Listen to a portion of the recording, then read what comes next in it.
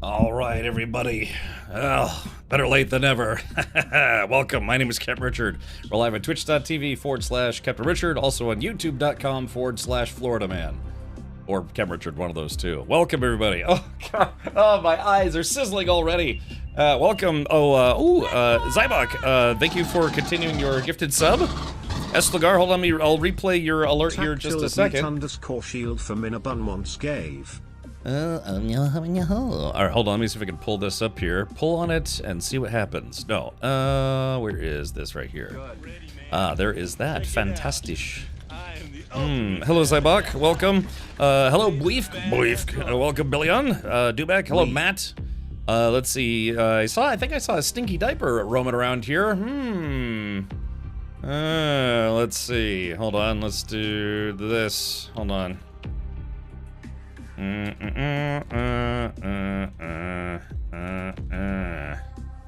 Okay, hold on. Let's see. Hold on. I'm trying to plus.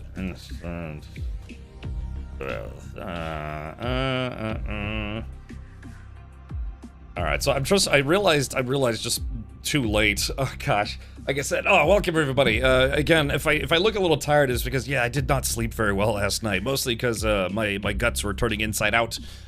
Which is, not fun normally. Sometimes okay, but sometimes not. Richard Sky, thank you for 119 months. Golly, one more month to go, man. Can you hang in there? Will you hang in there? Zybok says going into the dark or outside tonight. Well, I reached out to Mammon to ask if he wanted to do more baby steps today. Because I was planning on doing more baby steps yesterday, but I just couldn't, man. My guts are all twisted up like a pretzel. Part of it, and I was telling some people this, part of it was probably because I don't take great pride in this, but I ate like during the hold on, maybe we can talk about this here in a second. Maybe it'd be a good idea to return to Moria. Let's see if I can find something here. Kind of on short notice. Short bloatus.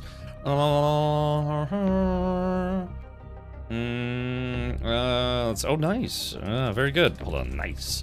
All right, there's Sticky Diaper. No, it was because we did a marathon. Check this out. So we did a marathon of the Return of the King. The Return of the Ring. Hold on, let me pull this up here. So we can get rid of I'll take that down for now. So we did a kind of a marathon of the animated version of The Hobbit, The Lord of the Rings, which kind of comprises like Fellowship of the Ring and Two Towers a little bit, and then The Return of the King. So The Hobbit was done by Rankin and Bass. Return of the King was done by Rankin and Bass, but this was done. Lord of the Rings was done by Ralph Bakshi. So there's kind of a little discrepancy between the animation styles, but it's kind of fun. The live action movies are better. Let's face it. I mean, they're always going to be better, but I hadn't seen some of these in a very long time. I think we watched The Hobbit, animated Hobbit, maybe a year or 2 or 3 ago. But we ended up watching the whole kit and caboodle, and during that time, I ate an entire bag of 7-Eleven pork rinds, and I remember distinctly some of them being a little bit chewier than they should be. So I don't know what was going on there, but man, it just tore me up. So Taco Bell for dinner again? No. Although I did go to Torchy's today. I met up with Hankin earlier today. We had some evil plans to conspire against you all. No, I actually went to Torchy's Tacos, which was pretty good. So after not really getting to eat a lot yesterday. Yeah. But anyway, so and I totally forgot.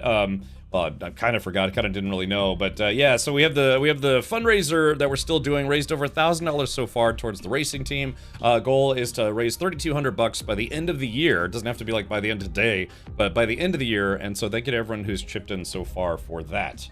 But I need to revise this because I haven't heard back from Mammon, so I don't think we're going to be doing baby steps today. I mean, I could continue playing it, but I know he'd be disappointed if I played it without him, because as of late it's been his favorite game. So we'll just have to wait a bit, but that's okay. We still have to finish the Lord of the Rings Return to Moria's DURIN'S folk expansion. I still have to finish a Pacific Drive. I don't know if anyone here realizes that I had one mission left, I think, so I need to finish that at some point. How's the tub? Yeah, it just sucked. It just felt like somebody had kicked me right in the stomach. You know, I guess I do have some digestive problems, but I think that was literally just a culmination of eating terrible things.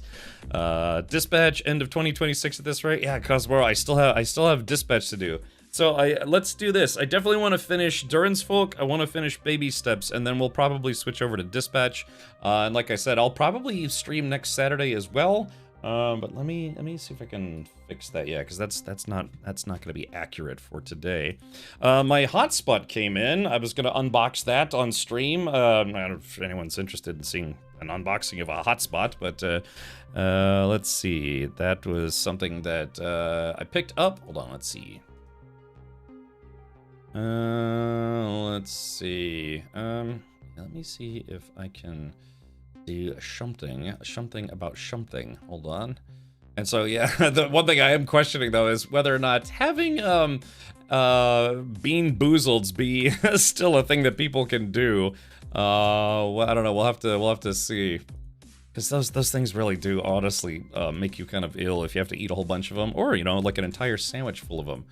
Hold on, I'm just trying to fix something real quick here. Yeah, let me update the fundraiser donation rewards things just ever so quickly, and then we'll get into the game. Sorry I started a little bit late. I actually, like I said, I did not get a lot of sleep last night. So after I got lunch, I checked my mail and I was doing some stuff, and I was gonna try to lay down to take a nap, but I just could not sleep. Just couldn't sleep, man. So yeah, I kind of lost a little bit of time today. All right, let's do this. Thank you for the hype train, by the way. Let's see. Caps, Traces, and Dispatch will be interesting. Yeah, I'm looking forward to playing it. I think we will get to that this week. I have a couple things that I would like to finish first. The spot is hot. I don't mind if you kill off the beans. I'm not into torture like that. Yeah, man, for real. All right, let's see. Click on this. Click on this. I'm trying to think of some fun things that we can do. Let's see. Some fun things that we can doodly-doo-doo for the fundraiser for this game. Because I was planning on streaming yesterday, but yeah, I honestly, I couldn't. I was in a lot of pain. So let's see here. Hey, Formula, welcome. So hold on, let me click on this. Let me click on that. I'm looking for the thingy thing, the dingaling. There is that right there. Okay, that looks pretty good. Right, there is that. Close that. I don't know. So what? Okay, maybe I know this is weird, but maybe you guys can help me. Help me help you. Help me help you. No. Let's see. Something. How could we shift this to be a little bit more apropos for Return to Moria? Let's see. So we could do, let me type this up real quick. Yeah, what are some fun, like, trolly things people could do? So I'm thinking, hold on, let me see if I can fix this as well. Yeah, sorry, like I said, I'm kind of playing catch up today. Just a smidge, yes. Alrighty, so, yeah, so I'm thinking, like, yeah, fundraiser donation rewards for how people control my game. You know, I remember, I think last time we were doing a fundraiser while I was playing Return to Moria, we had, like, no gear runs and that kind of thing. Oh, yeah, Dune Chapter 2. I filled out that survey. I was supposed to get some kind of new mural. What's in the mountain? The hype for Baby Steps game is gone. It's only 208 viewers. I know, but it's like a personal choice that I just really want to finish that game. Even with Mammon Lord's help, maybe. Iceman Gav says, what's in the mountain? Well, there are certain things in the mountain. Okay, what can we... I kind of feel like this is a little bit repetitive. Yeah, I can imagine deleting all your gear. I mean, only my personal gear. I wouldn't, like, ask everybody to delete their gear. But,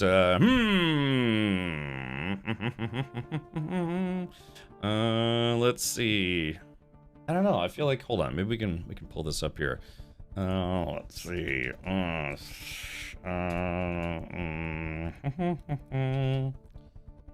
Let's see. I wonder...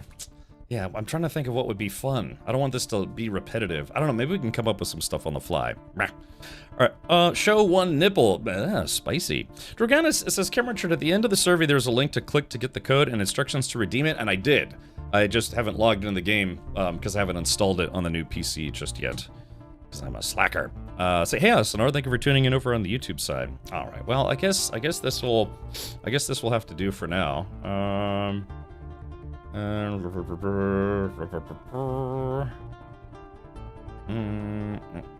Yeah, I need to give all the actual race car. You know, people have donated to the sponsor level. I need to give those guys their Discord roles, so that way they will show up in I think like a nice racing blue color, or maybe orange. We'll have to see.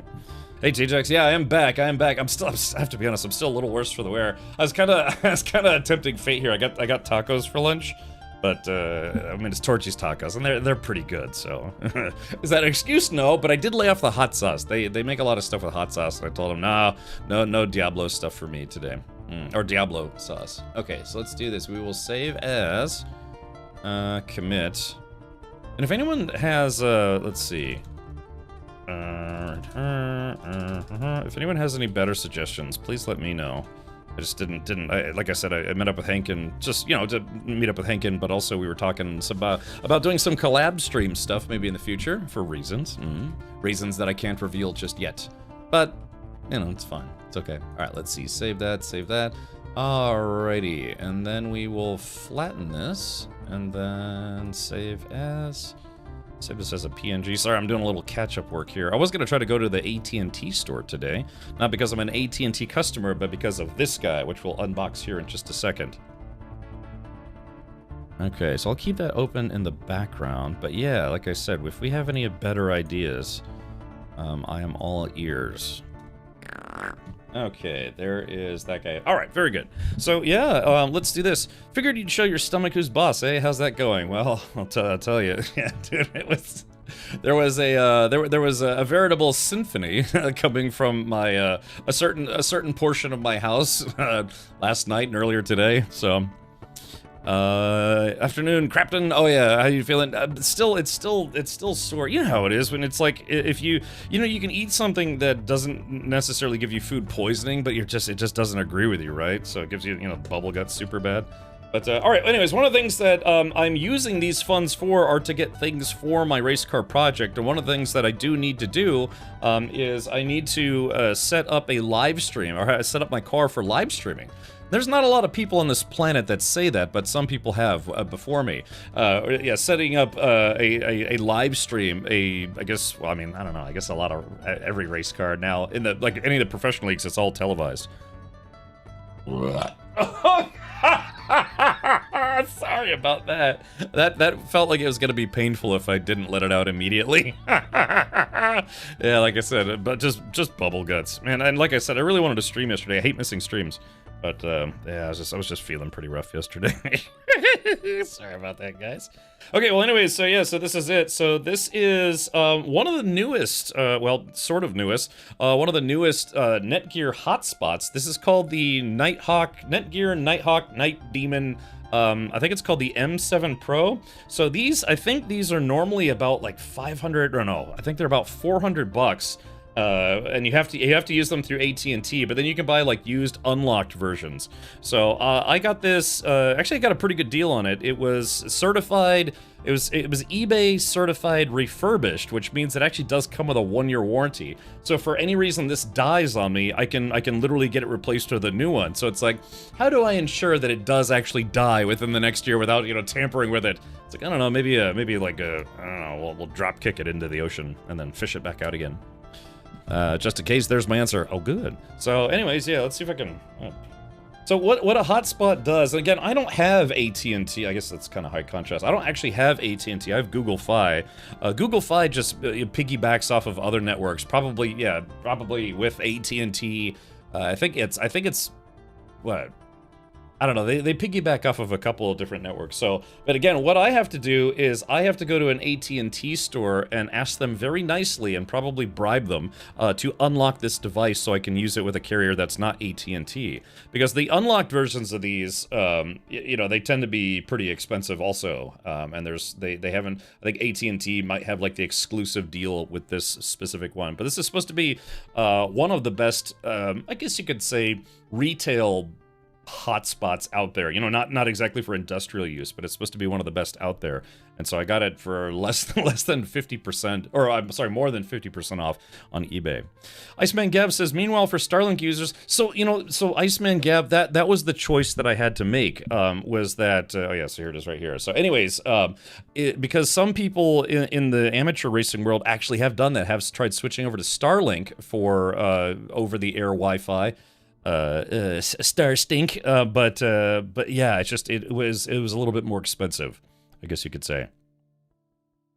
Let's see. I think Google Fi is AT&T and T-Mobile. Yeah, something like that. So, anyways, so this device should I looked it up. It should be compatible with Google Fi. It's just what they do is they lock it to a certain service, and the only people who can unlock it are AT&T or anyone who's got the software that can generate the code that is needed to unlock this. So they said that in order to get this unlocked, if it's been used or certified used, is that it has to have been fully paid off by the previous owner, which has to be the case because I bought this off of a, you know, eBay certified reseller or whatever, you know, refurbished. And then the other thing is it had to have been in use for at least 6 months.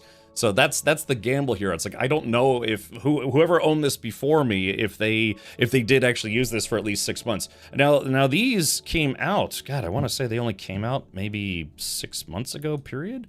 Hold on. Let's see. Netgear. I think it was 6 months. It's either 3 months or 6 months. Nighthawk. Yeah, it's called the M7 Pro release date. Yeah, when did these come out? Okay, it did come out last year. So yeah, so that hopefully someone had already used this. Oh, sorry, those are my Streamlights. Thank you, Elgato. Those are my well, Streamlights. But yeah, anyways, this guy, I'm hoping that somebody actually did use this because, from what I understand, yeah, if you meet the qualifications, there's nothing that they should do, or there's nothing that says they can't unlock it unless they just don't want to because they want you to use their service. I am the ultimate badass. State of the badass art. No more being boozled. You'll hell for sure. I'm not scared. Look, I don't make good decisions in life. I still got a bunch of bean boozled left. Let's see here. Starlink would be hard to use with a race car. The mobile gear can't be mounted to a race car, and you'd need the Wi-Fi wrench to link from it in a stationary location most of the track. But Trouble Magnet, that's just it. There are people who have already figured that how to get that to work in a race car. In the series that I'm in, a couple of people suggested it to me, like from the the racing forums for that specific series. But so I decided to play it safe, and I'm just gonna use the hotspot version. If they won't unlock it, and I can't like slip the guy a 20 or something, grease a couple palms, then what I'll do is, yeah, I'll just have to buy AT&T service to use with this for, a month at a time. Like, I'll pay for a month in December and a month in April.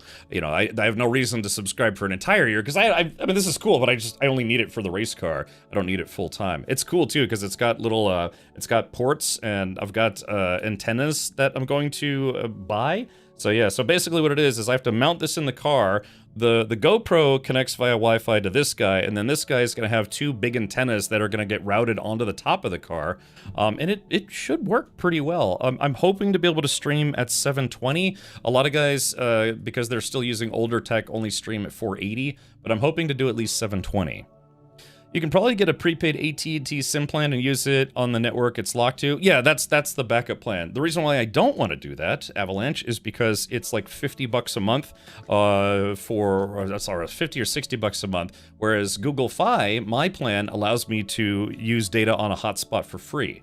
So it's just a cost-cutting maneuver. I'm trying to make this as cheap as possible. So, so 100, this is normally like 400. I bought it for, after tax and shipping, like 180. And then my Google Fi plan, I have Google Fi Unlimited, which also includes data for mobile hotspots. It just has to be a hotspot that I can connect to my account. But I can't connect this to my account unless AT&T is willing to give me the code. That's all I need. I only need like 6 numbers that I have an AT&T store not far from me. All I need to do is just be like, hey guy, how would you like to help out a buddy? So it's like, give me the code, Bond, or something like that. It's a simp plan. So so other guys have gotten Starlink working in their cars to be able to broadcast. There are very high-end versions of this. But those, like, it's basically where it uses multiple networks, multiple sims and accounts or what have you. Or, you know, it's a single account, but it's very expensive. It's like $3 grand. Dipping your toes into the professional mobile streaming arena, kind of like with the stuff they use for real race cars. It's expensive. It starts at about $3 grand and up. Cosmoro says 720p is kind of low. I know, but I mean, that's just, like I said, if I'm lucky, this will be good enough to give me 720p. If I wanted to move up to 1080, like, you know, 1080 30 or 1080 60, I'd be looking at $3 to $4 grand, and I just can't spend that right now. I've still got to. Oh, as a matter of fact, actually, let me. That's right. I forgot I was gonna text somebody. So yeah, I mean, this is the, you know, cutting corners where you can in the indie grade, but let's see. Hold on.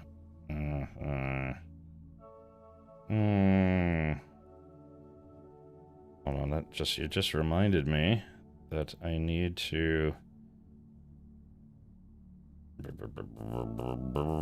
message my mechanic. Let's see. Man, I haven't messaged. I actually usually just call him, but I haven't texted him since January of this year. Hold on, let me send him.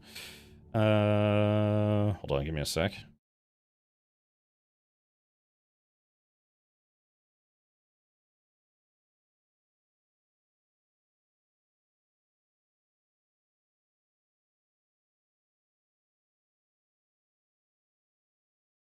I was just basically asking him if I could stop by the shop and massage his dingus. T-Jack says, I thought you were on fiber now. If you missed it, this is for the race car. This is, this is not for my house. This is for the race car project, so I can do nice, sexy, racy things.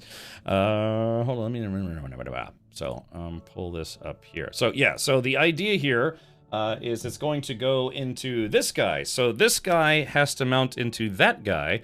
And like I said, so the way you can stream from your car is you have to have a camera that's capable of Wi-Fi streaming, which the new GoPro I'm picking up is.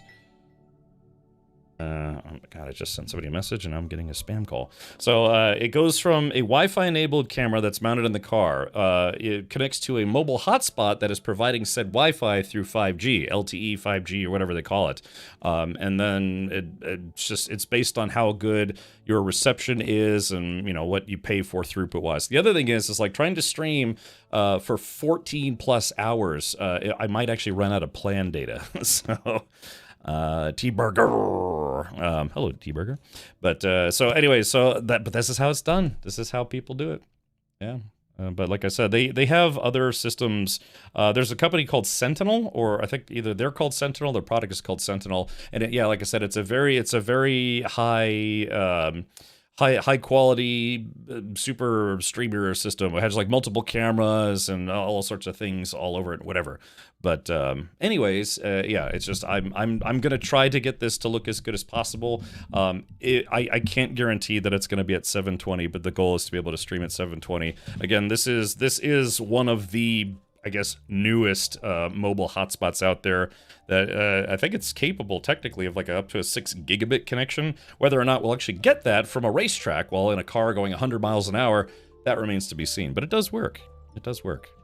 Ryan says, "Hope you're feeling better." Yeah, I'm still kind of feeling my guts, but yeah, I ate stuff that I shouldn't have. So interesting to see results. Yeah, you guys want to see what this is gonna look like? Hold on, let me pull this up right meow. I can show you what it's going to look like. Remember, this is kind of like I said, it's kind of like Indie League racing, so you're not going to see the same quality that you would normally get, say, watching IMSA or, you know, F1. Because have you ever noticed that when they're filming cars from the outside, they use all high def everything? But have you ever noticed that I guess the view from inside the car looks a little crappier, right? It's just because it's streaming at a lower resolution. Let's see. Okay, here was this race racing at Watkins Glen. Let me see if I can show you a preview of this. I probably can't play the audio. So when I stream from my car, my stream is going to get added to. Oh, whoops. My stream is going to get added to the main broadcast, which they stream this on YouTube. I don't know if they stream it anywhere else, but they stream it on YouTube. And what they do is they collect all the video feeds from all the other drivers, And so it's going to look like this. Maybe, okay, this guy's camera probably is not the best view, but hold on, let me see if I can find somebody else. So yeah, so this is what it's going to look like, and they have a bunch of cameras set up on the tracks at various locations, probably also doing maybe 5G streaming or otherwise. But yeah, so this is my goal, is to get it set up where, yeah, I have a camera and in there, and as you can see, the stream is not great. This is probably, they're probably streaming at either 360 or 480. But again, I'm hoping to be able to stream at 720 if I have enough throughput. The problem is, it's like, yeah, it's not easy for, with technology to be able to stream from a vehicle that's going, 50, 60, 70, 80, 90, 100 miles an hour. It's because of, how there's like the different towers and things. You're basically traveling, I can't explain this, I'm not an engineer, but you're basically traveling through those signal areas. And yeah, your connection is just not going to be as good as, say, if you were just sitting on a park bench in the middle of a city with communication towers everywhere. So, but yeah, but this is what it looks like. So yeah, we're gonna be here trying to set our best lap times. Probably not going to be in contention for a title unless there's like a huge pile up, unless I don't know. There's some people just kind of derp a little bit. Cool, good luck. Thank you, T-Burger. Yeah. So, but yeah, hold on. Let's see if I can get another view here.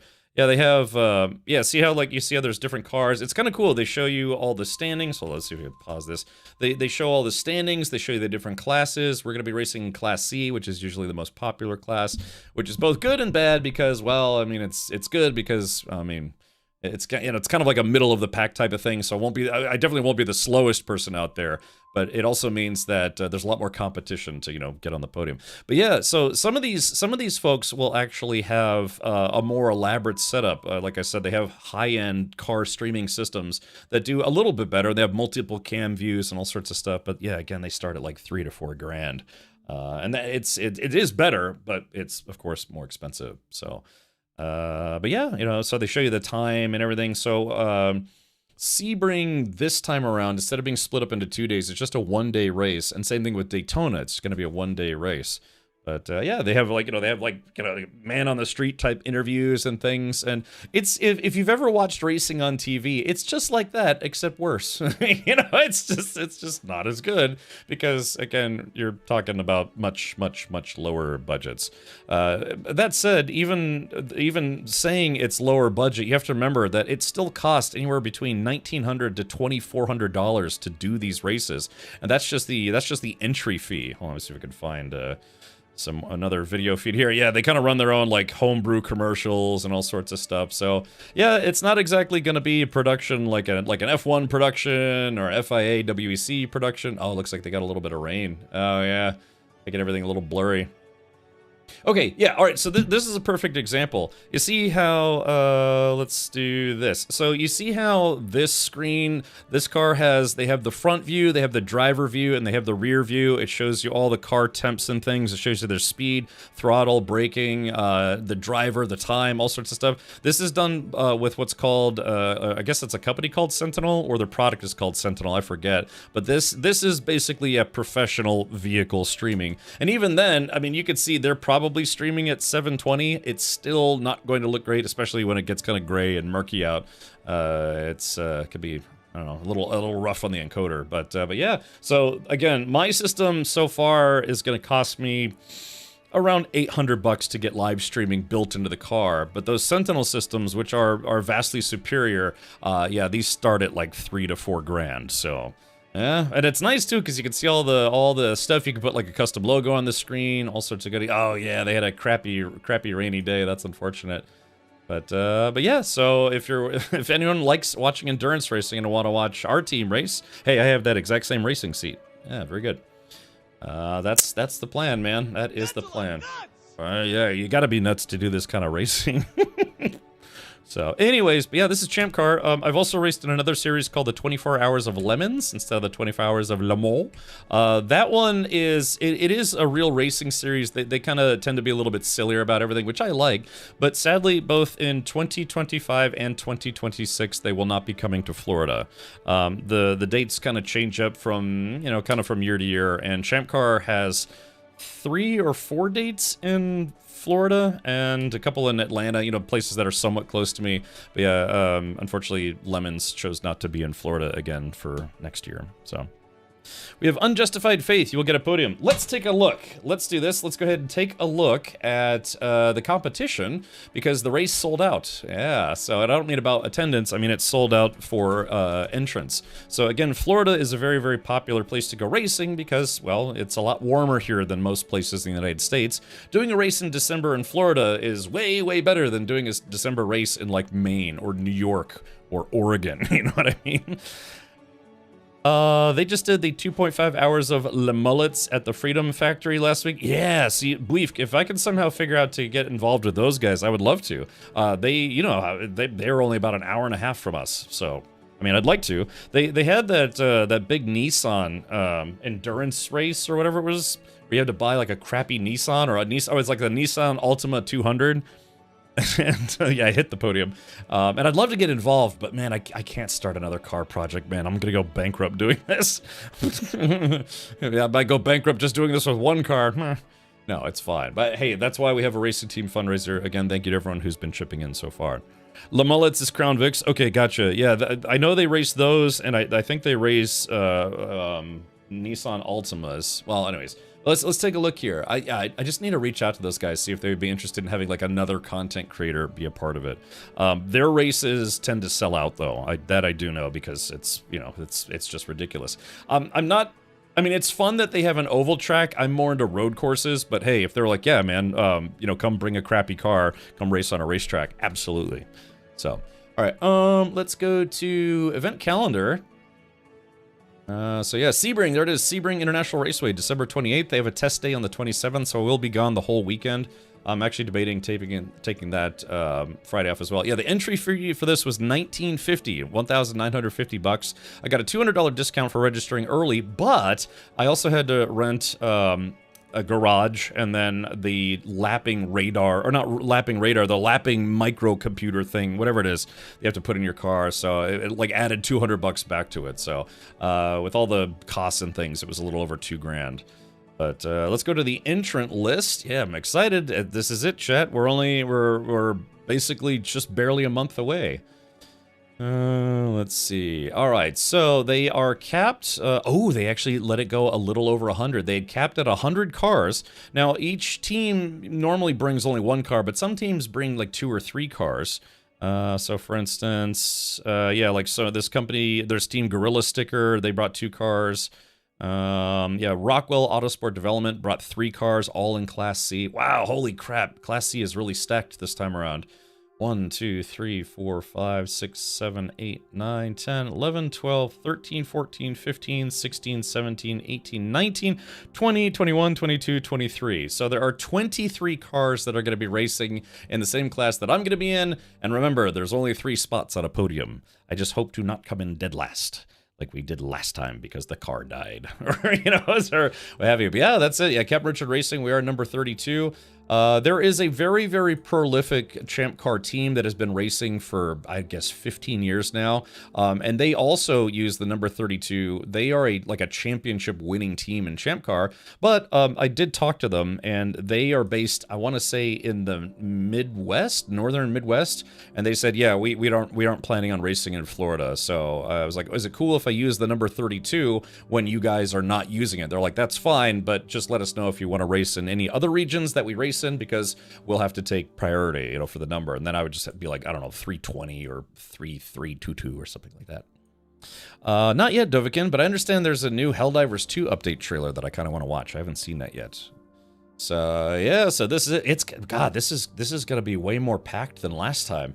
I really, really hope it doesn't rain. It actually did rain last time at Sebring, well, this time around last year, and you know, that just sucks. It makes everything slow and kind of boring or whatever. But yeah, and then so there's a bunch of cars here that they haven't self-reported their class, so it's very, very likely that the C class is going to hit at least 25 cars. There are, what is it? There are 5, 6 classes? Hold on, there's A, B, C, D, F, and EC. So yeah, 6. So anyways, yeah. And again, if you're curious as to what a race car looks like, period, if you've never actually seen a race car setup, they kind of look like this. So now this is a guy who is racing in Champ Car in the EC class. I think the EC class stands for exemption class or extracurricular awesomeness class. These are cars that are too powerful, even for like indie racing, I guess you could say. So they get their own class called EC, and they are not up for say traditional first, second, third, but they have what they call an overall win. The reason why they do that is because some people, you know, they want to race all the time, and they will bring out just absolutely bonkers race cars if you let them. You know, stuff like this, you know, like a SR3 Radical, you know, a real actual race car, and it's very basic. But yeah, they do have a class because, you know, if they're like, hey, you're not going to be in contention for any of the trophy classes, but we can put you in the overall EC class, and some people are like, yeah, sure, let's do it. You know, I just want to get out there and do some racing. You know, but this guy was selling this car. He wanted $55,000 for it, a car that's just 100% set up for racing. So, yeah. Elsinore says that's Watkins Glen. Yes, it is. Hey, Snowmoon, welcome back. How do you make how do you make $1 million in racing? Start with $3 million. Yeah, right. And just remember, there's really no money that you get in this series. What they do is they give you racing credit towards future races. So you will literally only lose money racing this series.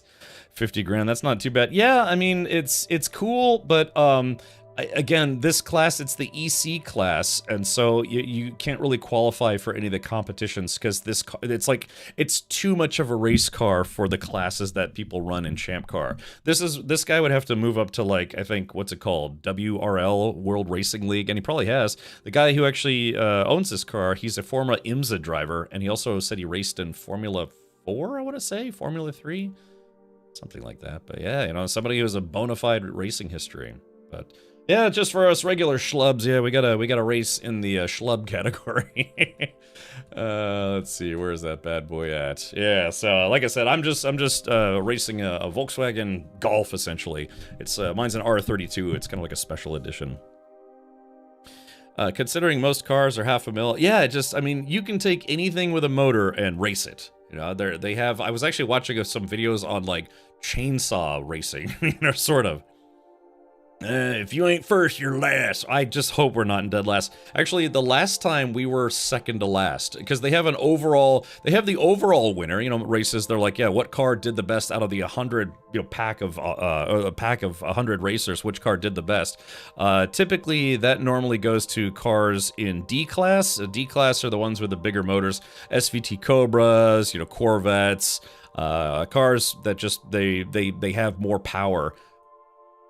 But you can see it's not a big class. Not a lot of people racing in D, whereas C and B, I guess even A this time around, are very popular. Yeah, look at this. Yeah, for A class, holy crap. Miata, E30 Miata, MX-5 Miata, CRX, Miata, Cooper, Prelude, Super Beetle, Civic, RX-7, Miata, and then somebody's racing a Golf. Yeah, lots and lots of Miatas in this. Chainsaw racing on ice? Sure. Hey, SideQuest, welcome. So, anyways, but yeah, so if anything, I've actually been thinking about if I ever wrecked this car or someone wrecked this car, which, you know, I really hope doesn't happen, I would actually try to drop down to the F class because the F class has very, very little competition in it.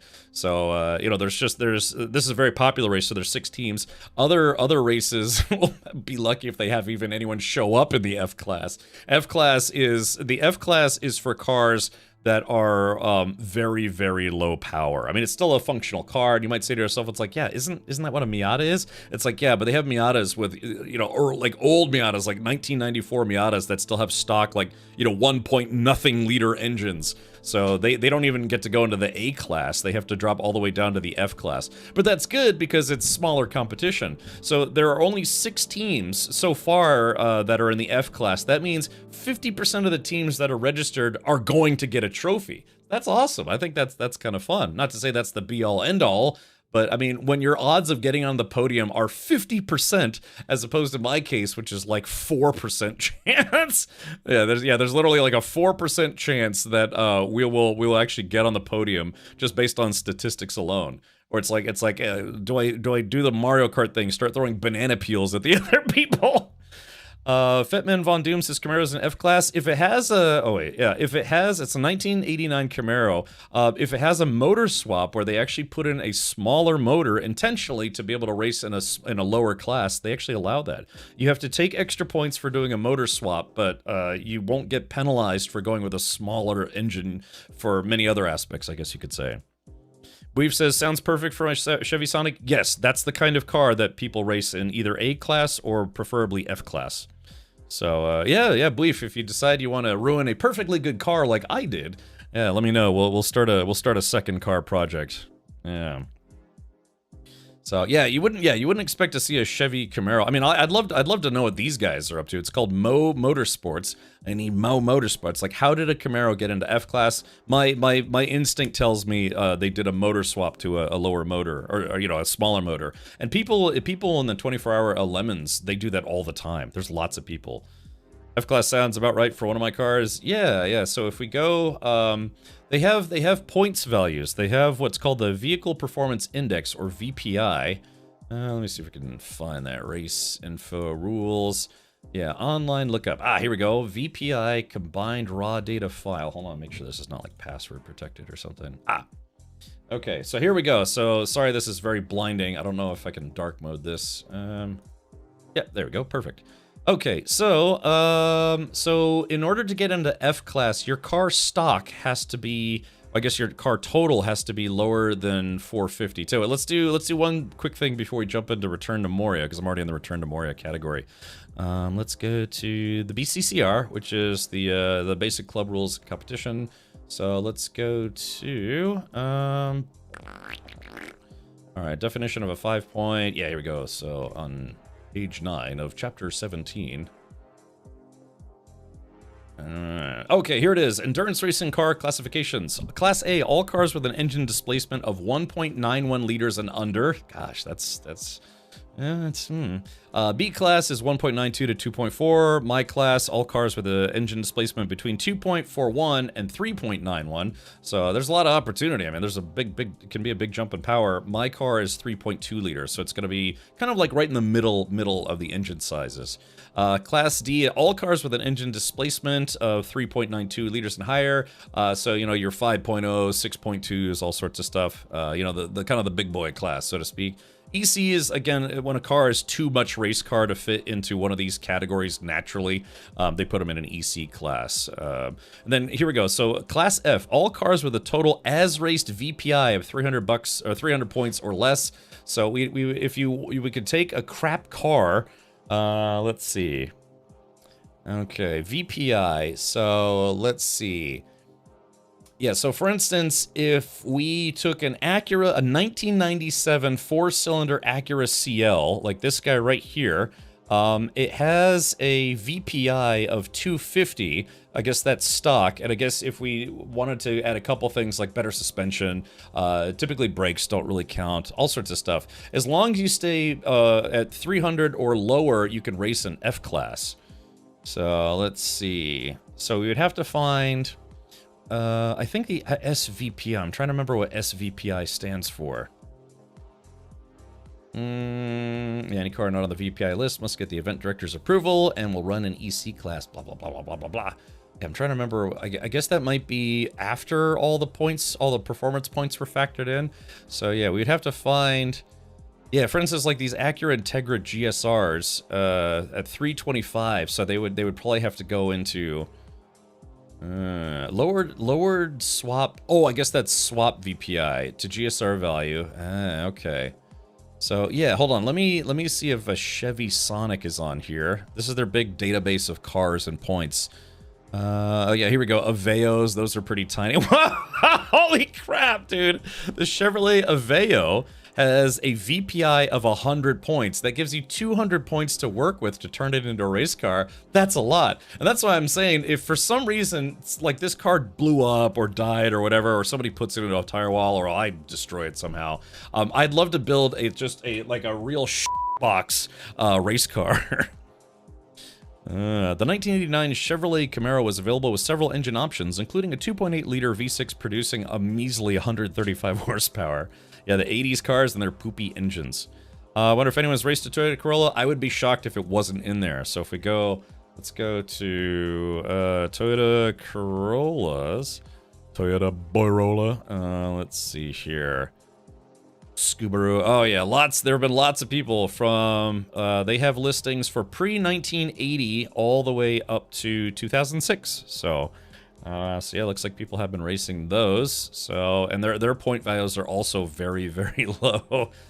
Although the 1997 was listed at 300 for some reason.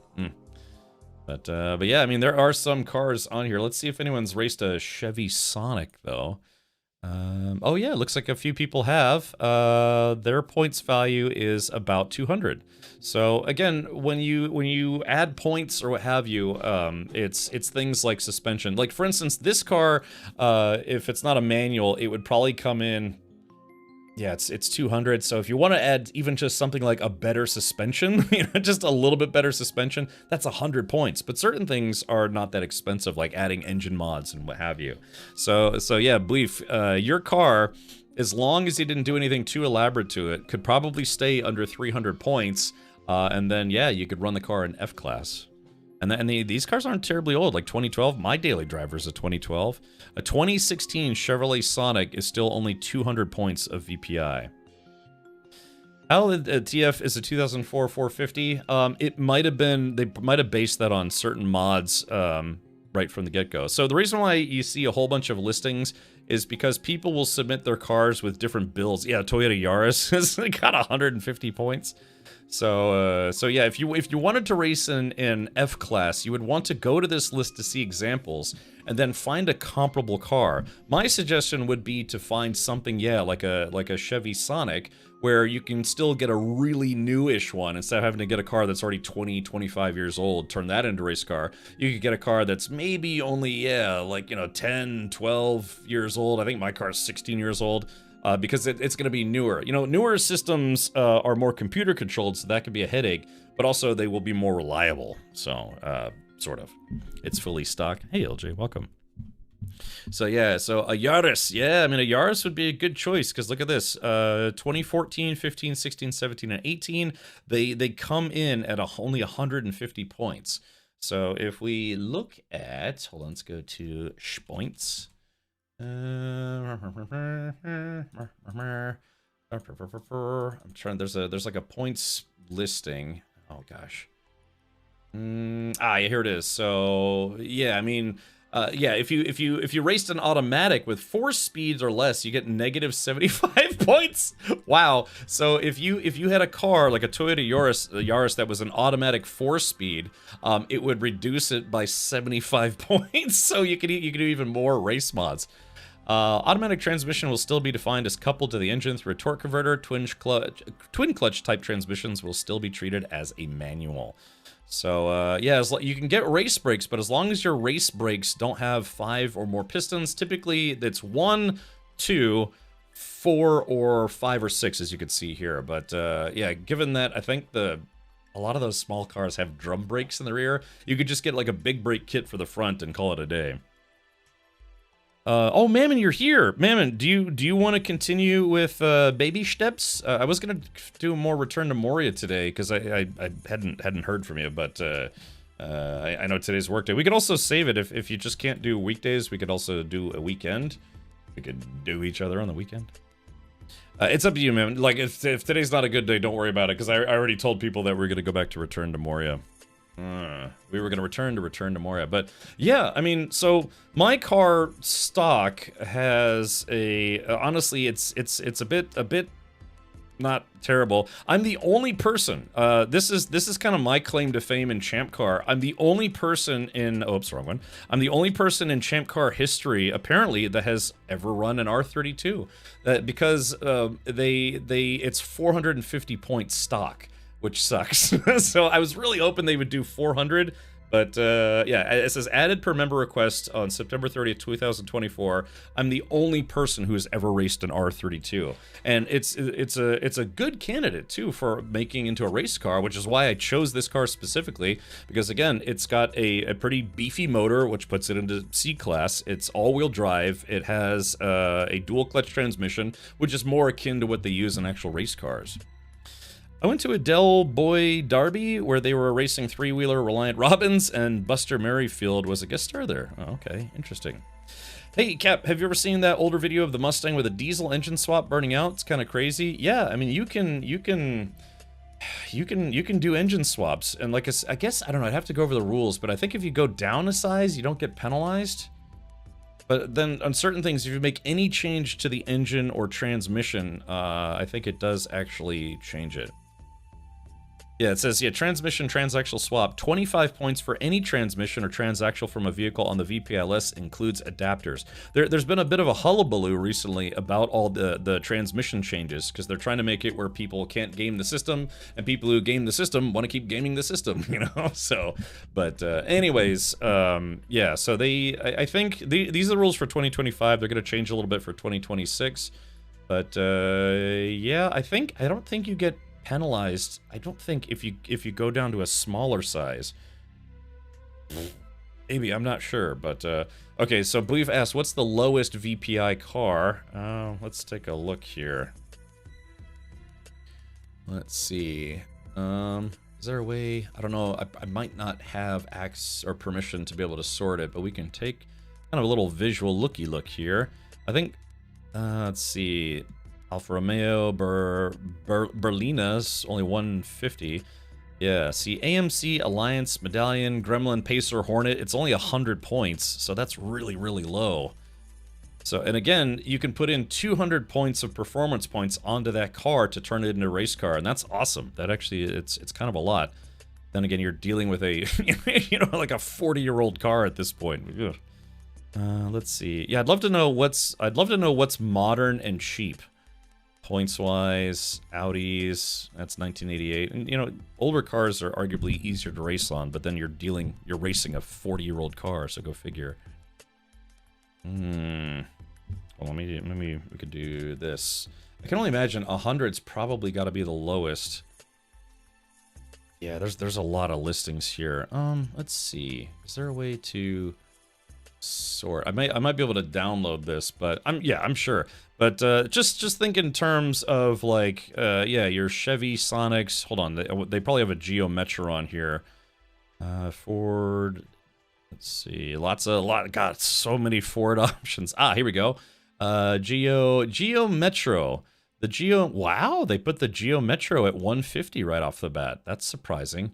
Probably because a lot of them came with a manual, and you know, the automatics on those cars are not going to be great. So I'm guessing they probably got valued with a manual as opposed to an automatic.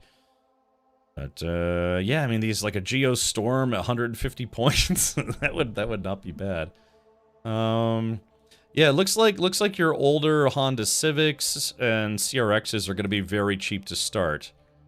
Yeah, let's see. Honda Insights. I wonder, oh yeah, the Honda Fit. The Honda Fit would honestly probably be a good choice as well, because that starts at 150 points, and you can get as new as 2014 and stay at that point value. So that's pretty good.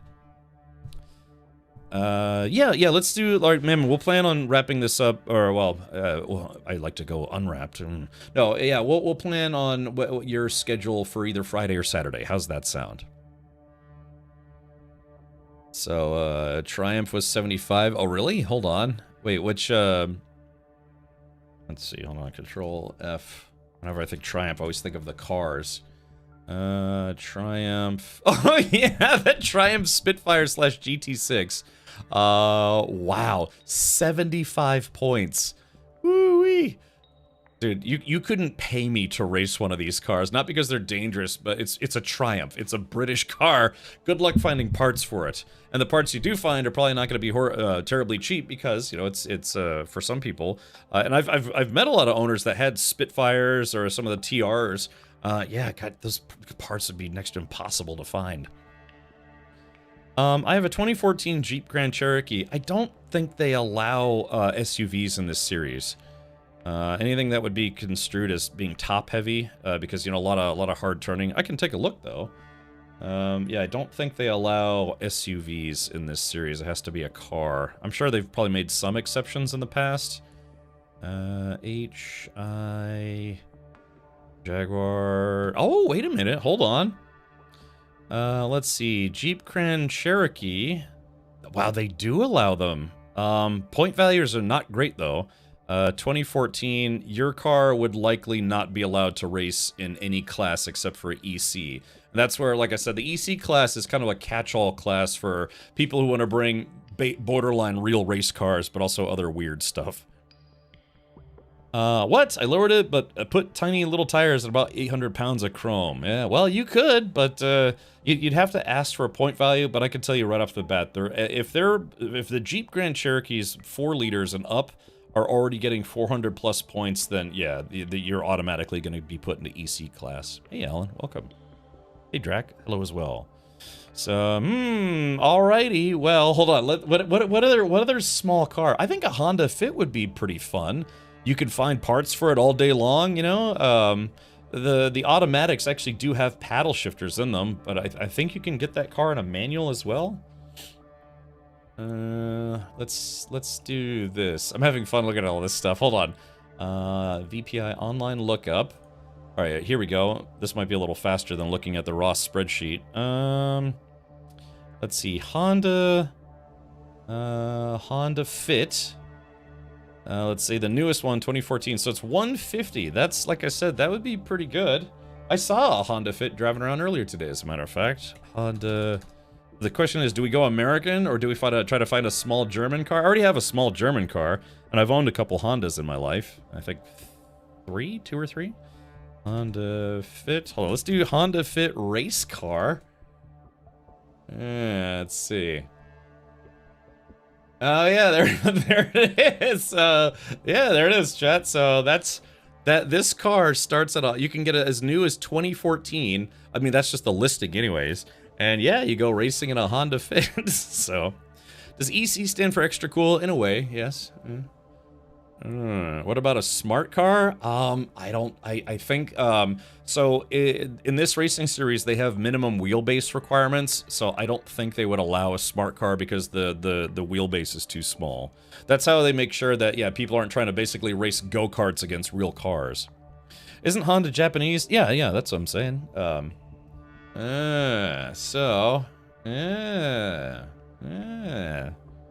Let's see. Hold on, just for brief's sake. Hold on. Chevy Sonic race car. God, I think they still put drum brakes in the back. Oh yeah, look at this. Yeah, it looks like a lot of people have raced the Chevy Sonics. Yeah, it looks like a lot of people do rally. Now, I can only assume though you'd have to get a 4-wheel drive conversion, and how expensive would that be? But yeah, check this out. Yeah, there you go. am I putting bad ideas into your head, Bleef? Yeah, there it is right there. And this is, yeah, this looks like it would be set up for Champ Car. What would my old diesel 87 Ford F250 with 6.9 liters do for me, Cap? That's automatic EC class. Yeah, it's 6.9 liters automatic EC class. Some guy in town has a tuner Sonic super low body kit. It's pretty dumb. I mean, gosh, you know, there's the whole concept here. One of the best things that was ever explained to me, and don't take this the wrong way, anybody, please. But one of the best pieces of advice I ever got when I was at a car club, and they said, don't spend all of your money trying to turn a car into something that it's not. Now, when it comes to, you know, racing, sure, you know, people race anything with a motor, but it's like, if you're trying to turn, yeah, something like a Toyota Corolla into a sports car, it's never going to be a sports car. Not really. Like I said, you could take any car and turn it into a race car. But all the money you would be dumping into turning a, you know, like a, I don't know, yeah, like a Toyota Corolla or otherwise into a sports car, it'll just never be a sports car. It'll just be probably a lot more fun regular car, if you know what I mean.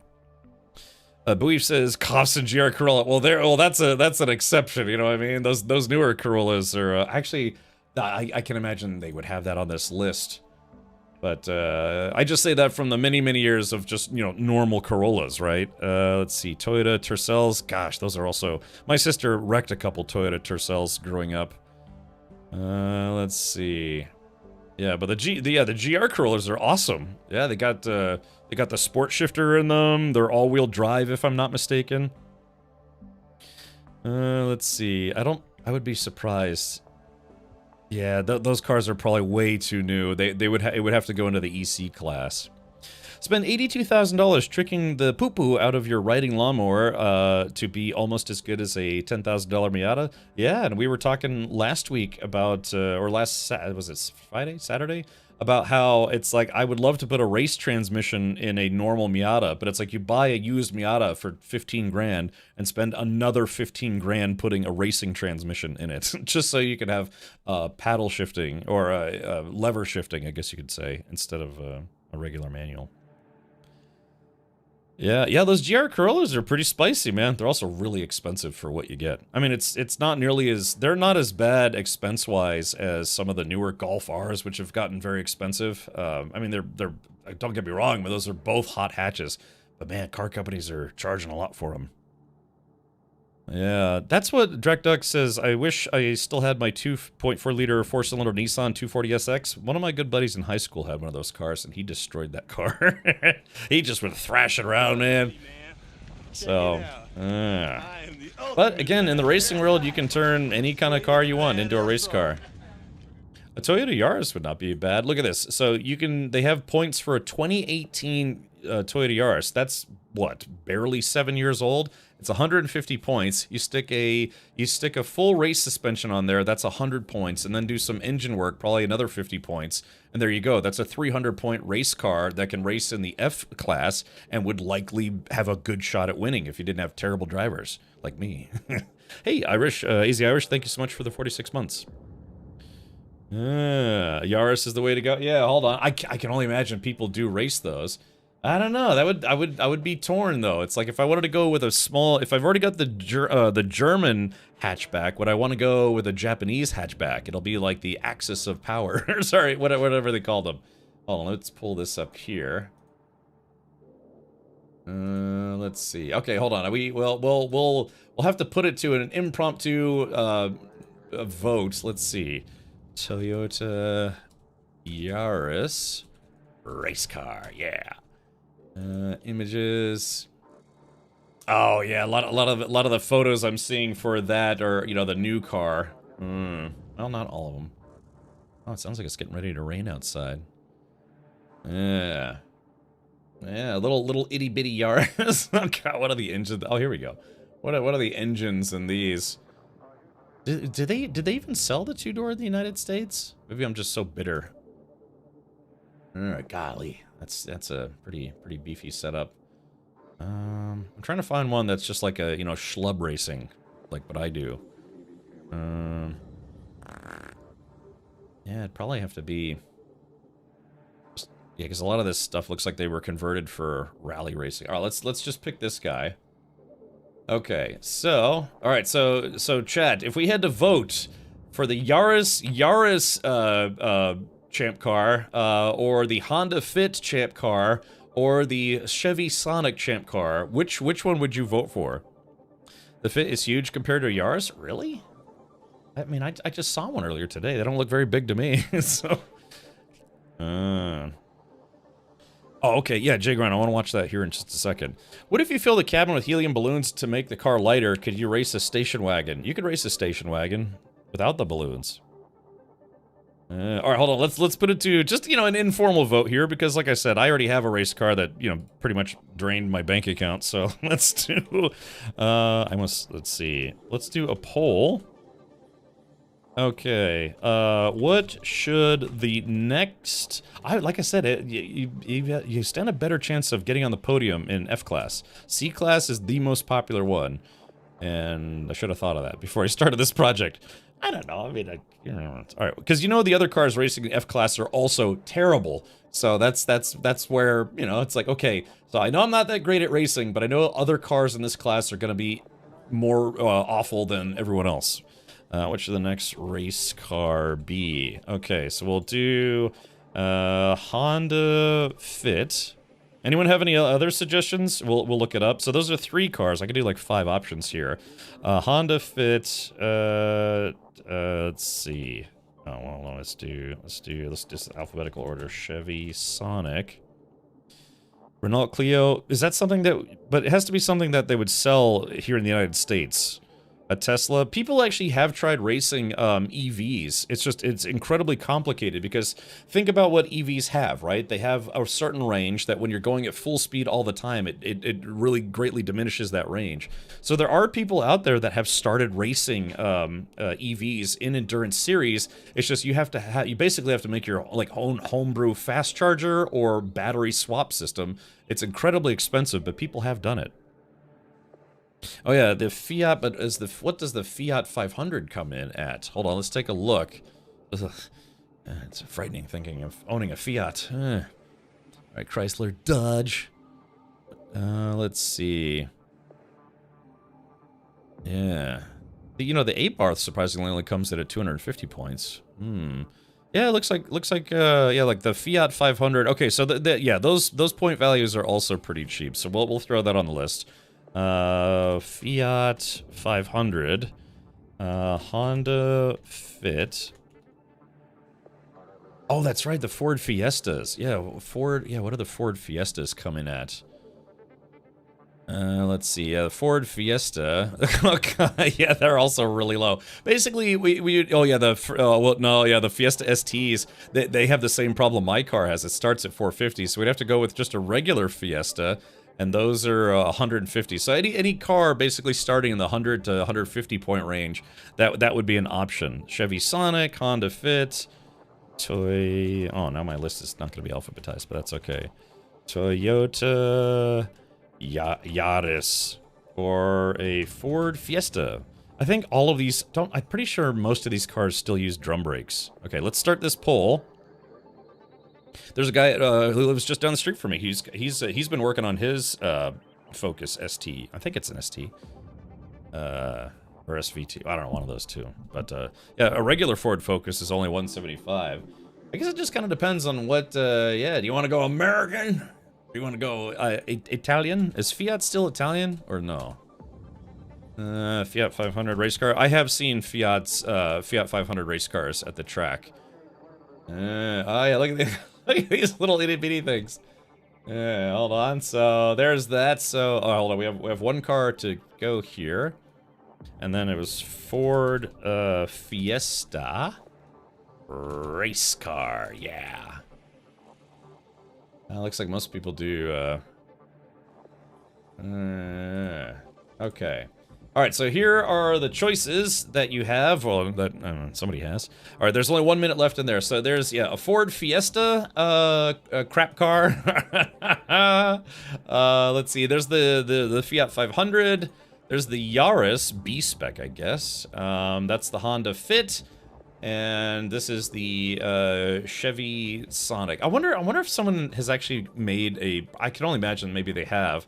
Can somebody look that up for me? A rear disc brake kit for the Chevy Sonic, because I'm pretty sure those have drum brakes in the back. The Fiat 500 is actually a pretty good car. I gotcha. But the question is, it's like, what would be the easiest and the cheapest to set up as the next race car? I have to be honest, I kind of am leaning towards the Honda Fit, but I don't like four-door cars, so Chevy Sonic, yeah. So the Chevy Sonic would also be a nice, you know, because I've owned a lot of Chevys in my life. But yeah, just the rear drum brakes, that's such a massive problem for me. Because, you know, they don't use drum brakes for racing. Oh, it was tied between the Fiat 500 and the Toyota Yaris. We didn't have a lot of votes, really. So, yeah, so chat's thinking a Yaris would be the best bet, or, well, either that or a Fiat. Fiat's, I mean, all of these cars are going to be front-wheel drive. Chat, I'm proud of you. Yes, that's great. Cars still have drum brakes? Yeah, man, they're, oh, 470 bucks? That's not bad. Beef, can you link me to it? So, yeah, I'm pretty sure you can get these in a manual. God, I shouldn't even be in the Return to Moria category. Look at that. Think of all the weight you could save only needing 2 wheels. I'm not sure how that's how racing works. Summit has a 4-wheel disc brake kit. Really? Hold on, let's take a look at that. A Chevy Sonic would put me, let's go back here. I know I did a vote, then we're completely ignoring the vote. Take that, chat. All right, let's see. Yeah, Chevy. Yeah, Beef, you might want to look into this even just for your regular daily driver. Sprint, Metro. Here we go. Chevy Sonic. Okay, so it's 200 points. So that would basically mean all we would get is a suspension, and that's it. Because as a full 4-corner suspension, like racing suspension, is about 100 points. My car had to have 100 points because I added a suspension. My 2000 Cherokee has drum rear brakes. Yeah, it's like, what are there any cars still made to this day that still have drum brakes in the rear? Moria, 90 minutes in, it's still racing. Love it. Captain Distract. I know. Hold on. Oh yeah, speaking of which, I have to add the updated goal thing here. Okay. All right. So save image. Let's save that. All right. So yeah, we'll get into Moria here in just a second. But all right, let's do this. How much time do I have? Oh god, it's already 5:35. Yeah, you're right. I've been live for almost an hour and 20 minutes. Kyle, we're talking about his car stuff. Gosh, I'm the worst streamer ever named Captain Richard. All right. Let's see. Okay, Belief. Let's see. Oh yeah, look at that. I mean, that's totally doable. Preferences, reject all. There we go. Yeah, look at that. Yeah, ZZP Sonic Rear Disc Brake Conversion Kit, 470. The thing is, if you do change drum brakes over to disc brakes, it's not impossible, and it's crazy that someone actually makes a full all-in-one kit like this. That's great. But then you have to get your, I believe, your car's computer updated, and you might, if it uses like a master cylinder, there are some tweaks that you have to do to the engine or like the braking system. You can't just slap the disc brakes on the back. You actually do have to get the car tuned for it, I guess you could say, probably. How about a new Beetle? Those cars are heavy. My mother had one of those. People do race them though, but yeah, they're heavy. My mother had one. That car was a massive pile of crap. She liked driving it though, but that car fell apart many times. Hey Kev, did you get your racing camera yet? Not yet. I'm waiting for Black Friday, but my hotspot, my mobile hotspot for the car did come in today. So yeah, this is my mobile hotspot to go in the car, so that way I could broadcast the racing stuff live from the racetrack. Oh, I should probably shut this off. Yeah, I got this. Is certified refurbished on eBay and came with a 1-year warranty. So, and like I said, this is one of the newest and arguably best non-commercial grade hotspots, like consumer grade hotspots you can get right now. So I got really lucky. There were only 2 left, and I bought one of them. So, didn't you say we'll get into Moria in a second an hour ago? Look, it's fine. Hey Cheetah, welcome. Been enjoying race talk while I'm editing. Okay, yeah, all right. So it's I'm trying my best. ZCP now offers a rear drum to caliper rotor conversion kit. Huge improvement in braking power and looks. The factory e-brake is still fully functional. That's good. This kit now, although you don't really use your e-brake in race cars, this kit now uses OEM parts, meaning perfect fitment and functionality, minus what is no longer available through GM. Oh god, boy, that's a big caveat. What does that mean? Minus, this kit now uses OEM parts, meaning perfect fitment and functionality, minus what is no longer available through GM. Okay, so I'm reading that as certain parts are not going to be OEM, they're going to be aftermarket. Yeah, buy yourself an insulin box so the hotspot doesn't overheat in the car. Actually, you know, Mammon, it's funny that you mentioned that, because what the manufacturer suggests, so this isn't going to run off of battery. It does have a rechargeable battery in it. Yeah, hold on, let's see if we can, Yeah, so it uses a rechargeable battery, but I have power. It's going to be powered through USB power, and they said that, yeah, it's just to, God, it actually makes it a lot lighter too. They say just to, yeah, take off the back cover and take out the battery if it's going to have USB power.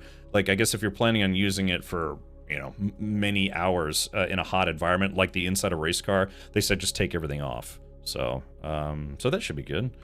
And it's, yeah, it's gonna, I'm probably all I'm gonna do is I'm literally just gonna zip tie it on the inside of the roll cage. Maybe I might make a box for it, but yeah, just, I don't know, I've never done this before, but I've been reading up on it a lot.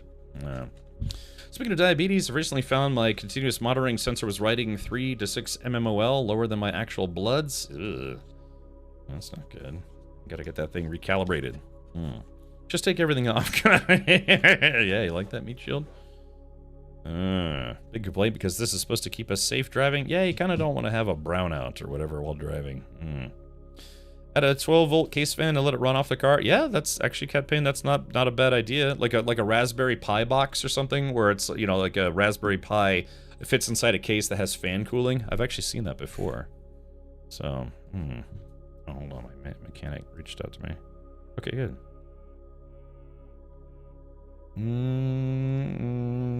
Okay, very good. All right, so he said it was cool to come by. So tomorrow I'm gonna go to my mechanic's shop. That's actually not bad. Chat. It's like what Avalanche was saying in a Discord the other day. Why is it having cars makes you want more cars? It's the worst hobby to be into. It's like, oh yeah, I collect large diamonds for fun. It's like, yeah, that's my hobby. Okay. Alrighty, well, I think we've talked enough about that, but, you said, so there's also one on Summit Racing, huh? Let's take a look here. Yeah, let's take a look, schmear, yeah. Alright, there is that. Oh, how do we get off on this topic anyways? I guess we were just talking about race car stuff, maybe? All I know is like, yeah, I can't build a second race car right now. I have no reason to. One of the guys who previously raced with me, he's now building out his own race car. He's building out a BMW. Diabetic ketoacidosis.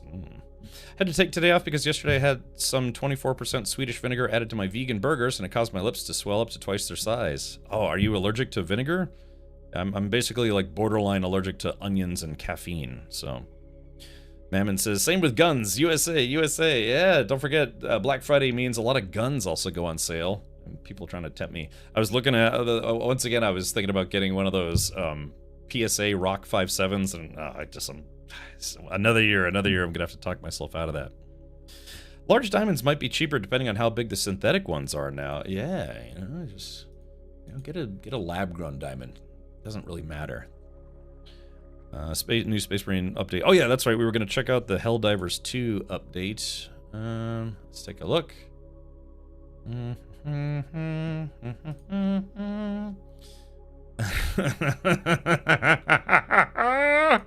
Thank you, TL. Muzzling land goads. I'll keep that in mind. All right. If yours breaks, we can wrench on mine. Yeah, Bleef. How eager are you to destroy a perfectly usable car? Like I said, actually, my car's still street legal-ish. Mostly it's just because I have it insured and a license plate. It's probably not actually street legal anymore. Maybe. That's a work of fiction that I just said. Look, don't call the police on me. Let's do this. Helldivers 2. Let's see. Let's go here. So there's a new Helldivers update. Let me make sure my audio linker is up and running. And it's not. That's why we check these things. Okay, how about now? I can't get used to the new sounds in Windows 11. Yeah, Kemrock Mage. I mean it's kind of scary going to the hospital in the United States now, but yeah, if you can swing it, definitely go. All right, here we go.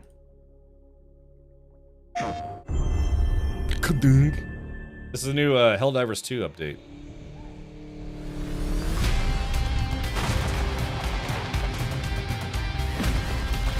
The jungle. Ooh, I do like jungle biomes.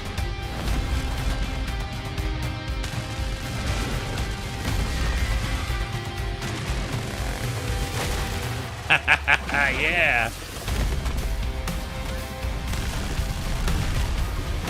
Oh my god, they added a minigun? A maxi gun. And a chainsaw. Yeah.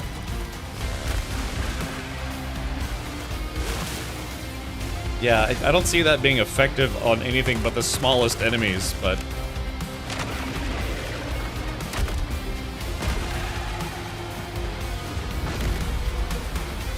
The hot dog.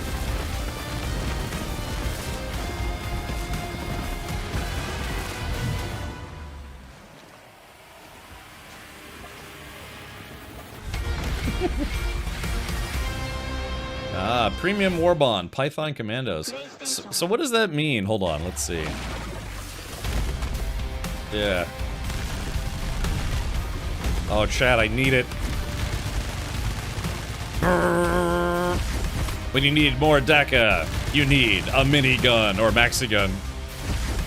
Dude, that's awesome. I like it. I'm doing well, Baker. Well, relatively speaking. Yeah, I was out yesterday because I was getting over some stomach cramps. It's just sitting now, so we can gut it for all I care. Oh, really? Yeah. We should put that rear brake kit on there. I have some jacks. I'd love to put a lift in my garage, but my garage is tiny. So I figured it would be about a day for my lips to recover. They have now. Today I'm cooking with lemon instead of that vinegar. Oh. Borderline industrial acid, apparently, but it was food grade. If you like the setup of Windows 7, look at OpenShell for Windows 11. I liked Windows 10. I don't know. Okay. All right. So, chat, I think I've wasted enough of everyone's time. Let's go ahead and jump into some Return to Shmoria, and hopefully we can maybe finish the DLC today, maybe? Yeah, thank you for your patience as well. Sorry, I've been a little, I really wanted to stream yesterday, but man, I was like doubled over in pain. Never give up. Never surrender. All right, so, yeah, let's jump into that right about Shmia. Oh yeah, I tried to take a nap before this stream and I just couldn't do it. My gears are always turning. Brain is always on fire. Did you eat too much Taco Bell? No, dude, I ate an entire bag of 7-Eleven pork rinds and it just kind of didn't agree with me. Dumb question, maybe already answered. Can I play this with my 11-year-old, do you think? I think so, Slackjack. It's like fantasy violence and it's not like a lot of blood and guts and stuff.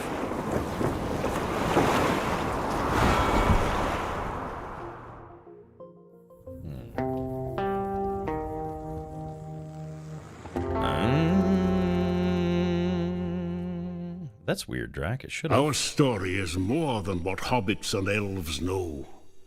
It is time we told it ourselves.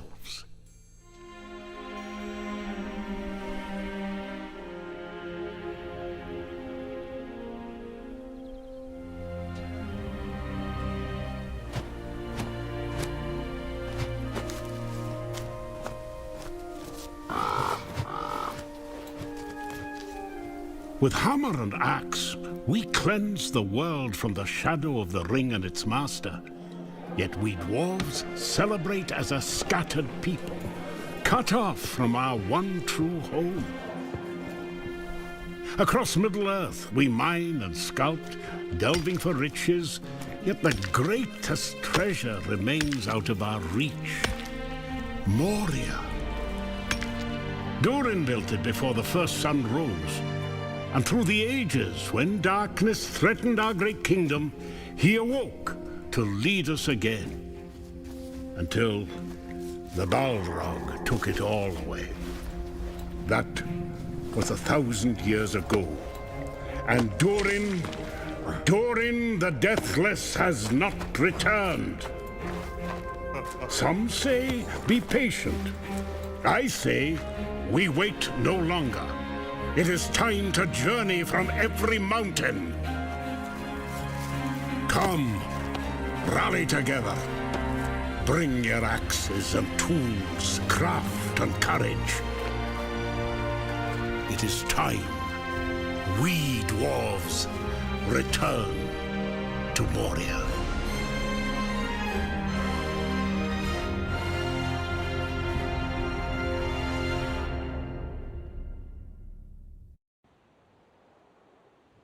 Alrighty, well, hopefully that answers Slackjack. I mean, it's, like I said, yeah, I mean, yeah, you're fighting goblins and orcs and stuff, but it's not like a super, like, gory, violent game. Yeah, there's no, like, dwarf swearing or anything. Let's see. You got the Daytona. Yeah, I've got a couple of those jacks from Harbor Freight. Isn't the Balrog dead? Yes, yes. So this is kind of, that was a very quick accounting of why the dwarves were no longer in Moria. Durin the First, you know, they're the largest of the ancestral homes of the dwarves was Moria, you know, Khazad-dûm. But eventually, when the Balrog was awoken, which you know, you probably know from the stories, I guess. Well, anyways, yeah, you know, the dwarves, they dug too deep, and eventually they found one of the underdwelling residents, aka the Balrog, and the Balrog went on a basically a I don't know, I guess you could say a violent spree inside Moria, which caused the dwarves to leave to flee to other regions of Middle-earth. So, so yeah. Yeah, sure, Zabak, if you want to jump in. Yeah, we've got a little bit of stuff to do. We had left off on kind of a pivotal point, so I'm gonna have to try to remember that.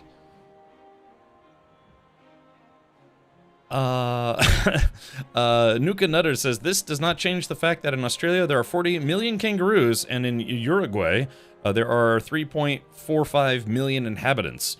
So if the kangaroos decide to invade Uruguay, each Uruguayan will have to fight 14 kangaroos. Do they have belt-fed machine guns in Uruguay?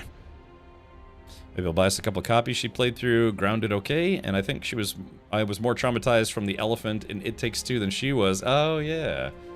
Okay. But, yeah, I mean, there's nothing, like, super duper spooky. I mean, there's a lot of fun stuff. There's trolls and dragons and business.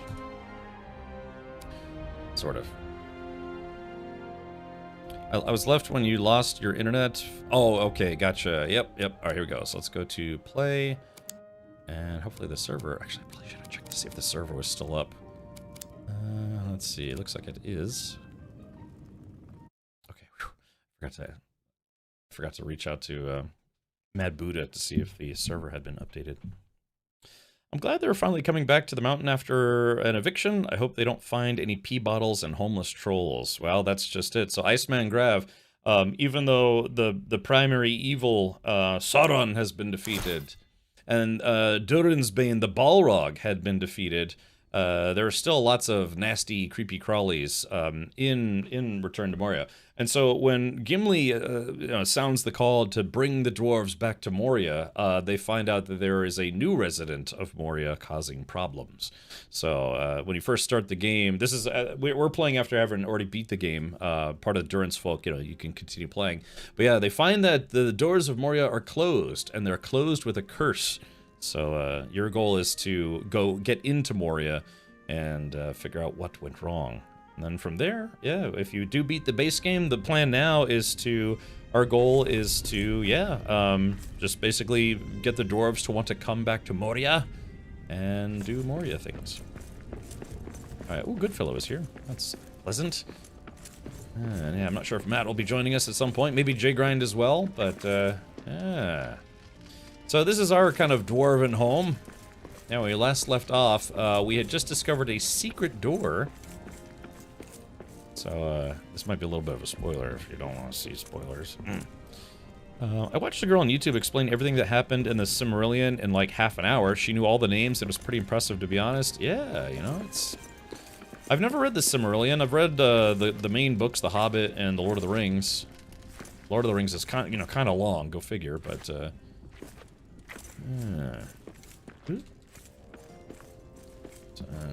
Let's see you. Yeah, so this is the new hidden room that we did find. Yeah, so it turns out that this forge, this dwarven forge, was actually a collaboration between dwarves and elves. And there's an elven quarter of Moria, but yeah, you can see there's elves and dwarves working together. The night is dark and full of terrors. Oh, wait, what's that from? Okay, so... Yeah, I think J-Grind wasn't here when we did this.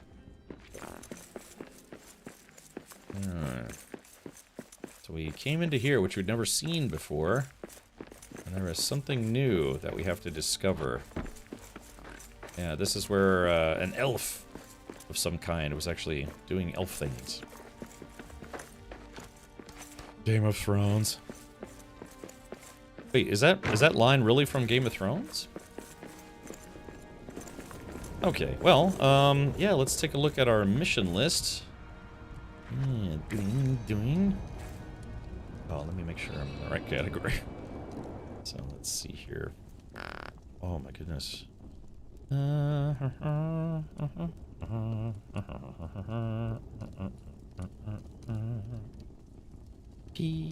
P P P P P P P P P. I'll jump onto Discord voice in just a moment as well.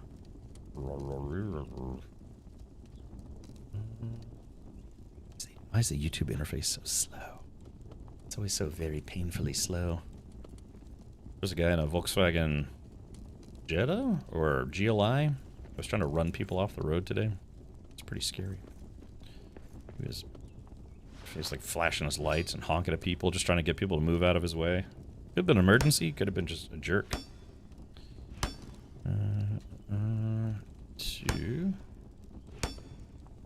Here it is, Lord of the Rings. This game, it's hard to believe this game came out in 2023, and that's almost 2026.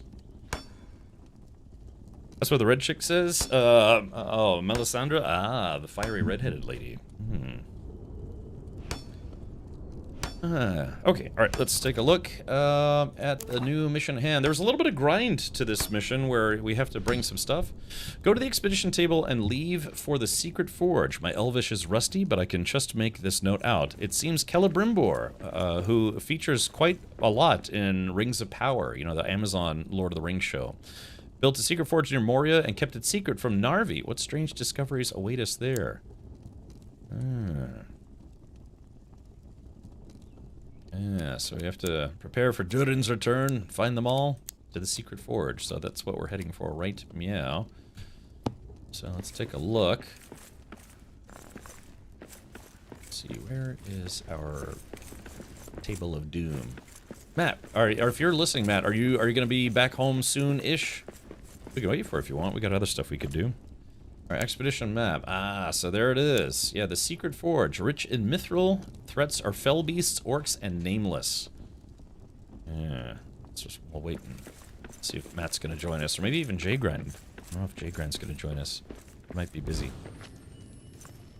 You have all these weird crystal rock light bulb things now. Just got the stuffing started, so I have about an hour before I have to leave to finish it. Oh, okay. Well, it's up to you. If you want, that's an hour. You know, an hour of thwarting orcs and banging goblins and, you know, sexy dwarf beards. It's up to you. I just thought if you wanted to join us, you could. Oh, and Melisandre takes off her necklace. Oh yeah.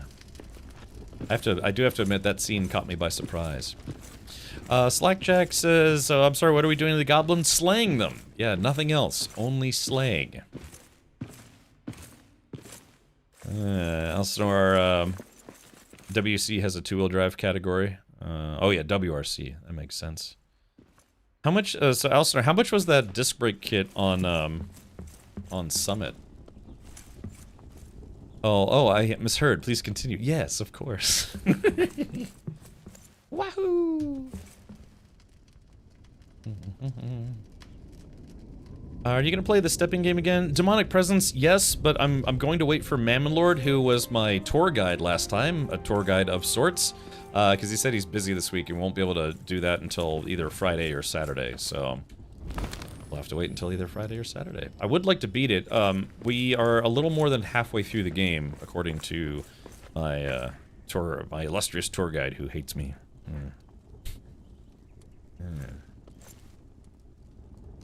Alright, Horde, Ferocious, Hero, Spirit, and High Spirit. The goblins will flee when you talk about cars with them. They're like, no, it takes too long. Falco says, I miss your Star Citizen night? Are you thinking of me or a different streamer? Because I haven't played SC in, God, like over 2 years at this point. Or are you just saying you miss it in general? It's like, yeah, you know. Oh, that's not good. Denied. Hopefully the server didn't just go offline. Oh, it's Steam maintenance time. Speaking of cars, are we WeatherTech or TuxMat people? I have some WeatherTech stuff, but it just kind of came with the car.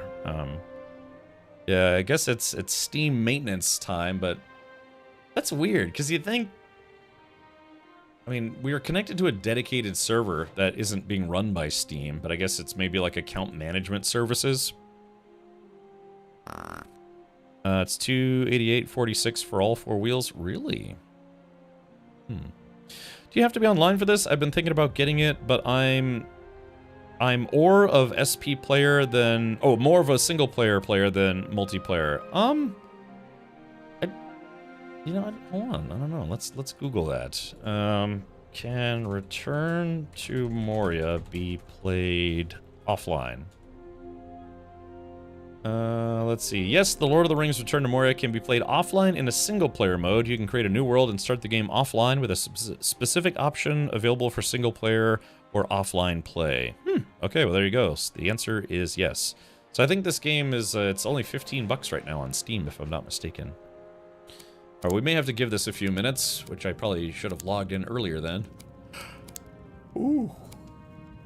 Let's see if it connects. Ugh.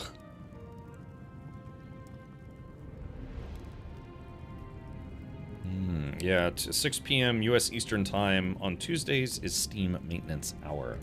So I'll tell you what, while we're doing that, or waiting for that to come on board, I am going to add...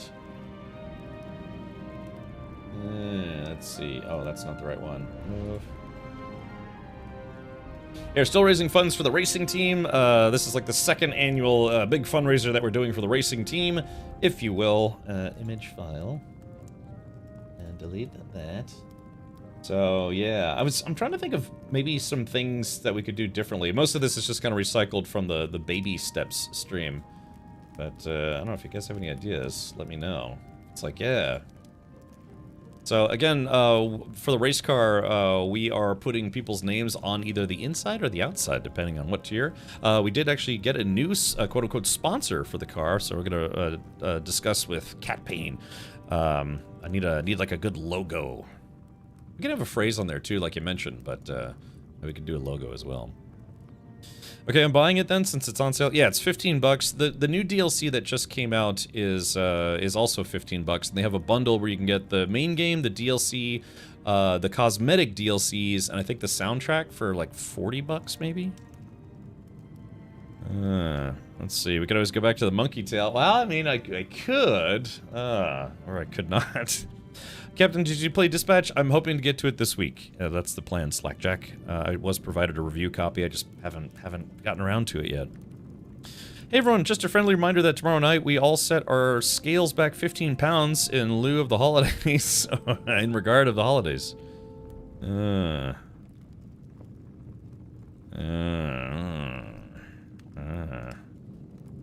Yeah, I mean I could. I mean it's crazy to think that yeah I had a monkey tail mustache. But yeah, my beard grows back very quick. If only the hair on the top of my head would grow back, period. If not a little faster.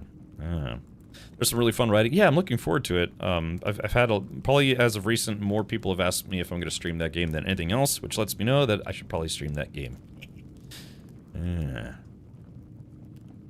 Never mind, that has drums. Okay, gotcha. Yeah, it's probably, yeah, that conversion kit for like $470. Who knows, maybe it'll go on sale for Black Friday. Alright, let's do this. Go back. Yeah, I got my family baldness too, so I feel your pain. Yeah, I mean it's kind of like it's kind of growing back. Yeah, it's a little more sparse than I would like, but yeah. I gotta wait till it grows out a little longer, so it's less noticeable. We still have the unveiled clip floating around somewhere. Yeah, it's on this Twitch channel. You can see it there. Oh yeah, Matt? Oh yeah, here we go. Oh, guys, looks like the server's back up. Hold on, is this it? Oh gosh, I hope I can sleep tonight. Ooh. Yes. Oh my god. What do you? All right, chat. So this is what we had from the subathon. You know, the September subathon. Yeah, this happened. All right, here we go. So yeah. Yes. Oh my God. What do you think? What do you think about that? That is the worst thing I've ever seen. That's me. Golly. Yeah, just yes. Oh my God. What do you think? What do you think about that? Oh, that is absolutely terrible. Thanks. So I still, you know, I did say I was going to try to make a new emote out of that, but I guess we'll have to see. The joys of being silly. Okay. All right. The Backman logo on the back of your noggin still gets me. Yeah, yeah. I was actually gonna go get a haircut today. I was just too tired, man. Kind of ran out of time too. Check it out. I am the ultimate badass. Where's your license? Oh, I've still got my license. Yeah. So chat. One of the nice to see that monkey tail again. One of the most extreme, unfortunate side effects of doing that was I didn't realize that I had to renew my driver's license. So I renewed my driver's license while looking like that. Let's see if I can show you a censored version of that photo. Hold on. Let's see. Oh yeah. Oh gosh. Yeah. Here we go, chat. So this is what happened with my driver's license because I had to renew my driver's license and they required a new photo. So somebody said it's like you look like you sell imported furniture and illegal fireworks. And I was like, that couldn't be any more accurate. Florida man. So yeah, so that's now what my driver's license looks like. Yeah. Yeah. I look like I did a lot of illicit drugs in the 80s, and now I'm reformed and once again sell imported furniture. Wait, that's real? Yes, this is my actual driver's license. The cops will never believe your story. I've had some people give me some rather weird looks. Yeah, someone said I look like an even dumber version of Carl from Aqua Teen Hunger Force. I don't know, most people have been kind of accepting, and I just told people it's like, yeah, my friends put me up to it. That's usually what I tell them. Bum bum bum bum bum. Oh god. Oh yeah, my stomach, dude. I did get Torchy's tacos today, but god, like, it's still this queasy pain in my stomachs. All right. Okay. All right. Yeah, let's go ahead and do this. We've got Fili and Kili. We're gonna have to wait for a good fellow to come back, and then yeah, let's go stomp the yard, assault the keep. Just say you lost a bet. Sort of. Kim Richard, is Florida the same as other states where that's your picture for 10 years? Yeah, let me... God, I don't know if I have to get my license updated again. I might take a new picture here. This expires in 2034. So, yeah, it's gonna be a while. Oh, my gosh. Yeah, time to lose that one and get a new one. Yeah. Not a bad idea. Okay. Ooh, God. Like I said, just didn't sleep a lot last night. Okay. Okay. All right. Oh, do we have a good fellow? Yeah, time for a new one, right? So we have all our dwarves, and they're just kind of sitting around. We do need to finish the. Okay, we've got these big, like, dwarf decorative things that we need to keep building. This guy, what does this guy need? This guy, yeah, we need volcanic glass. We've got, yeah, we need a lot of diamonds and volcanic glass. Here in Colorado, ours is now down to 5 years. Used to be 10. I thought it was 5 years.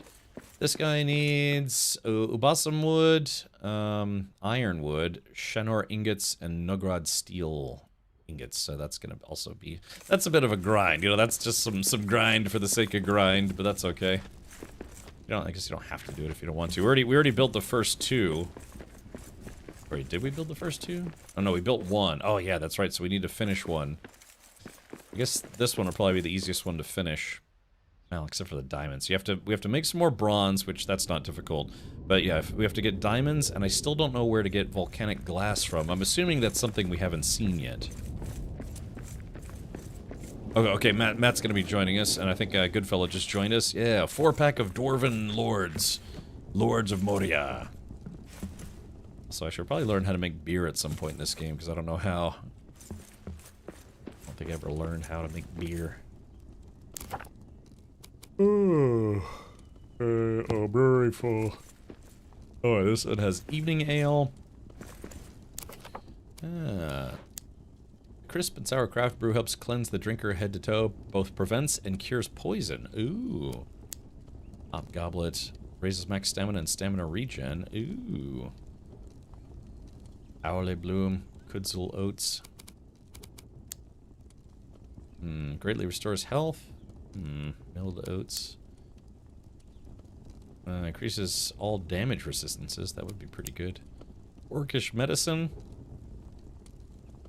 Burning liquid that goes down with a hot, fierce glow temporarily raises stamina and power, but leaves the drinker hurt and tired. Oh no.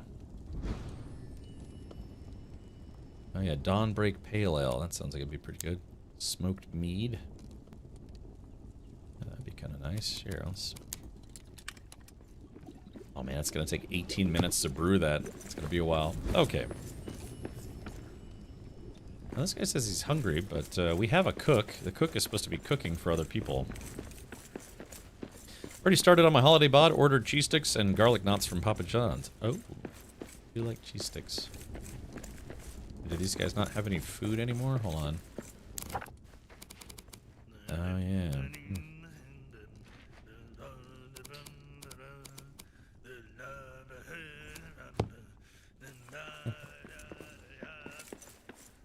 Yeah, they're all hungry, but we have a cook. I don't know why the cook isn't cooking for them. Roasting pit. Roasted parsnips. Wait, is this my inventory is full? Oh, whoops. So... Alright, here comes some NPCs trying to eat some stuff. So wait, what is this? Why does this not stack? Health and food. So I'm gonna eat this. I see something there! Oh, that's weird. I wonder why it doesn't stack. Unless I picked it up from the wrong spot. Just put something down for them and Discord, please. Okay, Yep. Roger. Ahoy, hoy! Hello. How goes, you fair maidens? No, something along those lines. I'm quite fair, thank you. I think I shouldn't have picked this up. That's on me. A hearty meal cures nearly all.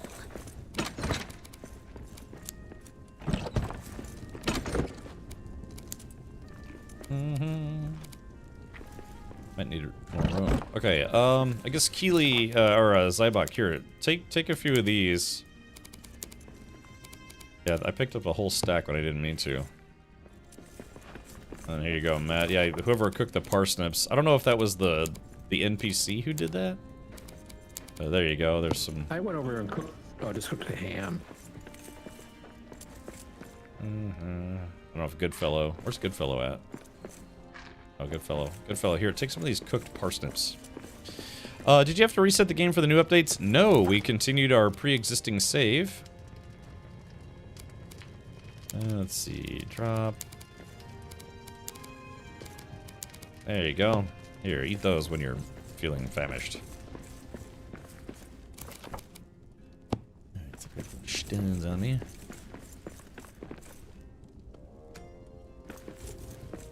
Ready? Let's see.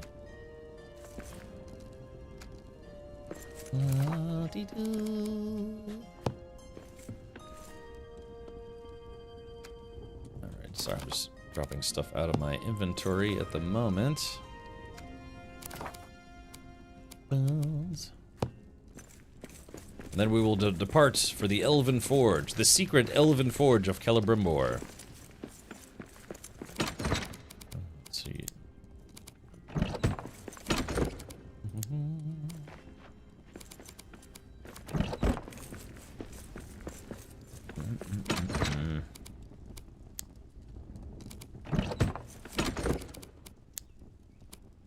Almost done here. Alright. this Eras Granite. Nailed it. I've had some good matzo sticks for a while, or in a while. You know, I've been kind of growing fonder and fonder of chilies. Their mozzarella sticks are really huge, and they can also make like buffalo sauce versions of them, which are pretty good.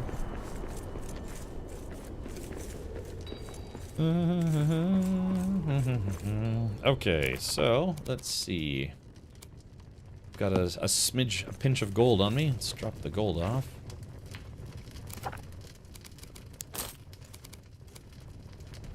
Alright, I think I am ready to depart.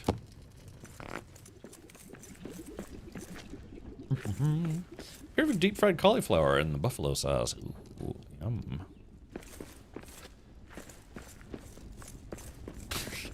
You guys are crazy, man. Now I kind of want to look up to see how much a used Chevy Sonic goes for. They can't be that much. Alright, whenever you guys are ready, let me know. But in the meantime, let's go to... What the hell? Just a big elven deer just rode by. Alright, let's do this. Yeah, let's go to cars.com. Cars.com. Let's see. Okay, new and used, it's fine, all makes. Okay, here we go. Chevrolet, and what is it called? The Sonic? Here we go. Is it, what's smaller, the Sonic or the Spark? I think the Spark is smaller, isn't it? Alright, all miles, 758, so, let's see, sort by, let's go by highest price. Somebody wants $88,000 for a 2019 Chevrolet Sonic LT. That's probably a typo. They probably meant to type in 18 and typed in 88 by mistake. Have to run to the store quickly. Should be back in half an hour. Don't do anything crazy yet. I'll try not to. Facebook Marketplace is a better candidate for looking for a race car sacrifice. You're probably not wrong about that. But yeah, let's take a look just at cars.com. Let's see. Let's set our highest price to $6 grand. And yeah, there are 231 matches, so let's go even lower. let's go like $4 grand. And then let's see. I guess we'll stick with highest price. And let's see, where's mileage? Okay. So 150,000 or less, because 150,000, that's starting to get to be kind of a lot. Yeah, so...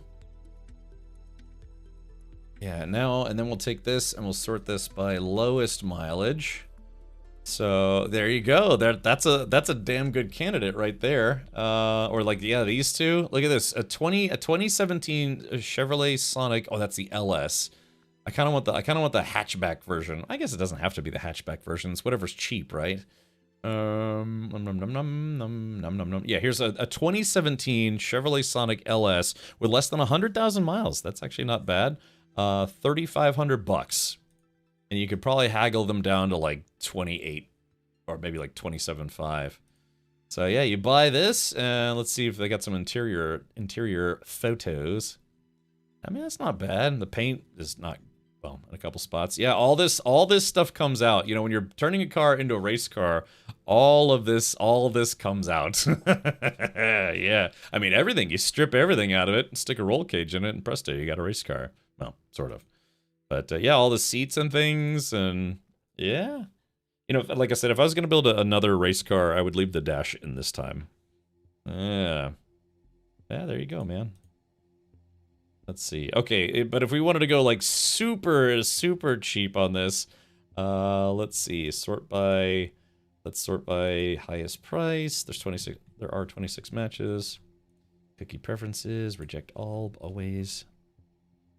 Let's see. Okay, so the absolute cheapest one you can get with less than 150,000 miles. Yeah, I guess they're all in the same range. Yeah, this is 2,900, 2,500.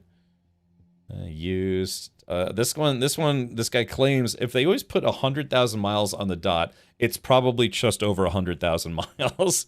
I've noticed that people do that. Yeah, I kind of, you know what, I like, oh wait, what? Oh, they have one in orange? Uh-oh. A 2012 for $2,700. You could probably talk them down to 25 easy. And they have it in orange. Oh no. Is that orange? Yeah. Hold on. So there you go. So if you wanted to race in Champ Car with the just like cheapest, slowest crap you could find, yeah, I mean, yeah, a Chevrolet Sonic would not be a bad idea. But mine already has the plus 10 horsepower racing stripes on it. Yes. $2,000. Golly, can you imagine buying a car and it's only $2,000? My first car was a truck that was $3,500, but my second car was I think it was a station wagon. I paid $1,300 for it and drove it for a couple years. Yeah, for $1,300, that's not bad. Yeah, like I said, and you don't have to worry about the interior because all the interior is going to come out anyways. What the hell's wrong with that key? It's like falling apart. All right, well, there we go. So now you have to remember, these cars will be painfully slow, but at least they'll be fun. LS swap incoming. Yeah, how to take a 100-point car and turn it into a 400-point car instantly. Okay, let's do this. All right, so yeah, so if you want to build a crappy Champ car, well, I mean, any car that's a race car is fun. All right, so we got Matt. We just need Goodfellow. All right, let's do this. Begin. Oh wait, actually, before make sure you admire the gold, you praise the derps. Well, the other thing is, I guess we'd have to find one of those in a manual. All right, here we go. All right, ready to embark. Zybok, we have 4 of us. We have to salute the wiener.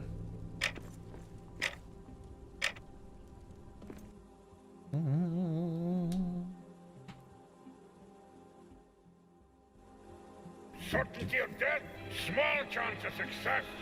What are we waiting for? I love that. What are we waiting for? Alright. Gotta wait for... I've been here before, but never inside.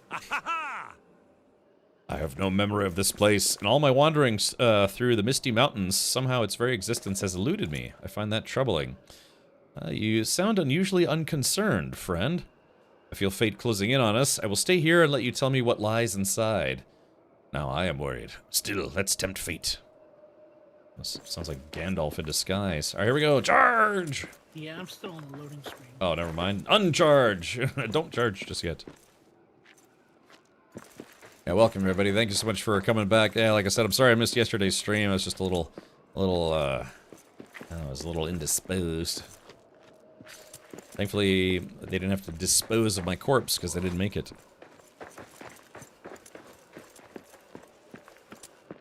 Ooh, baby. Oh, gosh. Man, hopefully I can sleep. Couldn't sleep last night. My stomach was hurting. Pity. I just found a video of a Sonic Turbo that has a carbon fiber hood. Interesting. Yeah, so hold on, let's go back to cars.com. No, let's not. I don't want to get distracted. I can't help it, man. I got this race coming up, and it's, I got it on my brain. All right, now we charge. So we're trying to find the secret, I guess the secret entrance of Celebrimbor. Or the secret laboratory.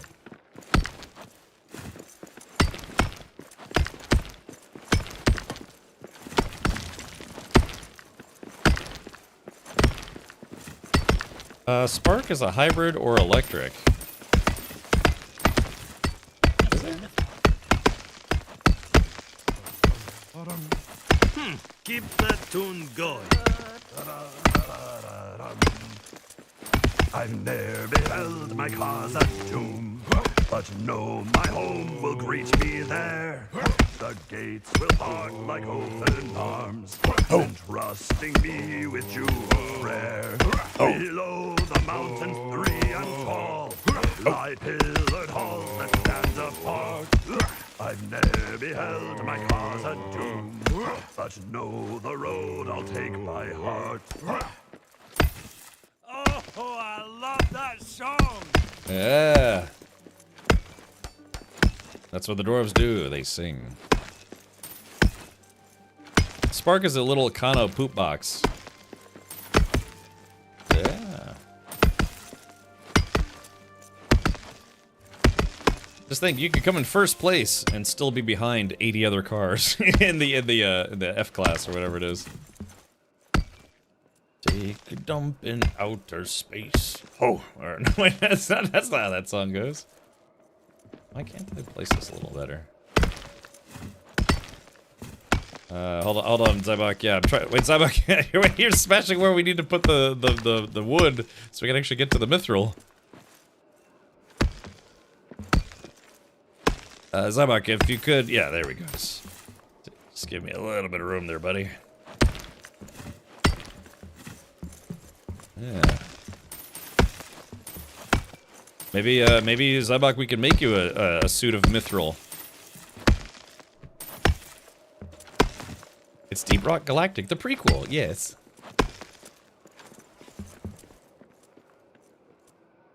Sometimes I pee when no one's looking right into my own eyes, or something. I feel like maybe I should not be allowed to sing dwarf songs.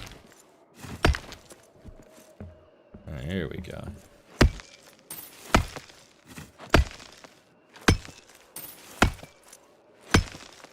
Imagine this is what dwarves do.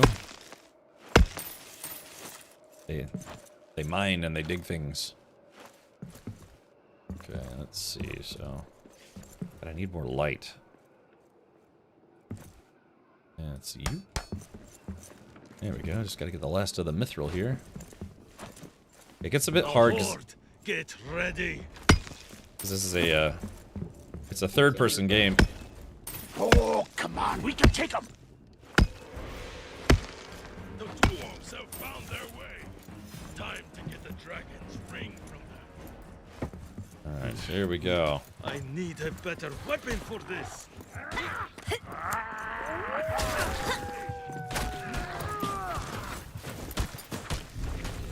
Ah, we found it! Celebrimbor's secret forge!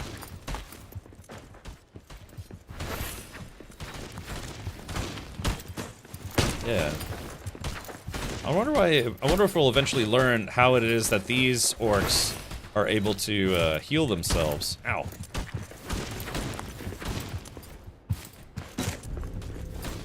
Ah, the darkness of night. No good.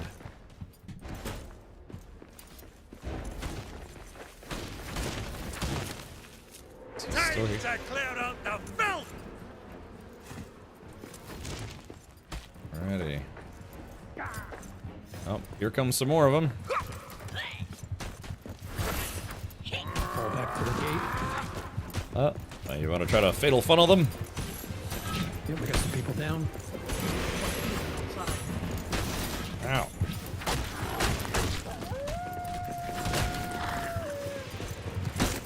Oh, that's... Yeah, unfortunately, we don't have a lot of light to work with here. What? Oh, holy crap, yeah, you're right. There's a whole bunch from outside.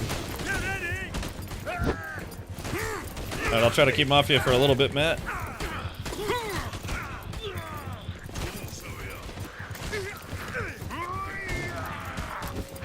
I think we just have to live through this. Or let's get the dragon poker.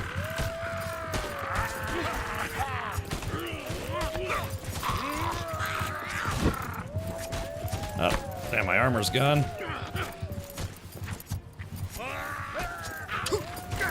I'm not actually hitting this guy. Wow, this is like a straight up battle out here. Holy crap. Like it did look like a pin cushion. Ow.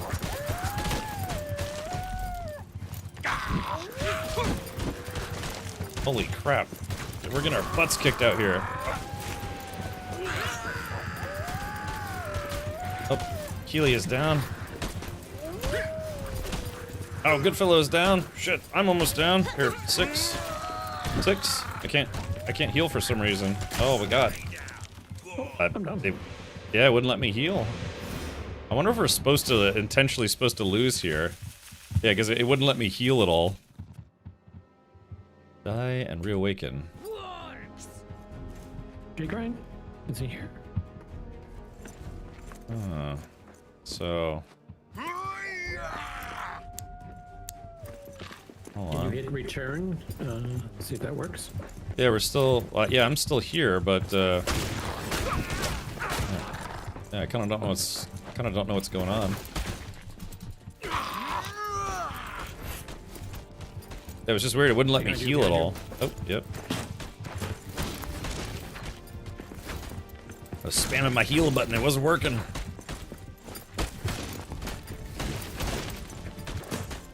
Oh, if I die and reawake, I'm right back here, right? Yeah, yeah. How we do? Which is also a bit interesting, but Thinking. let's see. I don't know. Something feels weird about this.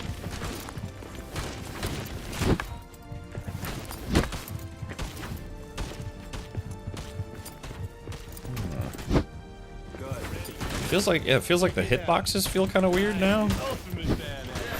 Yeah, like those guys should have been hitting me. Yeah, see how like some of my hits weren't registering, but some of their hits aren't registering on me either. Feels like there's something weird going on.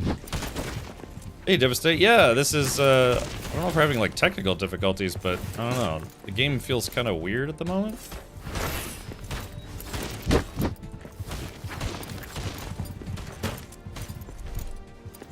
Ooh.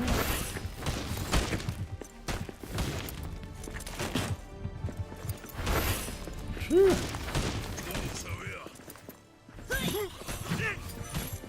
They're making a run for it, or? So yeah, I wonder how that works. Is normally when you die, yeah, you go back to the base, but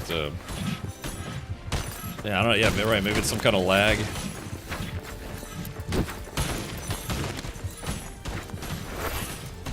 Yeah, like it's just then that guy was trying to hit me and I was trying to hit him and just nothing was going through for a couple seconds. Yeah, like that. Something's weird. Something's going on right now.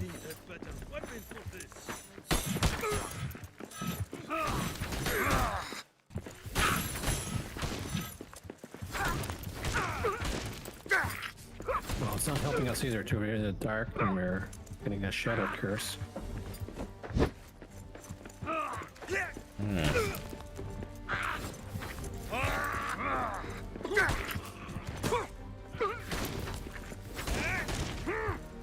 Ah, thank you. Yeah, that's. I wonder if this is like a pivotal part of the new story or something, considering it's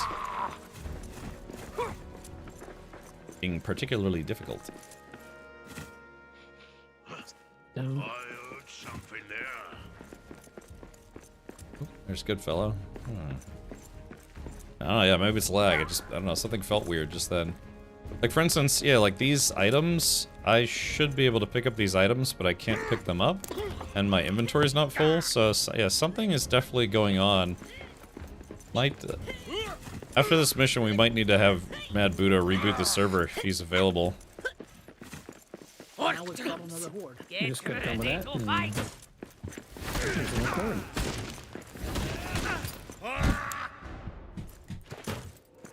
Let's push forward, I guess. Yeah, see if we can get at least the story to advance. Ow. Maybe by coming in here, it started another horde. Yeah, something. Plus, yeah, it doesn't help that we're doing this at night. That's my fault.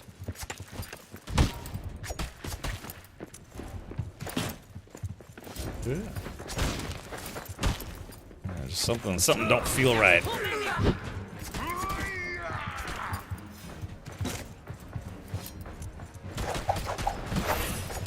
These guys are really strong too. You know, they say odor isn't everything.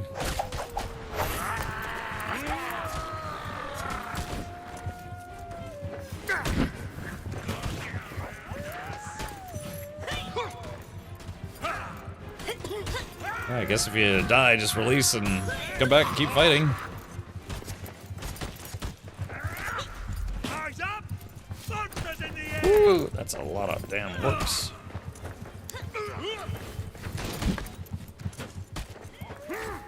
Can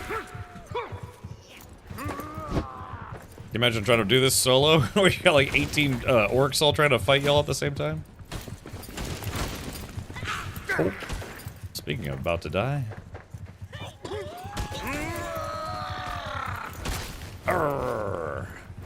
Alrighty, die and reawaken.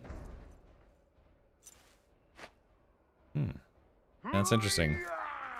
What is your main quest? Well, right now we're trying to discover a new... God, I got arrows all over me. We're trying to discover a new forge that was apparently made in secret by Celebrimbor. Celebrimbor was the elf who helped make the Rings of Power, which you of course can learn about if you watch the show Rings of Power on Amazon.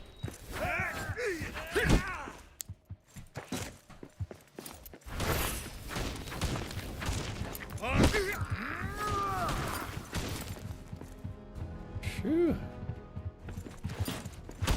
It's really dark here. Oh, looks like Zybok is down.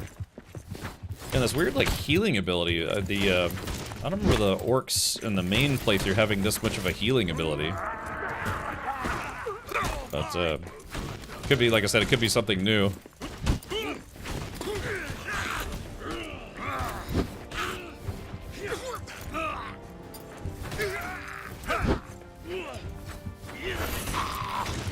These guys are like either crazy strong or or something's going on. Because we're in the darkness. You think that's what that is? Hold on. Maybe. There we go. Got a little bit more brightness.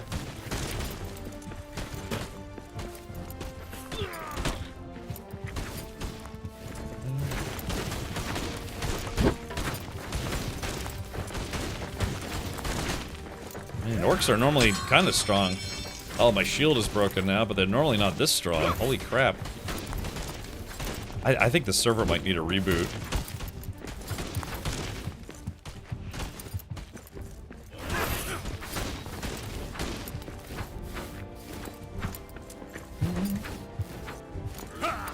Somebody did warn us that the next zone would actually be a little on the difficult side.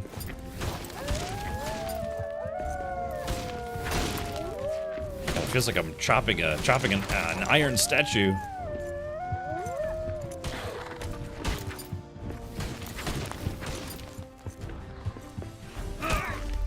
Yeah, these guys just keep healing themselves back to full strength.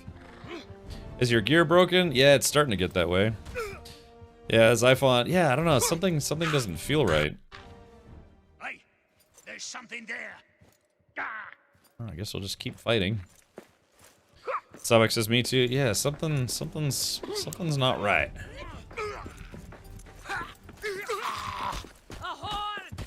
And yeah, normally the game doesn't keep sending like, you know, permanent hordes after you. At least gives you a little bit of time.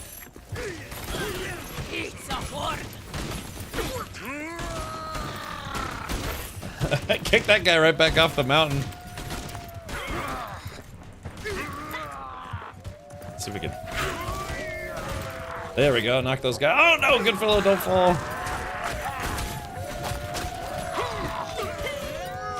Yeah, these guys, yeah, just coming non-stop like this. That's, it could be new, but it just kind of feels like something's.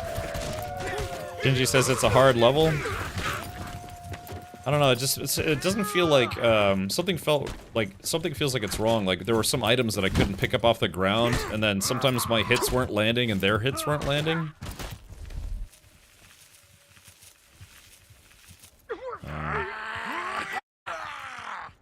Looks like some of the mobs regenerating. Yeah, they have this, like, healing ability, but normally if you can survive a horde for, you know, 10 minutes, usually they go away after a while, but, yeah, this is... The horde here just keeps respawning over and over again, so... Again, it could just be part of the story. I'm still standing up. Look at this. Making friends everywhere I go.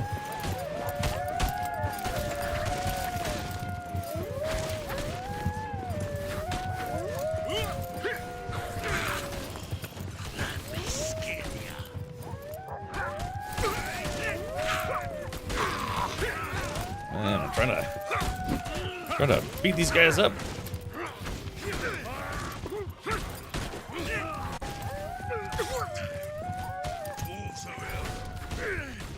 Oh, wait, I guess we finally got it?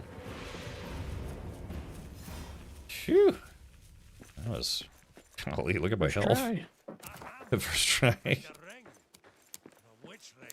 The one you took from the dragon's belly. This ring.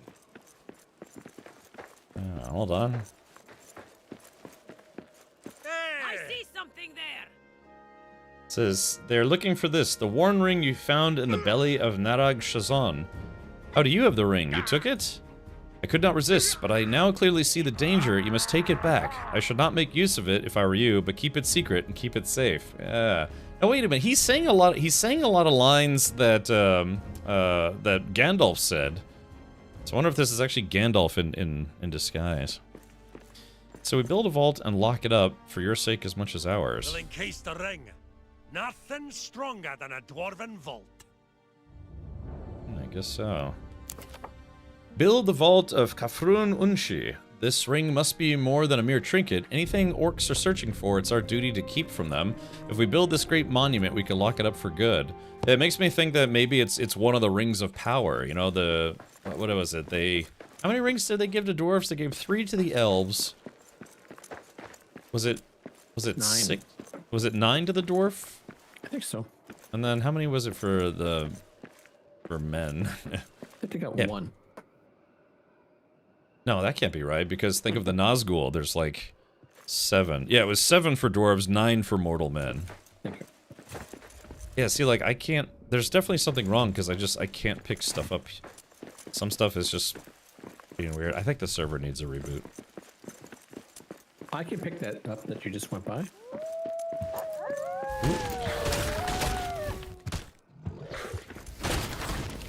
Oh. Sorry, I'm just trying to... There's still one guy left. Let's pull him out into the in this open so we can gangbang him. Oh, never mind. That room's full of dudes.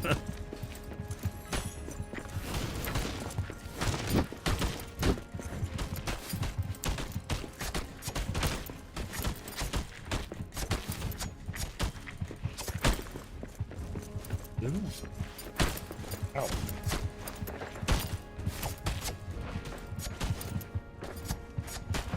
God, it's weird. Yeah, it's basically like they heal half of all damage that you do to them. Boy, that would be a nice thing to have. Just get automatic heals. Damage, and they're healing 12. Yeah, like I'm doing 28 damage and then he heals for 12, which is strange.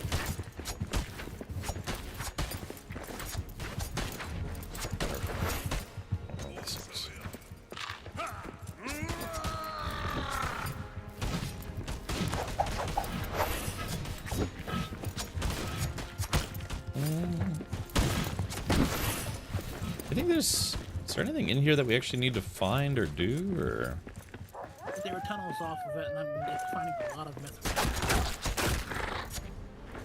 Well, the wargs go down pretty easy.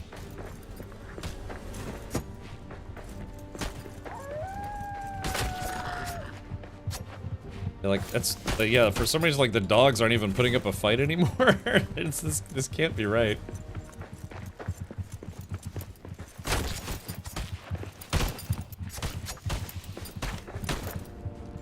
I don't know, guys. What do you think? You think we should just go back to the base, or do you want to try to see if we can beat these guys and get that mithril? Mithril.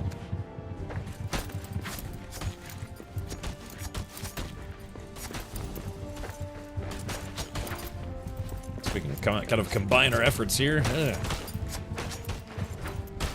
Alright, 2 dwarves fighting orcs back to back. What are we waiting for? May the best sport win!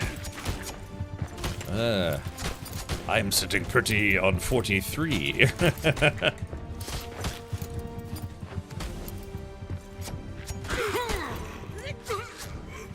But still only counts as one! I need a better weapon. That's the last of you.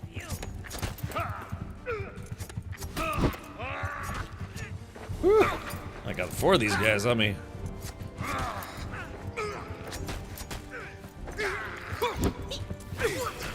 There we go. See if I can get some slashing action. There we go. God, more orcs already?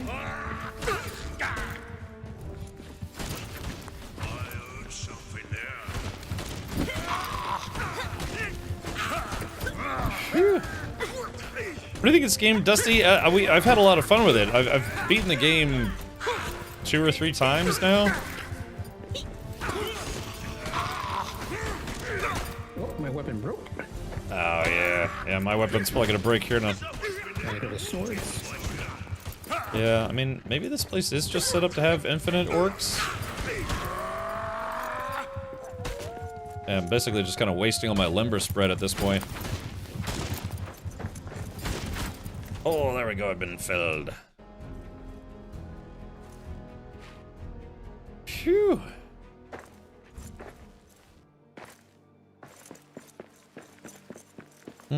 How many for the elves, chat? 3. Yeah, it was 3.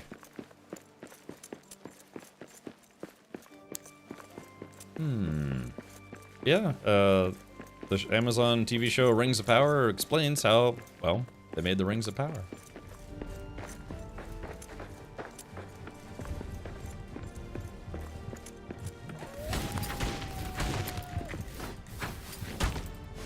Now that guy just straight up teleported, so yeah, it's got to be a lag issue. Yeah, that was really obvious right there. The guy just teleported across the screen.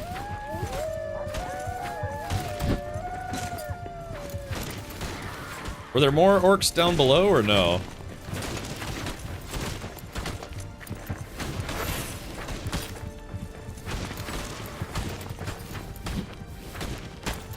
Ow.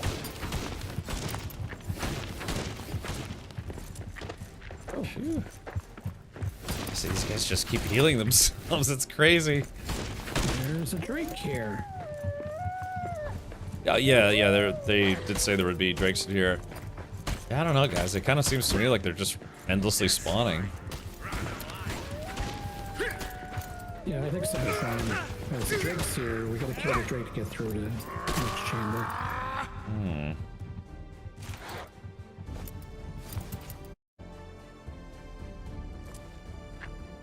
Well, I don't think we can go back unless all 4 of us go back at the same time, so... Yeah, exactly, Zabak, too many orcs. I'm on my way back. Goodfellow's here. Yeah, maybe we're not supposed to beat this place as is. Maybe we're just supposed to run. Alciner says, one of my fantasy projects would be to take a Honda Civic and make it a V6 6-speed rear-wheel drive. I mean, there's companies out there that have converted cars to all-wheel drive, but then they typically turn those into rally cars. Great story. Compelling and rich. Thank you.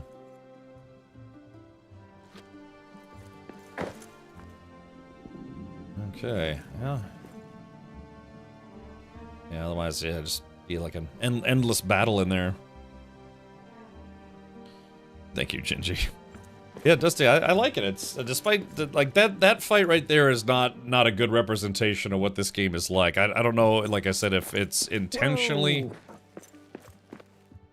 You guys having fun? Found a fell beast.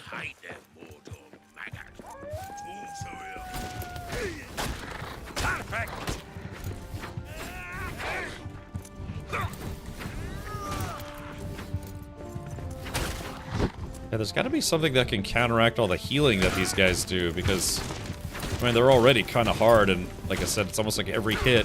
I mean, look at this. This guy's able to regenerate his health super fast.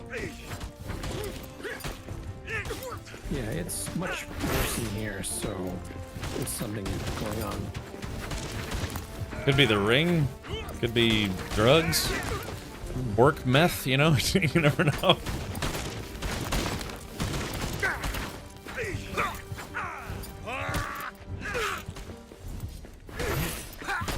Ow.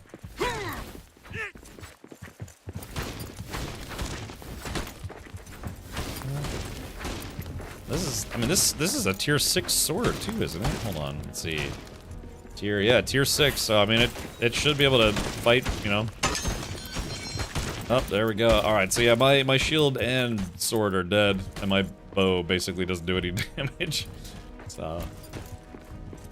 I always wanted to take a Geo Tracker and strip it down, put a little Volkswagen-style diesel engine in it, and build a fuel cell onto the rails for some serious off-roading. Yeah.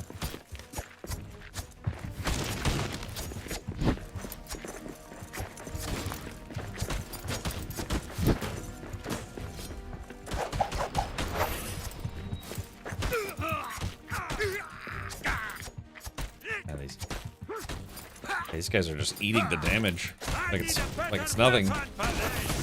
Yeah, I mean, I have the weapon that's literally used to kill the final boss of the game, and he's saying it's like, yeah, I need a better weapon for this. God, that's pretty bad. God, yeah, like I said, I do 100 damage and he heals for 98.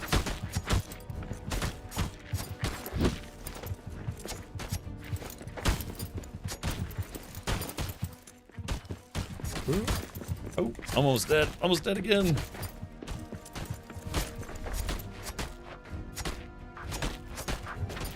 Whew.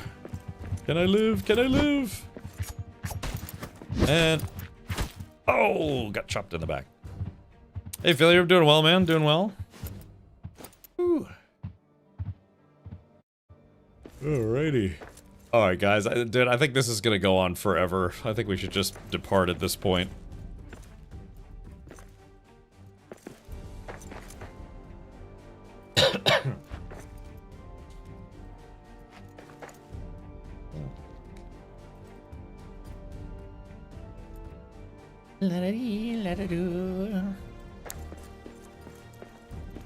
Shazak Naman.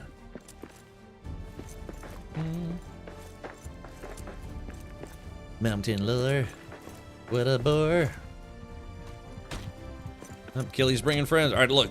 If all three of us gang up on these guys, maybe it'll be okay.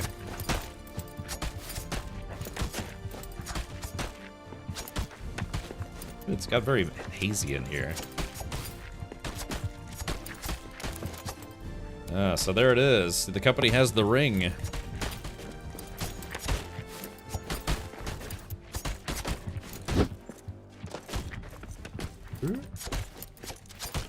Never made it to endgame in this, but it seems like good fun. Yeah, this is not the endgame, I guess you could say. This is content from, I guess, after you beat the game. Like it's like post-endgame game. The hell? Yeah, these guys are just endlessly spawning. I don't think we're meant to beat these guys here.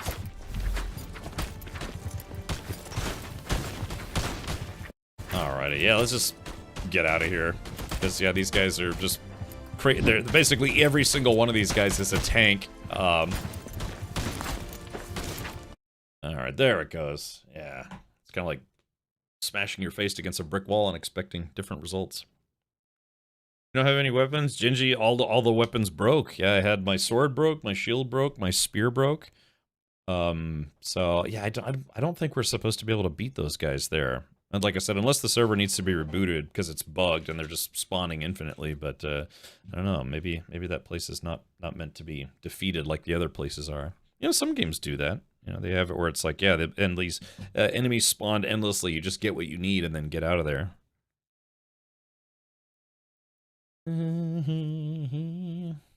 Yeah, 3 rings for the Elven Kings under the sky. Which is interesting they said kings because Galadriel got one, unless that was a change from the book. 7 for the Dwarf Lords and their halls of stone, and 9 for mortal men doomed to die. 1 for the Dark Lord on his dark throne in the land of Mordor where the shadows lie. 1 ring to rule them all. 1 ring to find them, 1 to bring them all in, and in the darkness bind them. Interesting. Interdasting. Oh, baby. Oh, you got what I need. Oh, is it too soon to go back to Torchies? Maybe. Oh, all right. Well, finally, we're back. Confirm. Boop.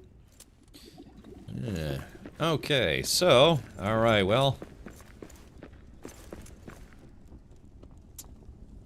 Yeah, this is... stuff like this is kind of what makes me think that the server needs a reboot.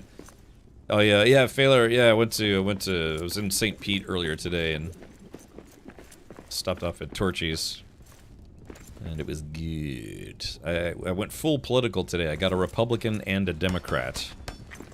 And they're so, God, their tacos are so good. Alright, well, yeah, don't forget to repair all your gear. We have plenty of metal to fix everything. So... Oh my. Oh yeah, and also, yeah, I had the chips and the hillbilly queso, and then I said, I was like, well, I'm not sure when I'm gonna come back here, so I ate one of the chorizo and egg breakfast tacos on the way out. It's like, yeah, but what about second helping of Torchy's? Okay, let's take a look at the mission now. Great monuments. Ah, the Vault of Kafrunushi. An impregnable vault built to contain that which must never see light. This Kafrun Unshi, or sealed evil, is dangerous to wield, yet too precious to destroy. Okay, so looks like we can start it. God, wish we had a better place to put this stuff. My family's going back to Florida on vacation in the spring. Torchy's and Mission Barbecue are on the agenda. My agenda. Yeah, and so Torchy's isn't from Florida. It's actually, I think, from Texas. I think that's where they got started. But yeah, there are 4 Torchy's locations, 3 in Orlando and 1 in St. Pete. And it's good. And Mission Barbecue. Yeah, Mission Barbecue is a pretty large chain from what I understand. Not to say that they're not good. It's just, you know, it's a large chain.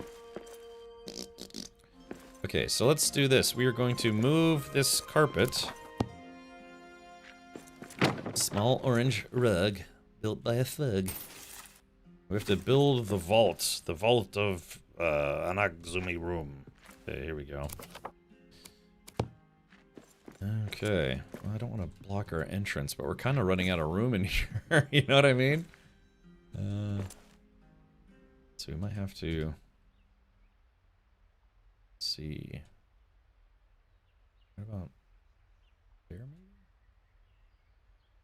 I want to get it where people can still walk by. We might need to move that statue. Let's rotate it.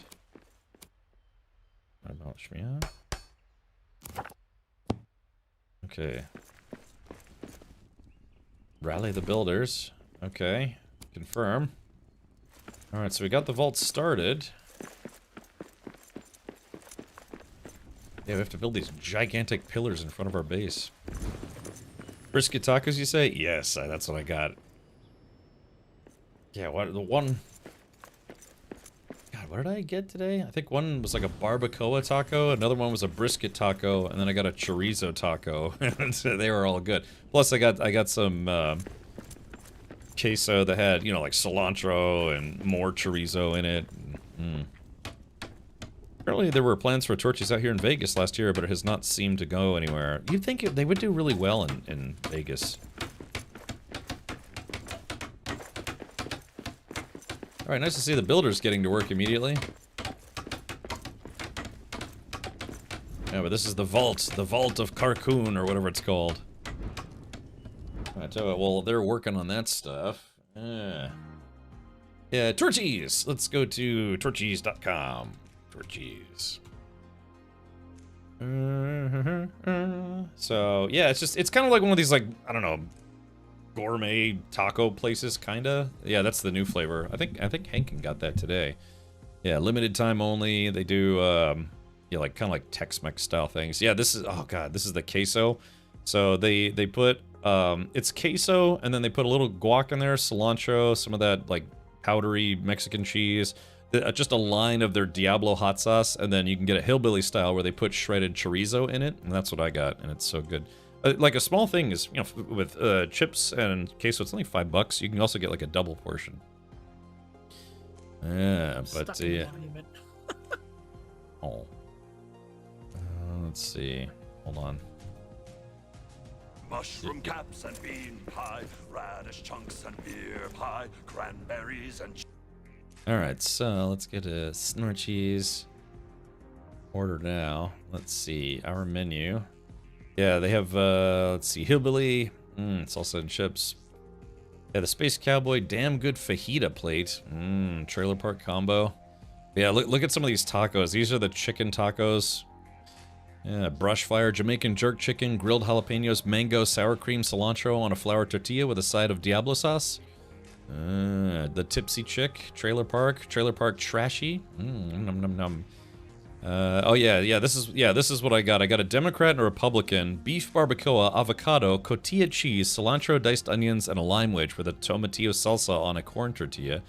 Comes with like actual slices of avocado.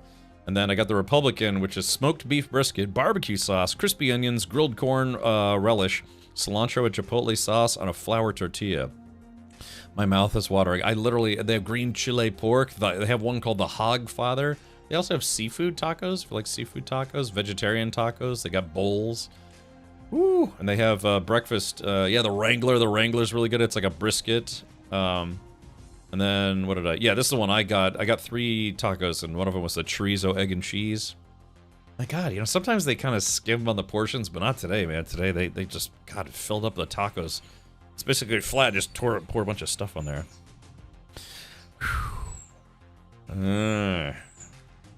Alright, see. Snooze that for now. Get the trailer park and make it trashy. The best, worst decision you can make there. That's what I do. I didn't get that today, but that's been my go-to for a while. Yeah, the Space Cowboy, fried chicken, warm red chile sauce, cilantro, lime, rice, avocado slice, cotija cheese, and a little bit more cilantro. Yeah, if you go there, try the hillbilly queso and chips. That's actually really good. Dude, I am now starved. It's so good. Did you see what F1 did this year to block off the viewing on the catwalk for the poor? No, would they block it off? Typically, that's if there's walkways over roads, then yeah, they have to put up like tarps and borders and things, so that way people don't just camp on the bridge.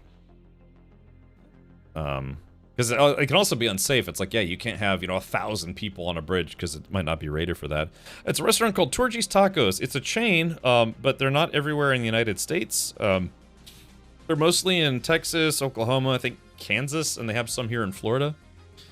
They have bowls. Yeah, they've got bowls. They have little desserts. These places have a bar, so you can get tequila. You can get mojitos, maybe margaritas. Also, they have a quote-unquote secret menu. You can ask them for the secret menu, and it does change from time to time. Let's see. What's this? Your fundraiser's blocking it? Oh, I'm sorry. It's called Torchy's Tacos. Hold on.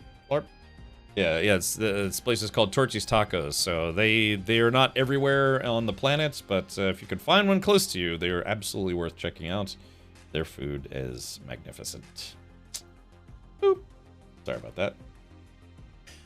And that's, like I said, that's where I went earlier today, and it was good. Make some banging drinks, too. Usually give you a stiff pour. I'll give you a stiff pour. I have bowls, 2 of them. One is a little bigger than the other. Bowls. Food bowls.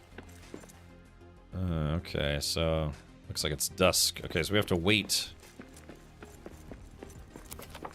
What kind of stuff did I get? Oh, they have one in the DC area. Oh, really? T-Bone, where in the DC area? Maybe next time I visit my family, we can go there. All right, everybody, grab some chow and get ready to go to sleep. Yeah, where's that dusk? Yeah, let's all grab the nighttime beer. Yeah, here we go. Oh, that's Dawnbreak. Smoke. Oh, I guess we ran out of the night stuff. All right, never mind. If you look... Rockville, okay. The big one might be done. I did the Dawnbreak because we need that for the Shadow Curse if we go in the caves. Or the basement, or the deeps. I gotcha. We gotta give the creeps the deeps. But there's also beer in those little mini kegs that have the mugs hanging from them. Oh, okay. Gotcha. Opposite to the map. Yeah, I've been to table, Rockville. map table. Okay, I got you, Matt. Fair enough. You're welcome. Alrighty, well, yeah, it's nighttime, and these guys are all, drinking. Yeah, this one's got 12 left on the evening ale. Ah, okay, perfect. Hey, Gatos, welcome. I've been to Rockville many, many times. Let's see. Here we go, evening ale. Alright, we'll get together and have a drink. Oh, Keely got started without us. That's alright. It happens.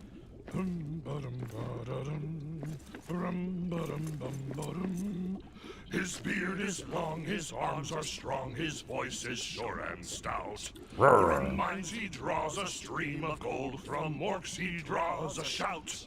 He sleeps as deep as ancient ore, his snores are mighty roars. Meet my best Baldurin, meet my best Baldurin, meet my best Baldurin, king of axes, king of dwarves. Alrighty, there. I love that song. Alrighty. Alright, let's go to hit the hay. Where'd I miss? Oh!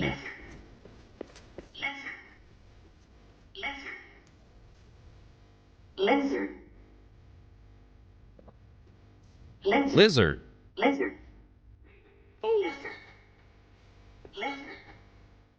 Lizard. Lizard. Lizard. Lizard. Ah! Lizard. It probably sounds so weird to people on Discord. Sorry, guys. Alright, thank you for that.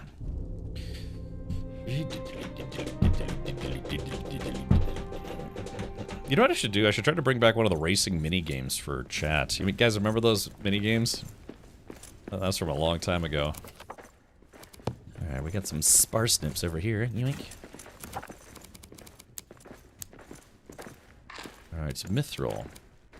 Yeah, where are we putting our mithril? On the crate. 4 pallets over here. Sounds like a plan. Jeez, Pelusa. No. Oh yeah, we have plenty of mithril. So I guess if anyone wants a mithril armor set, maybe maybe Zybok. La dee da dee.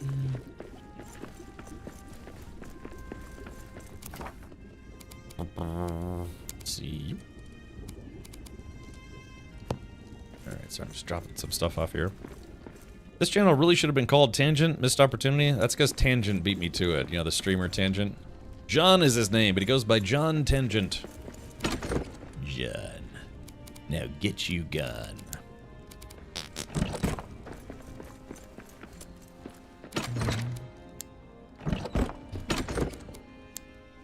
Alrighty.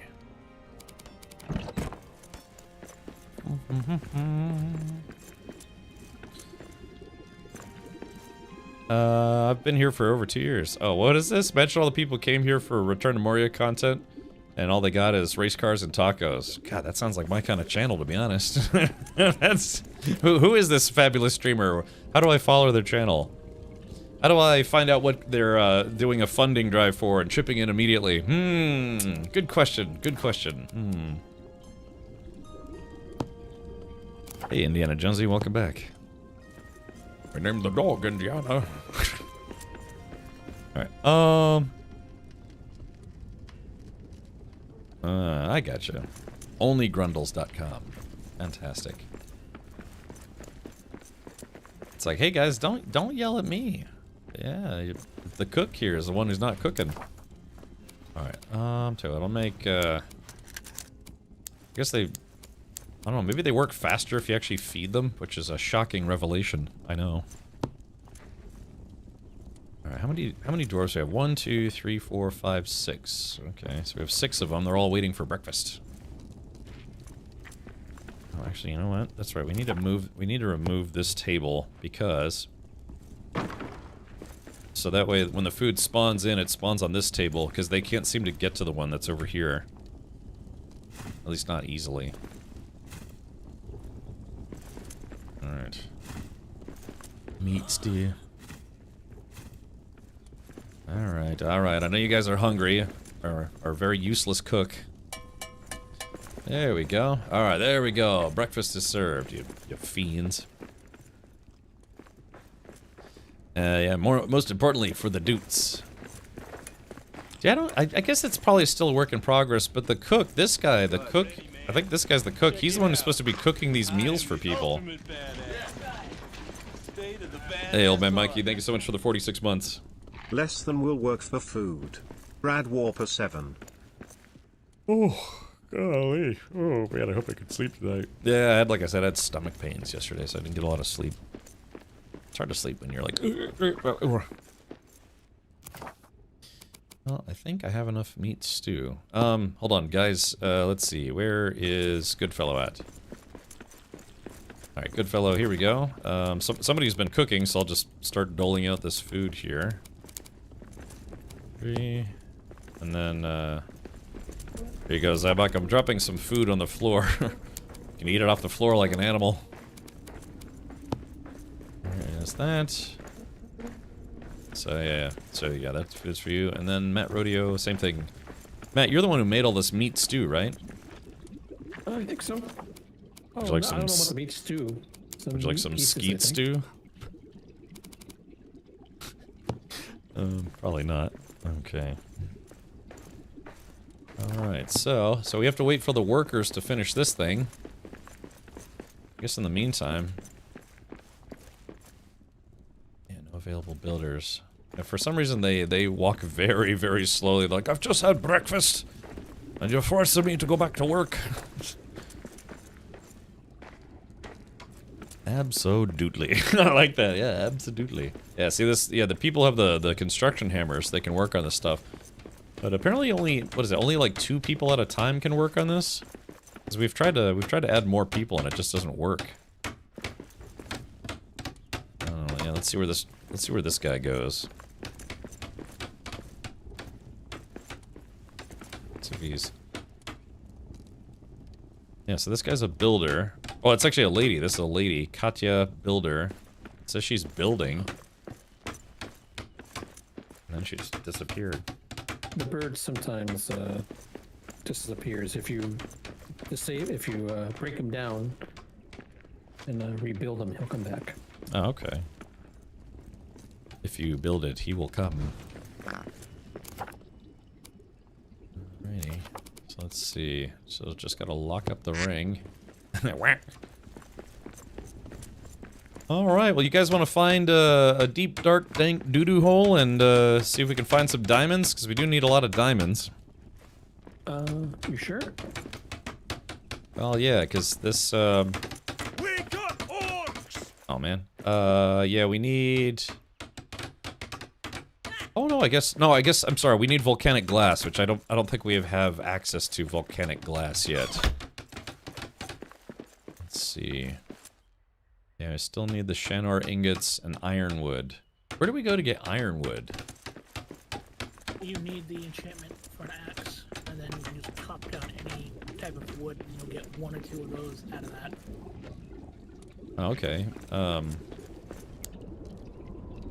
So, like a pickaxe, or do you need like an axe? I have it on my regular axe. Oh, okay.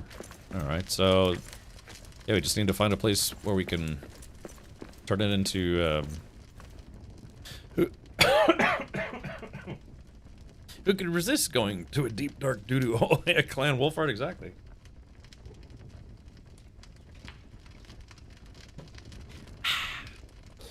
Okay, so...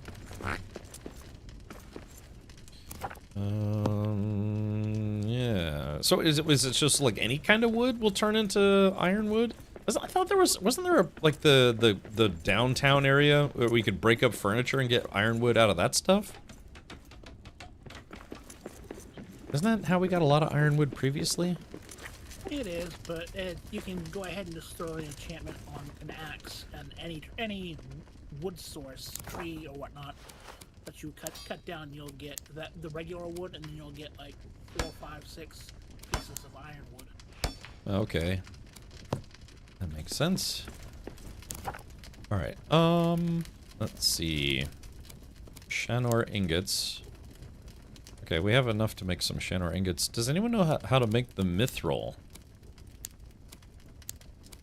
Mithril ingots can be done at the main forge there, or those 2 great big ones on the corner there in the back. Let's see. Oh, okay. Oh, yeah. No, all right, never mind. Somebody's already cooking it. So, I want to say Zybok Keeley. Oh, it sounds like we got company. Yeah, this guy is where you can get the dutes to make the new mithril armor. So that's copper, bronze, silver, Dwi, Shanor, Khazad, Nogrod, Durin'S, Star Metal. Ah, here it is, mithril. Okay. Alright, so yeah, I mean, Zybok, I think you can make it now? Kinda don't remember where. where do we make armor sets again? Is it here? Yeah, where do we make armor again? Mithril armor? I think there's a mithril forge. Oh, we have to go to a mithril forge. Oh. Which I think is one of the... Oh, wait a minute. Hold on. Wait, we can just make ironwood. Yeah, wait a minute. It says it's... Yes. Yeah, it's wood scraps and metal fragments. Oh, we can just make it. Yeah, okay. I wasn't aware you could make it on those. Do you remember how much you need? Like 4,000. I don't know. Hold on. Check. Yeah, let's go double check here. Okay, oh, they just finished. No, I didn't finish building. Alright, looks like... Yeah, they still have 10 in-game hours. Where do you see ironwood? Oh, there must be the other one? Yeah, we need 500 total. So, yeah, we can get that. So the only thing we'll need next are the Shanor ingots and the Nogrod steel ingots. Oh, okay, this one. That's exciting times, eh? So that's, yeah, like I said, they kind of added a little bit of grindy stuff to the expansion. It's not too bad, but it's a little grindy. Okay, materials. Yeah, ironwood. I'll just craft it. It says, oh yeah, strengthened ancient wood imported long ago can be scavenged in upper halls.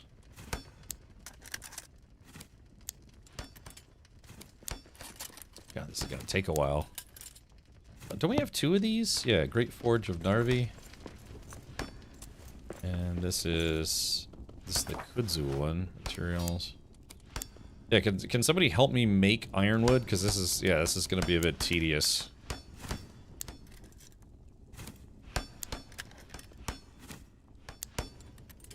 Sure. Damn, are we running out of metal fragments already? Let's see. How many do I have on me? Okay, I've got 170 on me.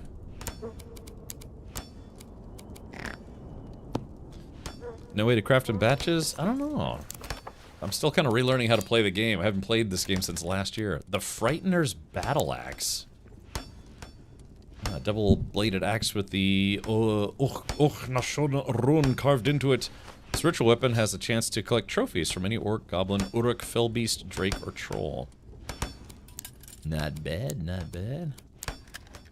Okay, we might be out of metal fragments now. So... I mean, metal fragments pretty easy to come by, but yeah. We just keep in mind those are also used for repairing gear.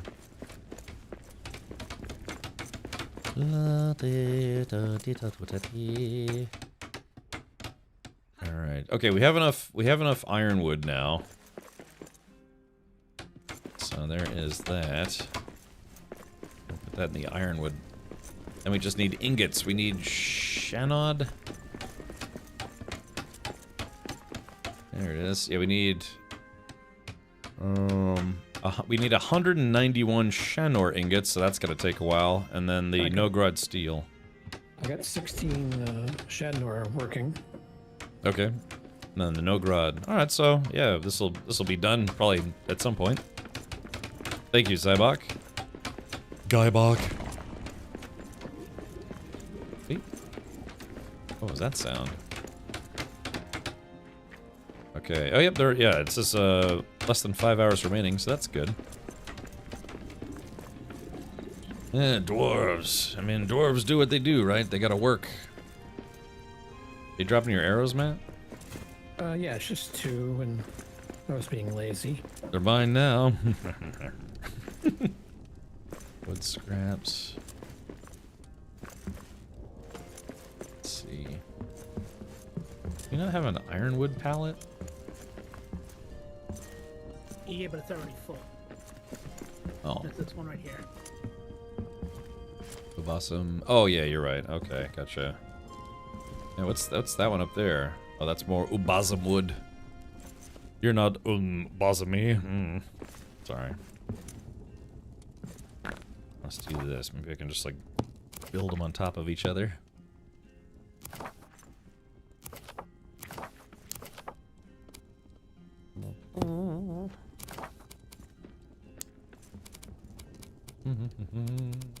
Let's see. Iron ore. Oh yeah, wood and stone. Rock and stone. Oh, did you make one? Yep. Totally sweet. Right, deposit. Alright, there we go. So we got enough ironwood now. We just need to cook them ingots. I have a German cousin named Inga. Haven't seen her in a few years. Might go try to visit her next year. Yeah. Let's see. All right, chat. Let's do this while we're waiting for ingots to be, yes.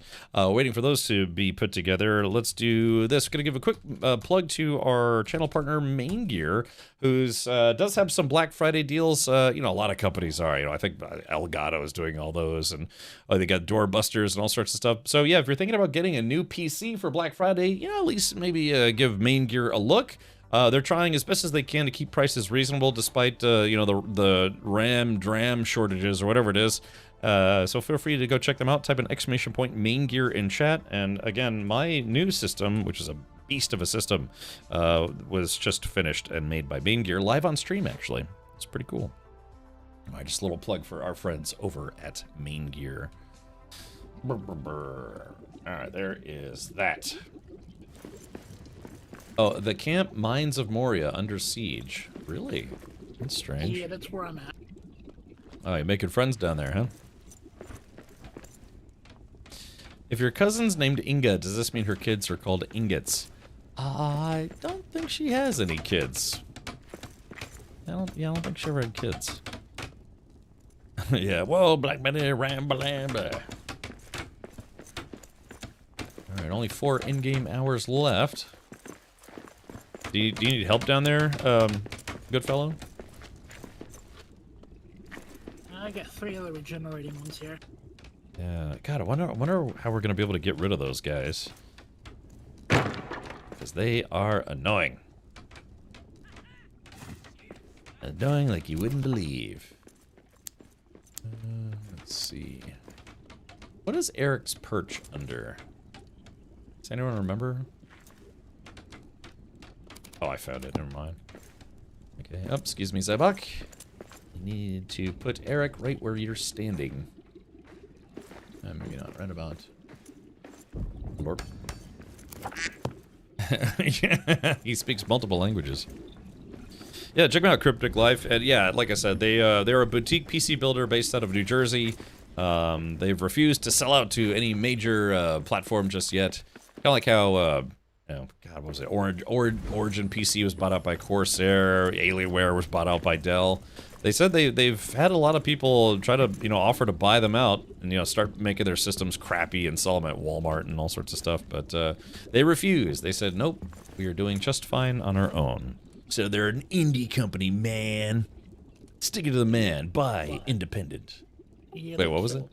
They killed me and they managed to break in and they destroyed the hearth. So we can get down here by teleporting. You may have to run. Where did you go? The first base going into the mines.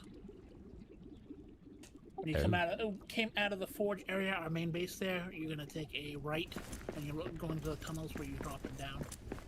Okie dokie. Let's see. It doesn't work on YouTube. Oh yeah, wait. Did I put that in the title on YouTube? Oh. Yeah, I really gotta fix that. Oh yeah, I see that you tried to post it. Yeah, I gotta get a bot that my bot right now only works on Twitch. I gotta get a newer bot that works on both Twitch and YouTube at the same time. Yeah, it's been kind of slacking on that. Sorry, I've just had my brain has been in race mode since I got a race coming up in about a month. But oh, okay, I see your marker. So yeah, I'll come scoop you up if I can. So they broke the hearth, but all the parts are still there, right? Yeah, everything's still here. They broke down the wall and they got in while I was trying to kill the 3 regenerating ones. Yeah, the regenerating ones are annoying. Take some meat for the road here. Take some skeet for the road. Your days are numbered, Richard Bot. Well, the back end of Richard Bot has been updated a few times to be a few different things. Let's see. Oh, God, I almost just took a long step there. Here we go. A long walk off a short pier.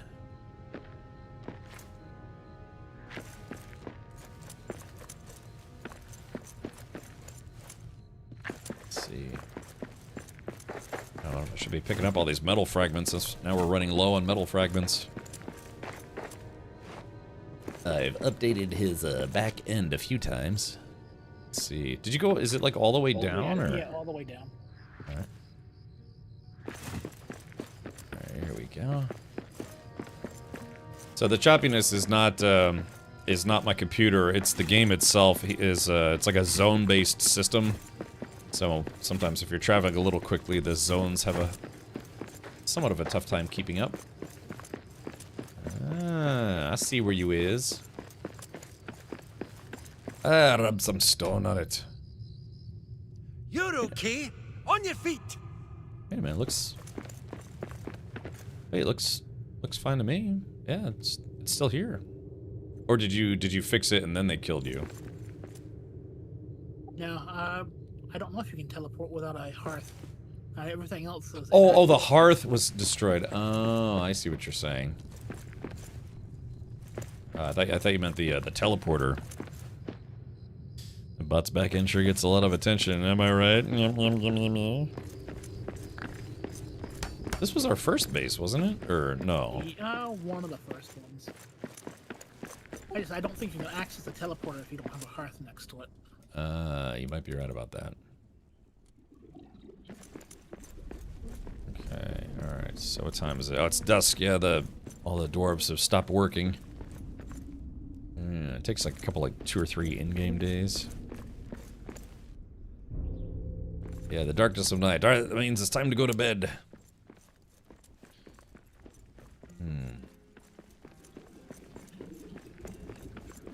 We have our floating gold. Here we go. You can kind of see, yeah, see it's kind of floating. You can see the assets under there. Should probably put these somewhere else. Somewhere secret. Somewhere safe.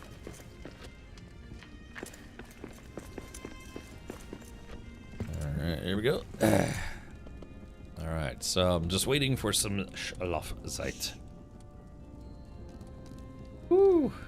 This main base looks real party-like. Yeah, we've kind of worked on it for a while. There was another player, though, that they showed us their base, and they built it in DURIN'S Forge. And honestly, you have a lot more room in there, so it would be an awful trek, but I'd love to move all of our chests and base stuff into DURIN'S Forge. Someday. Never, but someday.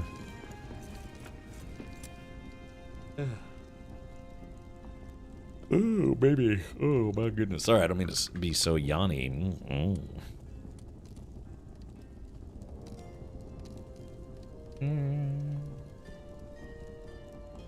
Alright, let's see. Oh, here comes Goodfellow. Goodfellow getting ready to sleep. Me.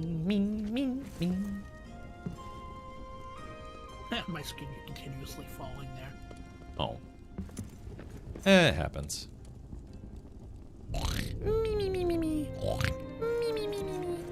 Oh, I got the toots. This guy's just gonna have a nice little comfy seat on the fire. That's strange. And here we go. Alright, they're gonna have to eat roast cranberries again for breakfast, because screw them. I like that, because screw them, that's why. Let's see, I'm gonna have some roasted parsnips for breakfast. That's disgusting. I don't know why the cook doesn't work in this game. I don't know if you have to give him specific ingredients, but... Yeah, look, we've given plenty of meat.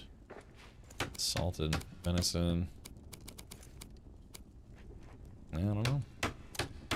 They just don't want to eat. We give them mushrooms, honey, cabbages. They're too picky, I think. Ding, ding, ding. Alright, so yeah, if these guys get hungry, they got some chow waiting for them. I just finished watching our Arc Raider streams on VOD. I had so many belly laughs. Oh, really, Scott? Really? You've been watching old VODs? Well, they're not super old, but yeah, there were some really funny moments. I would gotta... Yeah, one of these days I'll, you know, learn how to be better about clipping and stuff. SideQuest says you need to give them a balanced diet of food. They'll eat what I give them and they'll like it. They're gonna get dwarven gruel next.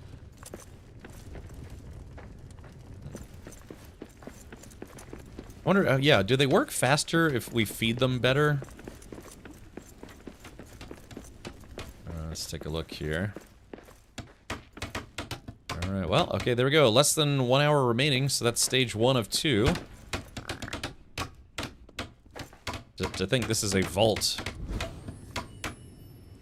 And a very super easy to find base. Torchies, Taco Bell, etc. Yeah, you know, just the usual good stuff. Above the gold stacks there's some shining thing. This is some kind of new light refractor or whatever it is. It's something that's new for the DLC.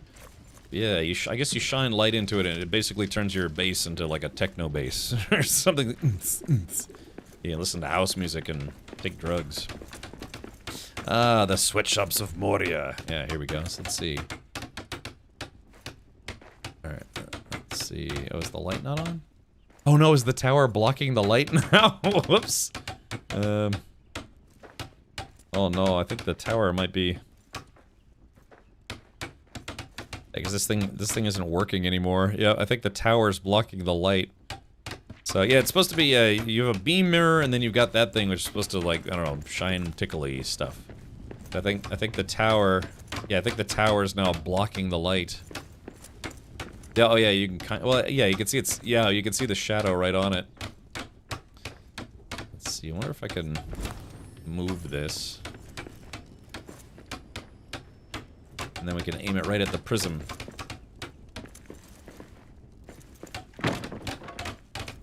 Alright, here we go. Okay, I gotta put it where there's still light. The beam! Alright, so we put it, like, right about here, maybe? And then we position it. We should... rotate. Yeah, I think it's not working correctly because we got this gigantic tower right where the light source is supposed to be. Yeah. Yeah, I broke it. Okay. It is what it is. Alright, it's almost done. I should have planned that a little better.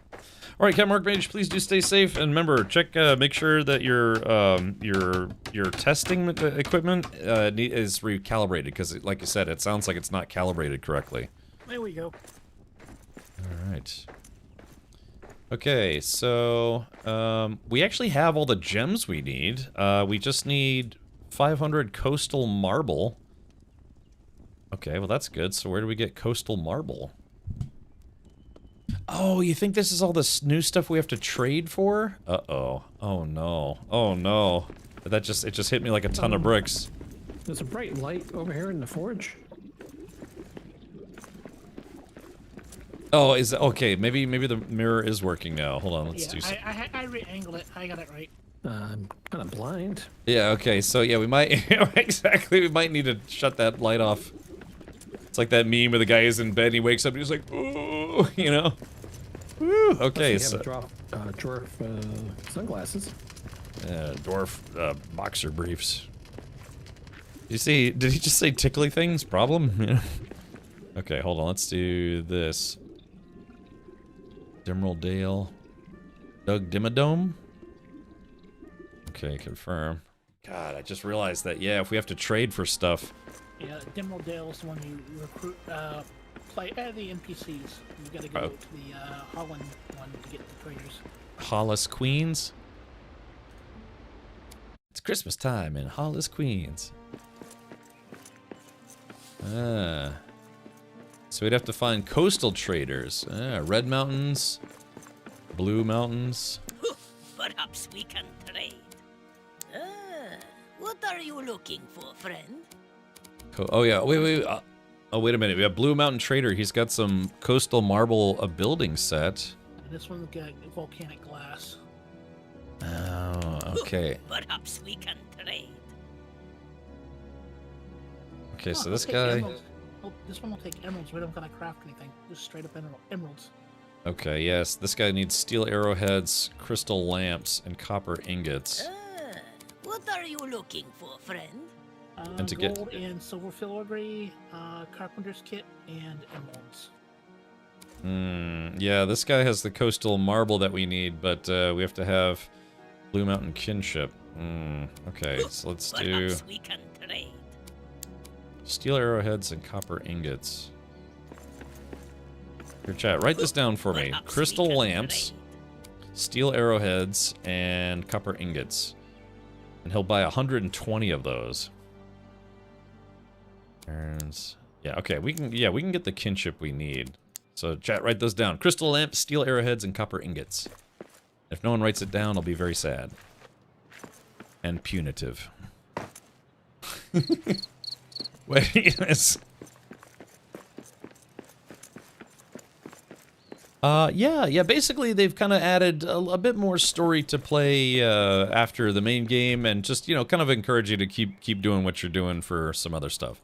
But yeah, you can actually go outside now. I was kind of hoping some of the new content would be outside, but it's just like an outdoor place that you know, you start outside then go back inside anyways. Alright, so how do I make a crystal lamp? Look, can we turn this blue light off?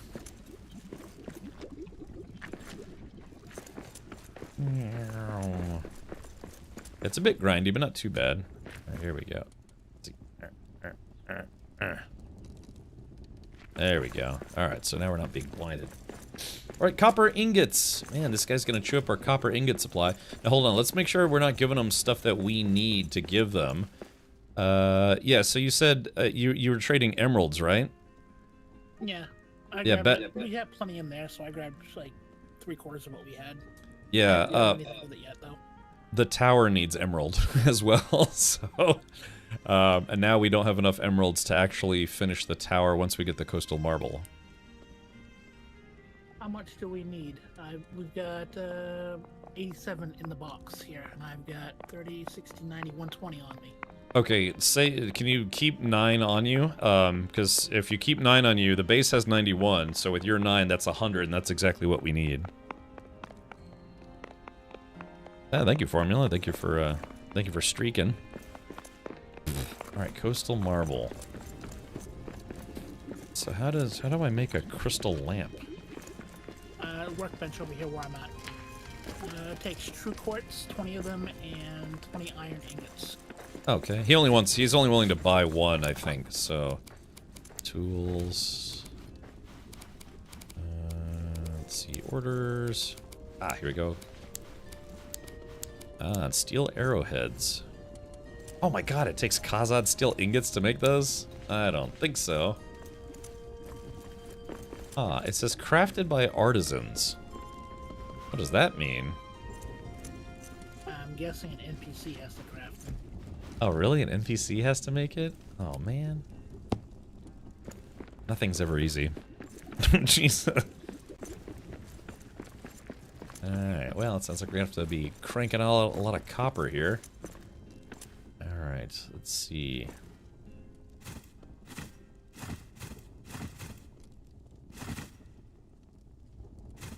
Alright, I'll take 54 for now and see how much coastal marble we can get for 54 copper.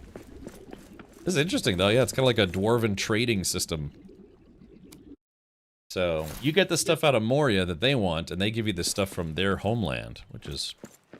How much volcanic glass do we need? if you look at the tower that's on the left of the entrance, if you're in the forge and then you start leaving the base, it's the one on the left. That one needs volcanic glass. Oh, I'm already out here at the trader. Oh, okay. Sorry, I just got. I turned over our excess emeralds. Perhaps we can trade. So I made sure we had enough for that tower we were building, and I took the rest of it over here. So I turned in 90 of them. He gave me 90 points for rep, and it takes 50. What per are you 10 looking pieces of for, glass. friend? I gotcha. All right, I'll go back and tell you in just a moment. I really think the tower takes 1,000. Could be wrong on that though. 1,000 copper or 1,000 volcanic? 1,000 volcanic glass, I think. Oh, Might be the less. vault is 500 marble, and the other tower is, oh, we might. Oh yeah, no, it's not that one. It's this one. Oh, we need 60 volcanic glass. So hopefully that's not too expensive.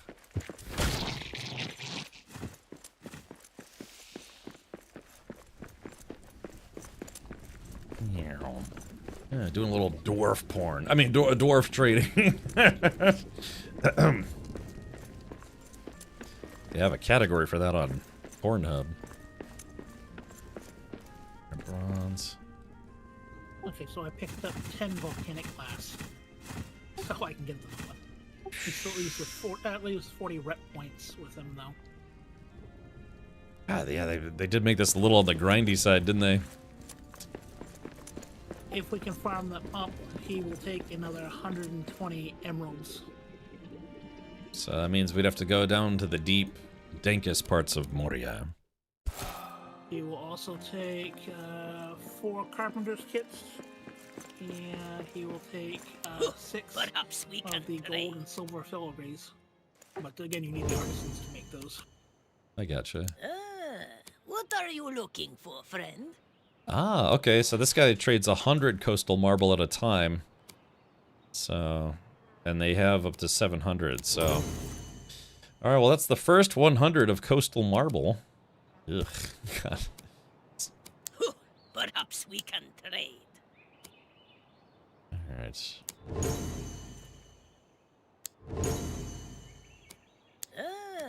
What are you looking for, friend? Let's see, if it takes 50 kinship to get 100 coastal. Okay, so we got. Okay, so we have 200 now. Perhaps we can trade. Let's see. Am I starving? I am starving. Okay, Perhaps we steel, can trade. arrowheads, and crystal lamps. So we have to hire a dwarf that will make steel arrowheads and crystal lamps. So it's, yeah, these are artisan trade goods, so, We going down again? I guess so, Zybok. Yeah, like I said. Perhaps we can trade. I heard you the first time. So, yeah. So, copper ingots is what this guy... Oh, this guy... Oh, he's not willing to buy anymore. So, So it says this guy is here for 3 more in-game days, which means that we have to wait till this guy leaves and someone comes back. Because copper we can get semi-easily. But yeah, the artisans... Yeah, we need the artisans to make crystal lamps and steel arrowheads. So we have to hire a dwarf with gold that can actually make that stuff. Yeah, we're with Zybok. We're gonna need copper and what have you been trading? Emeralds? We need copper and emeralds.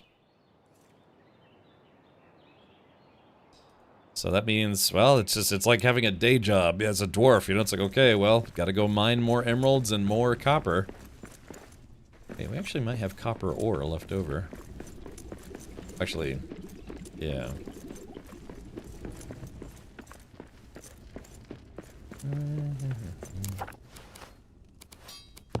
Alright, so we go to the smelter. Alright, Shanor ingots. Alright, copper. So, yeah, copper ore bellows. That takes 30 seconds. So what about this guy? What about the big forge?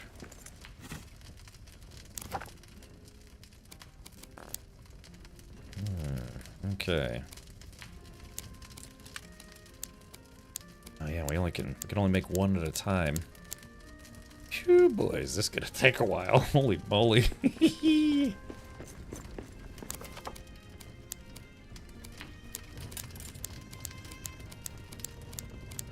Alright, so that's gonna be 18.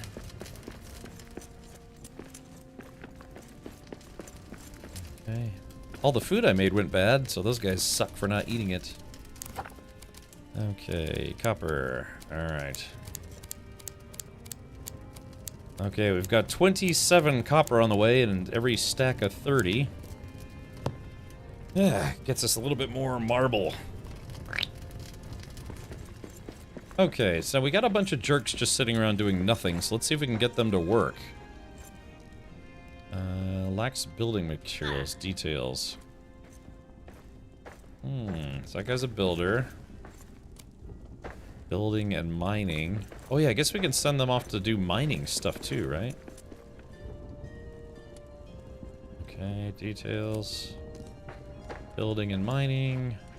Katya is building and mining. Right, so we need somebody who does crafting now. So let's go check out the list of dwarves we have right now. Again, to be fair, now that we've beaten, you know, Return to Moria, this expansion makes sense though. The whole point is repopulating and rebuilding Moria, so that's exactly what we're doing. This is basically Lord of the Rings Dwarf Simulator now. I just learned this week that Stephen Colbert is a world-class Lord of the Rings trivia expert. Yes, he is a massive, massive Lord of the Rings geek. So much so that he was actually in the second Hobbit movie. Was it the first or the second? I think it might have been the second one. He is one of the background characters. Well, actually, he's on screen for just a moment. You remember Mondo Blasto? I think when it was in the second movie when they got to Lake Town. It was either first or second movie. And remember, they were the governor or whatever had the spies they were watching Bard all the time. They would do things like shift the fishing rods over when he would go somewhere, or you know, like turn a different direction. There's one guy there. He takes his eye patch and shifts his eye patch from one eye to the other. That's Stephen Colbert. I think that's moves it over there. But yeah, he's a massive, massive Lord of the Rings fan. And so whenever he has one of the cast members on the show, he always tries to get them to do something from Lord of the Rings. Like, I think he had a massive nerd boner when Liv Tyler actually spoke in Elvish to him on his show.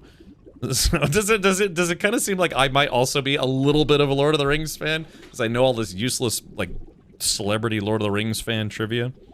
I think it was Liv Tyler was speaking some Elvish, and he was just like, he just like messed up his shorts. He's like, you know. God, I'd probably do the same thing, to be honest, man. She's kind of hot. All right. Yeah. Hold on. Let's see if we can pull this up here. All right. Was it the first movie or the second movie? He just had an interview with Robert Plant. I thought they were going to make out. Oh, okay. Maybe he's a big Robert Plant fan as well. Let's see. Almost. Okay. Okay, so I can't play the audio because, you know, it's a DMCA risk, but, so here it is. Yes, here's Stephen Colbert's cameo in The Hobbit. He wasn't in Lord of the Rings. I'm sure he wishes he could have been. At least, I don't think he was. But, yeah, so, hold on. Oh no! I guess that's what it was. He lowers the eye patch. Oh, got it. Yeah, there we go. So, but yeah, that was his. God, I thought he moved it from one eye to the other. But yeah, so that's him. He had a little itty bitty cameo in there. I can imagine he probably wishes he had something a little bit more substantial. He's on screen for all of like 4 seconds, but I mean, there's, you know, it happens to big actors too. You know, their parts get cut out of movies and stuff. And yeah. Liv is intermittently beautiful. She rides the weight roller coaster. Oh wow! Golly, tell us how you really feel, Paloozer. God, intermittently beautiful. She rides the weight roller coaster. Who else is like that? You know that guy, Ron Howard, his daughter. You know, his daughter. What's her name?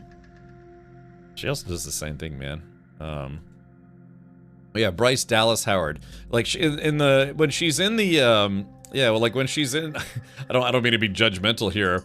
It's like weird when she's doing movies. Yeah, she's very slender or whatever. But then like between movies when she's doing directing stuff instead, yeah, she blows up like a blimp. I don't know. God. I mean, I always thought she was, I do like redheads, but yeah, she's kind of one of those people. It's like, right, if she's acting in front of the camera, yeah, she loses a bunch of weight. But then when she does directing and writing and stuff, and she also does the same thing. She's like, yeah, who else is hungry? she asks, what about second breakfast in real life? Yeah, well, that's okay. Yeah. She's much more talented and successful than I am. So. Alright, yeah, let's see. Oh, okay, gotcha. That's so funny. Intermittently beautiful, she rides the weight roller coaster. Ouch. Oh man, everyone's chugging beer without me.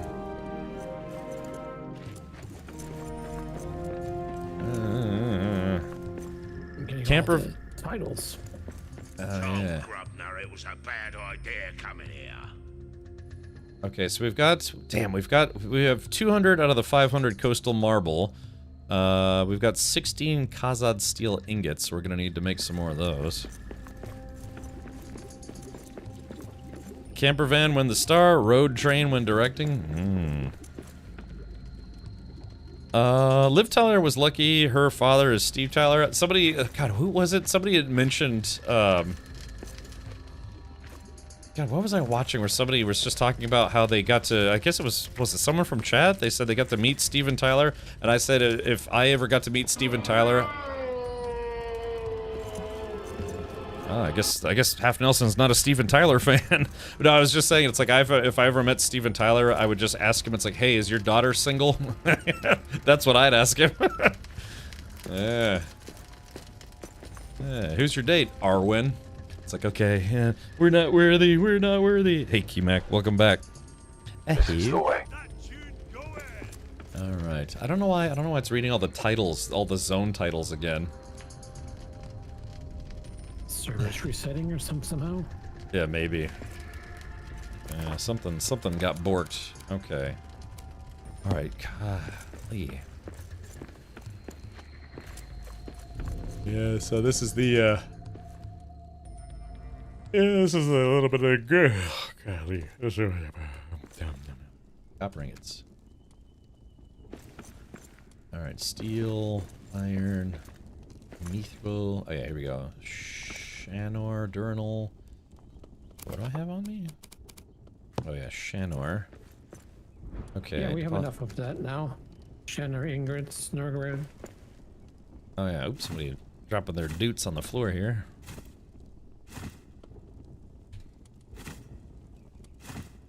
Alrighty, let's Looks see. like we just need volcanic glass. Okay, yeah, Nogrod, steel, mithril. Oh, and some bronze. Bronze ingot.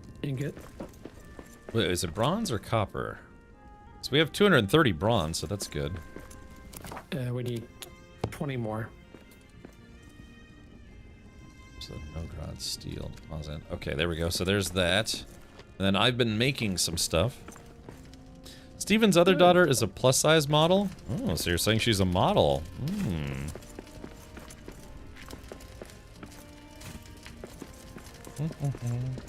And their mutual cousin does video game music. Oh, good.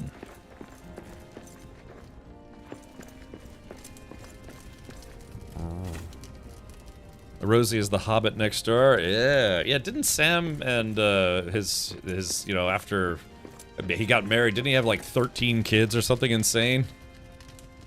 Somebody should have told him his wife isn't a clown car, It's a woo, woo, woo, Golly. Yeah, he's just going for it.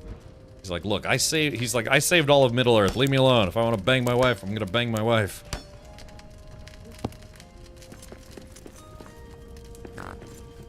Something like that, yeah. I think, yeah, didn't he name his kids like Frodo and Gandalf and all sorts of stuff? Okay, here we go. Okay, we've got the amethyst, Ed rolls. We still need more Kazad steel.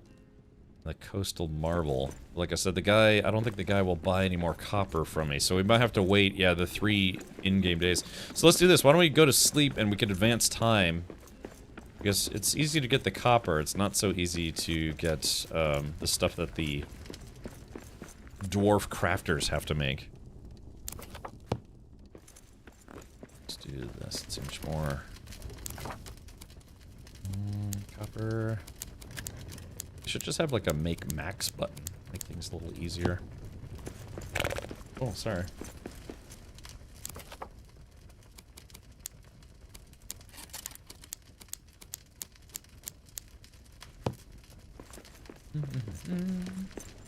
Oh, yeah, sorry. Is everyone... Oh, okay. Is everyone going to bed now, or no?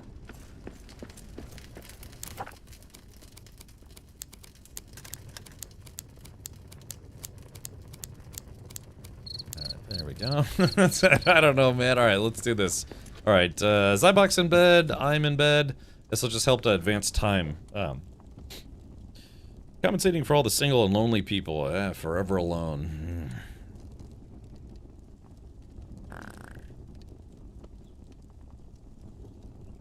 I'm gonna climb my way back up. Oh, were you doing some digging? One of the unexplored depths. Oh, were you looking for more emeralds? Yeah, I was putting the ladders down to get down there. Because it's one we never explored. Well, that's good, because that means it's probably still ripe for the picking.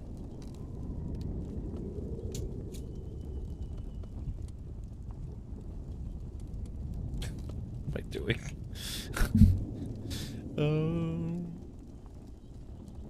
Wait, Matt, where are you? I had to jump off for a moment. Oh, yeah, you're right, doing the turkey stuff. Yeah, just the stuffing. I'm gonna Very go easy eat. year. I think my Thanksgiving dinner is gonna bring me back to Wawa again for like the 3rd year in a row. I mean, it works. You know, it's forever alone. You know, it's okay. Well, I was gonna say, you're always welcome to fly up here if you want. Yeah. Well, hey, yeah. Hankin Nice cold. Hankin said he would bring me some deep fried turkey that he's planning on making. Oh, nice. Deep fried turkeys are good. Yeah, they are good. Now, let's see. All right. Okay. Got those ingots. All right. Let's see. Continuing smelting all the things. All right. There we go. That one's good. Yeah. So the next trader. Well, it sucks because we're gonna be able to get another, probably another 200 coastal marble, but we'll still be short. Yeah, let me see if I can go hire an NPC to specifically do crafting. Farts and crafts. Capophilia, I'm doing a frozen pizza for Thanksgiving. Is it gonna be like a turkey pizza though? Yeah, some places, like, you know, some buffet places. I remember one time I did that, me and this other guy, you know, weren't going home for the holidays, so him and I, we went to, I think it was like Old Country Buffet. My brother used to work at Home Depot, and they would fry turkeys for customers. He hated it. Oh, really? Okay. I mean, what's not to love? Sounds fun to me. Turkey's overrated. Look, have you ever had really good, like, deep-fried turkey business? It's fantastic. It's like kind of juicy on the inside, but crunchy on the outside. Kind of flirty on the outside as well. Alright, I'm dropping off all this copper.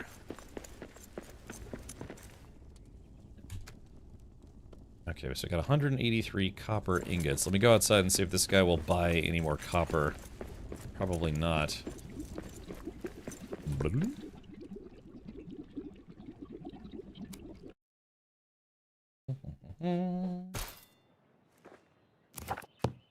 Okay, so the blue oyster cult here. Perhaps we can trade. Yeah, so this guy wants steel arrowheads and crystal lamps, but only artisan dwarves can make those. And he's not willing to buy more copper ingots. But this guy is going to be here for only 2 more in-game days. So once he skedoodles and someone new comes in, this should reset. But then also there's a chance they may not want copper. Yeah, but this is... What are you looking for, friend? Yeah, this is the guy that has the coastal marble that we need.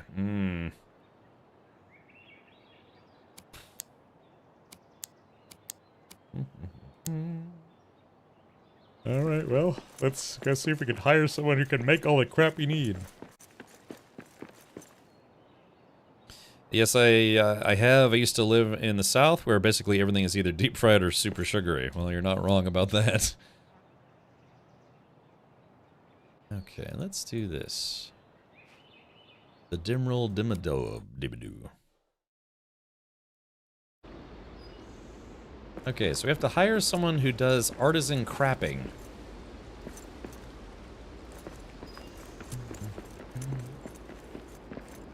Hey.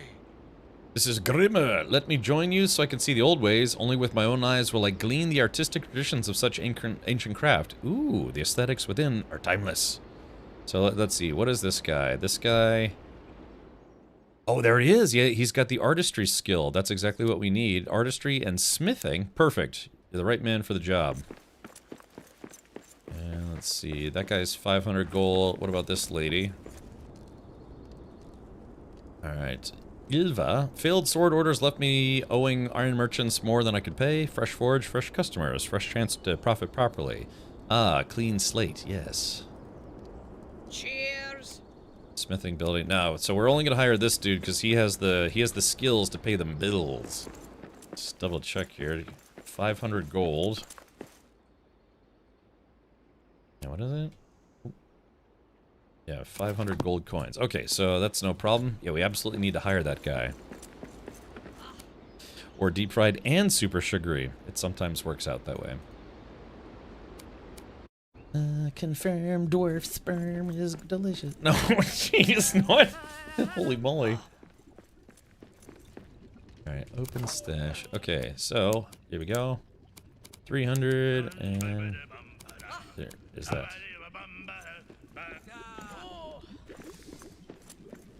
You guys are just sitting around doing nothing. We hired all the wrong people.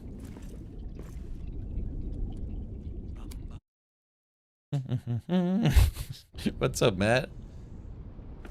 You want some dwarven dressing? It's like, no, I'm good. Thank you. Alright, so... Oh, dwarf porn is full, so that means we need to fire somebody. What happens in Moria stays in Moria. Oh man, we need to hire this guy, so we need to send someone away to a different delve, but I don't think we've created any delves. We might just have to kick someone out. Oh, that's terrible. Alright, confirm.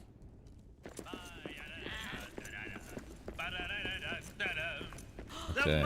We should fire the cook. He never does anything anyways. Alright, hold on. Ivor is just building, so... details. Manage. Relocate. Oh yeah, we don't have any more delves. Oh my gosh. So how do we...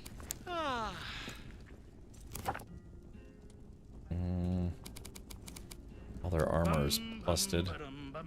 Best to you.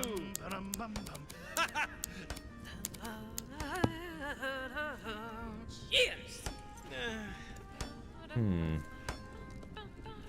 Details. It's been a while. Dismiss. Hold on, let's see. Details. That guy's building and mining. Hold on, details. This guy is cooking and masonry. That's the cook who never does anything. Details. I nearly lost hope. At your service. Okay, with this, we just fired this lady. Oh wait, she's got. Oh wait, god damn it, she had one of the hammers. Oh golly, damn it, she had one of the hammers we needed. Oh, that sucks. I don't know. Maybe she put it somewhere. Probably not. Confirm. You must construct additional pylons. Yeah, too many cooks. Damn it, she had one of the hammers we needed. I think. Alright, we're gonna... So send Grimmer to do dwarf porn. Confirm. Okay, so this guy's one of the artists, or artisans, so he should be able to craft some of the extra crap that we need. Damn it, she had one of our building hammers. She's like, well, if you're firing me, I'm taking this hammer. So... where's Grimmer at? We need to put that guy to work immediately. News? Alright, Oh, she dropped it. Oh, wait a minute. Wait, I think... yeah, I think she left it on the ground. Carried pride. Once full, Grimmer will share this pride at the Delvestone. With enough pride, a delving can be raised to a new level. Oh, okay. At ease. Manage. They have no role? Okay. Inventory and equipment. First things first, we can give this guy some armor or something.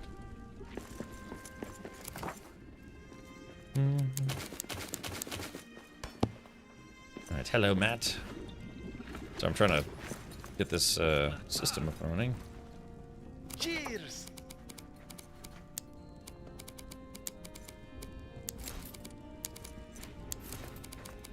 Alrighty. Okay, so he's wearing some pretty cool armor, and now we have to give him a hammer.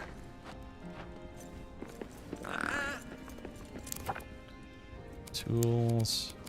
Builder's mallet. Well, I guess that's for building. Oh, here we go. An artisan's adza. Ah, a curved axe head used for smoothing wood and crafting high-quality goods. Equipping this to any company dwarf with the right skill will assign them the role of artisan. Ah, okay, so that's how you do that. So it looks like we didn't have to worry about the hammer after all. Cheers. Cheers. Oh. Got it. Ah.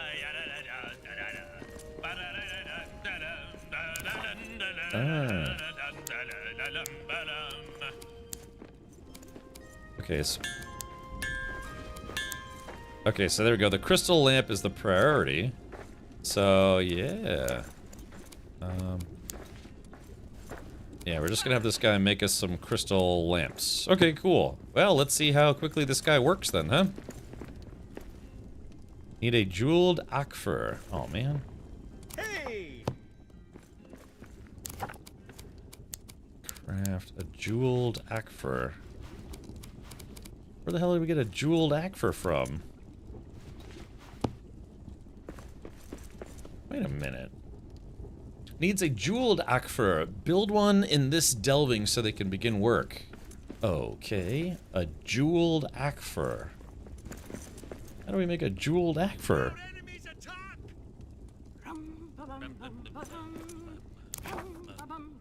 Let's see. I don't... Is it a jeweled akfer?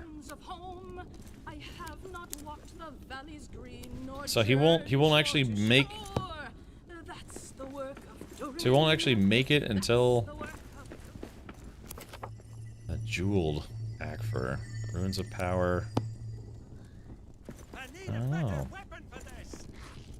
So this guy won't work, even though I gave him 500 gold and a shiny new akfer.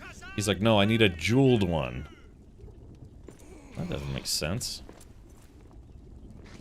Chat, can somebody Google how to make a jeweled akfer? Which, I don't know if anyone will have an answer, because this is still pretty new. Coastal marble. So, I'm doing better. I still have like a lot of like gut pain. I just ate some stuff that didn't agree with me. It is what it is. Alright, so we need to make a new coastal marble palette.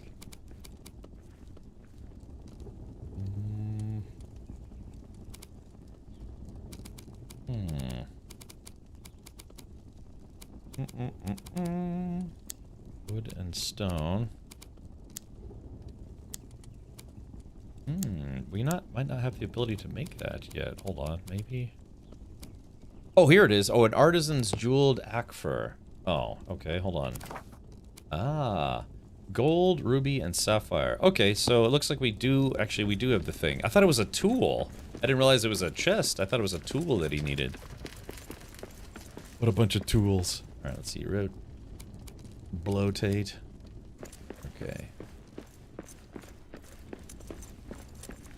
Alright, so this guy needs a jeweled akfer, which we're gonna squeeze that right by his workbench here. Alright, okay, so he's got his jeweled akfer, you son of a gun. Now get to work. Oh, it's probably because this is where he needs to put stuff. A rune lock chest for gems, wires, and gold keeps an artisan's finest craft safe from theft or fire. Artisans will only use crafting ingredients placed in this container. Oh, okay. Hey! Our enemies attack! Why is everybody all crowding around this guy all of a sudden? Zybok, one of our NPCs is under attack. Can you go help that guy? Yeah, if you're looking for something to do. The mountain smiles on us today. He's got him. Materials. Okay, so what materials does he need? Sorry, I'm just trying to move this along here so we can actually get the stuff we need to finish the doots. Okay, so he needs the true quartz and iron ingots. True quartz, which I think we keep over here. Oh, we're actually kind of running low on true quartz.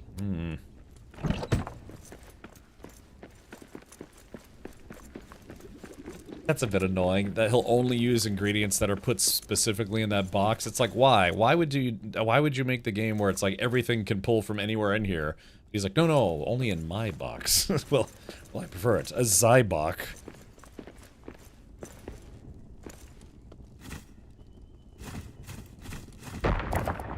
Hopefully that's enough for his old prissy pants over here. He's like, no, I won't retrieve materials from anywhere else in here. They need to be right next to me. There you go, dum-dum. Get back to work. Let's see. Okay, there it is.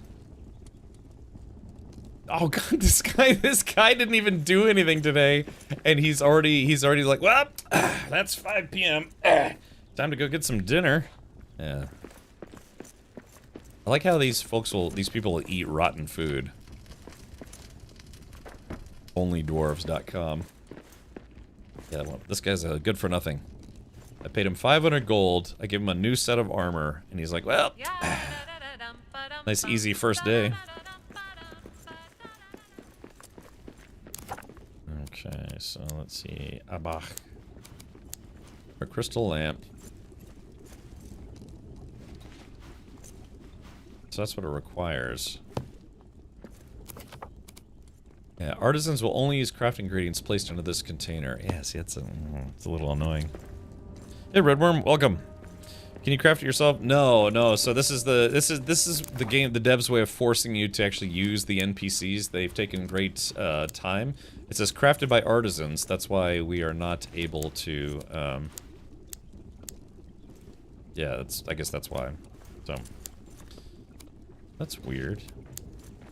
If you click... So if we set this as priority, it puts a check mark on crystal lamps. But then it puts a check here as well? Strange. Alright, well, that means as soon as it's nighttime, we have to go back to sleep. Because the sooner we sleep, the sooner this jerk right here will actually get back to work.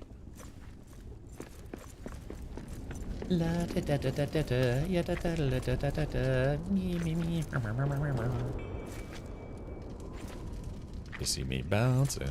Hey. Oh yeah, we gotta check on the copper ingots and stuff.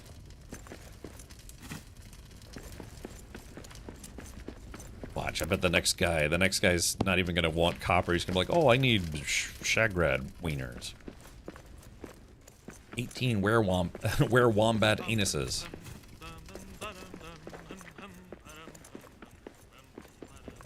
Wargs. Chat, this is fine. Everything will be okay.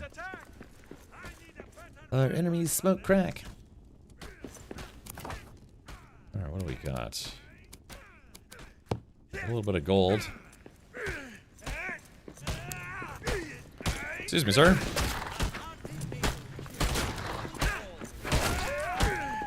This guy's a little tougher than I was expecting. Usually the wargs in this zone are a little weaker.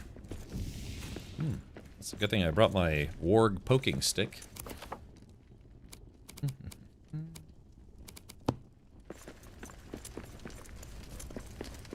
Yeah, where's Dwarven PETA when you need them? Yeah, I think they probably went the same way the Balrog did. To death, and rightfully so. Oh. Okay, so we got... God, we gotta get 500 of this stuff. Alright, it's dusk. Alright, prepare to sleep, everybody. It's gonna be nighttime soon. As soon as it becomes nighttime, we need to sleep. Sleep. To sleep. Perchance to dream.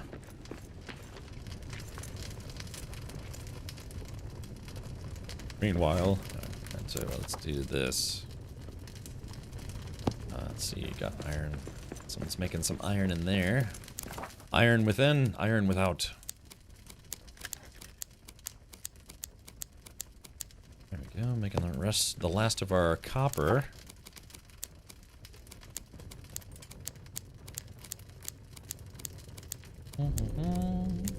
Oh, that sounds like nighttime. Alright, instead of 2 arms, everyone, it's to bed. Alright, Matt's gonna beat him. Matt's gonna burb. Matt's trying to do double duty. He's doing some pre-Thanksgiving cooking. And some pre-Thanksgiving duking as well, probably. Just a hunch there, really. Okay. Alright, Zybok is in bed. Thank you, Zybok. Yeah, Zybok, if you want to, like, maybe guard these NPCs, that would be good. Alright, go. Well, snack for breakfast there. Should have had 2-person beds. Yeah, they've got, I mean, they have bigger beds. Like, for instance, you can see Goodfellow actually has kind of like a nicer, comfier looking bed.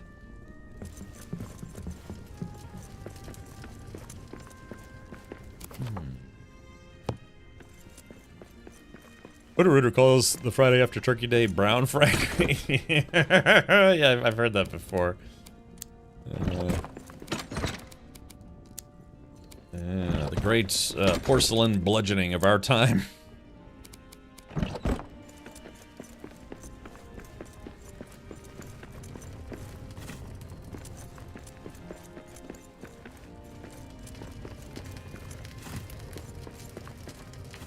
Whew. Alright, dawn is at hand. That means the dwarves are finally gonna get back to work, so that's good. Alright. Alright, there it is. Got a little bit of iron. Alright, so we've got some wood scraps, other stuff. Yeah, coastal marble. So, why? Oh, that's right, because we have to build a coastal marble building set to be able to probably to get the coastal marble, palette. Many toilets will be sacrificed that day. It's like 1,000,000 toilets cried out, and then went silent. As they clogged. Alright, here we go. Alright, now this guy is actually getting back to work, finally. Alright, so it's gonna take him a little under 4 minutes to make that lamp that we need. What about the steel arrows? Cheers! Actually, let's make sure that the guy we're actually making this stuff for is going to stick around for one more day. Rasenbar. Alright, Holland.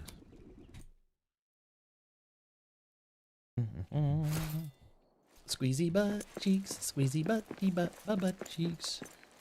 Alright, let's see. There we go. Yeah, the Blue Mountain Trader. Perhaps we can trade. Okay, so this guy will buy 4 crystal lamps, and that will give us 75 kinship. He'll also buy steel arrowheads. He'll buy 5 sets of those. So yeah, we should have enough time to make some stuff. Yeah, yeah. So I guess theoretically then, if you wanted to make stuff faster, yeah, we'd have to have a second workbench, a second Akfer, another artisan NPC. So then it would go twice as fast, because yeah, it takes like probably like 5 minutes per item. You know, I love lamp. Again, all we're trying to do is we're trying to earn all of the materials that are exclusive to NPCs so we can finish these damn towers. Yeah, we need the coastal, to continue the story, we need 300 more coastal marble. I think we can get that. Yeah, we need 50 more volcanic glass as well. It's my favorite Dick. I mean, Richard. Hello. How do you get Dick from Richard? Anyways. Well, first off, he asked nicely, and then, you know, a couple drinks wouldn't hurt. You know, just... I know, yeah, let's, Zybok, let's just stare at this guy over his shoulder to make him work faster and irritate him. Be like a helicopter boss. Yeah, see, these guys have nothing to do. Layabouts. Thank you, Biohazard. No, Keely, yeah, don't stab him. Could you imagine if you could actually kill your employees? Yeah, talk aliens to him. I have to be honest, I wasn't really super impressed with that plot point. She's like, whoa, whoa, whoa, whoa. The alien's like, oh, I understand you completely. That's so stupid. That's fine.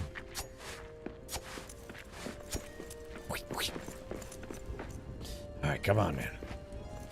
Let's see. Doing. Oh, I should probably put some more iron and true quartz in there.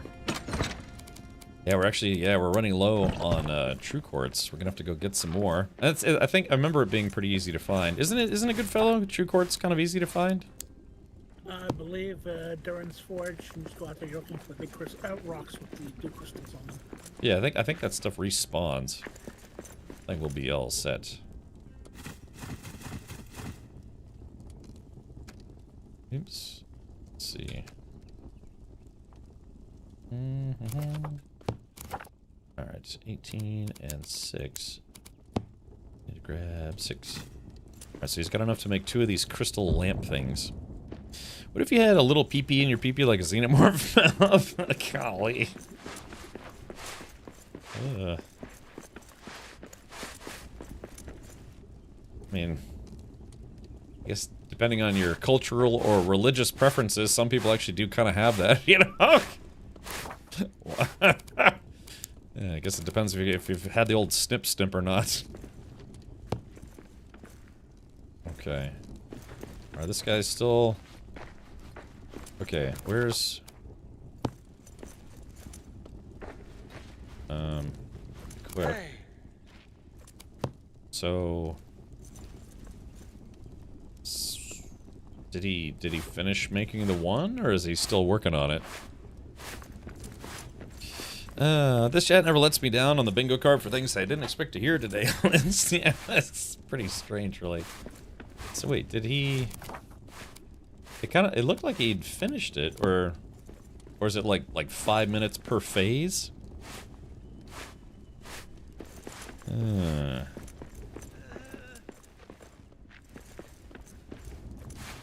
Yeah, see, we're kind of... Cheers! Carried pride. Working. They're busy at their role until mealtime. Manage. Inventory. I mean, I guess, yeah, I guess it kind of makes sense it would take a little longer if it's an artistic device, but, salt bath. Diurnal iron ingots. Urinal iron. Well, chat, we're kind of stuck here. Yeah, we just have to wait till this guy, you know, finishes what he's doing. So, how about that Dwarven sports team in the news today?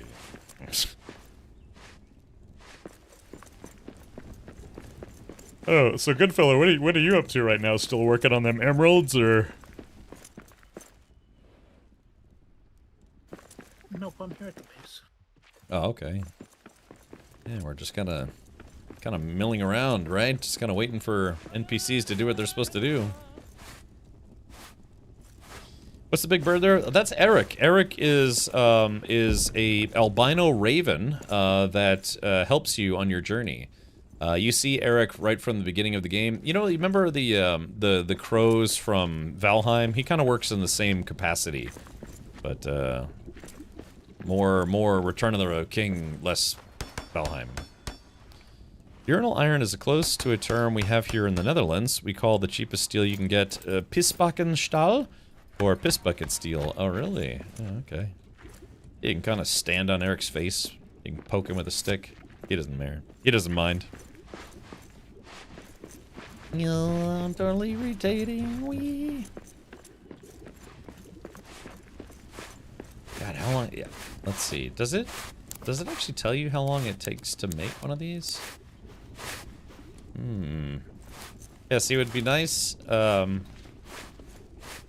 would be nice if they told you how much time it takes to make one item.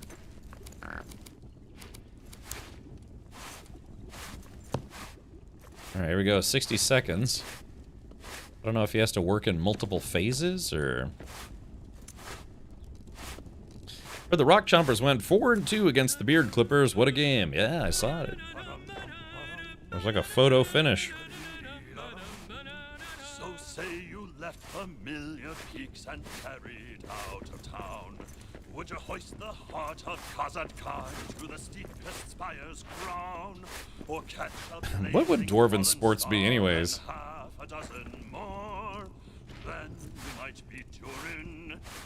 Then you might be Durin. Then you might be Durin, king of axes, king of dwarves. So here we go. Let's see what he does. Oh, ho, ho, ho, ho.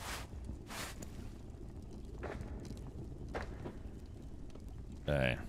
Drinking and boxing. Sure.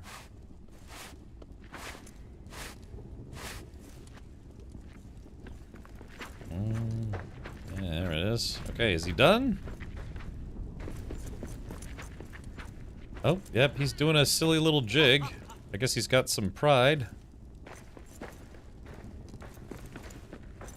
Oh, let's see.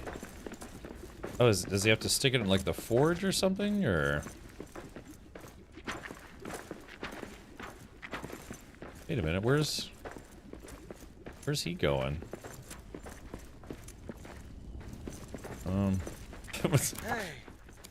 Oh, there he is. He's got the crystal lamp. All right. So I'll take that, sir. Thank you. Yeah, where was he going with it? Was he gonna try to, like, use it to decorate the place? Okay, so yeah, crystal and lamp. Alrighty, well. He should have enough to... Yeah, he should have enough to make another one. Let's see, hold on. Orders, crystal lamp. Yeah, okay, so he's got enough to make another one. 20 and 20. Okay, alright, well, screw that guy. So, let's see. Okay. Lower creeps.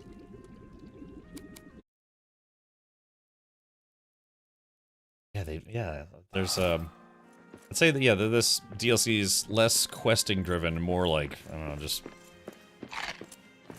Yeah, it's kind of like a dwarf management sim at this point. Perhaps we can trade.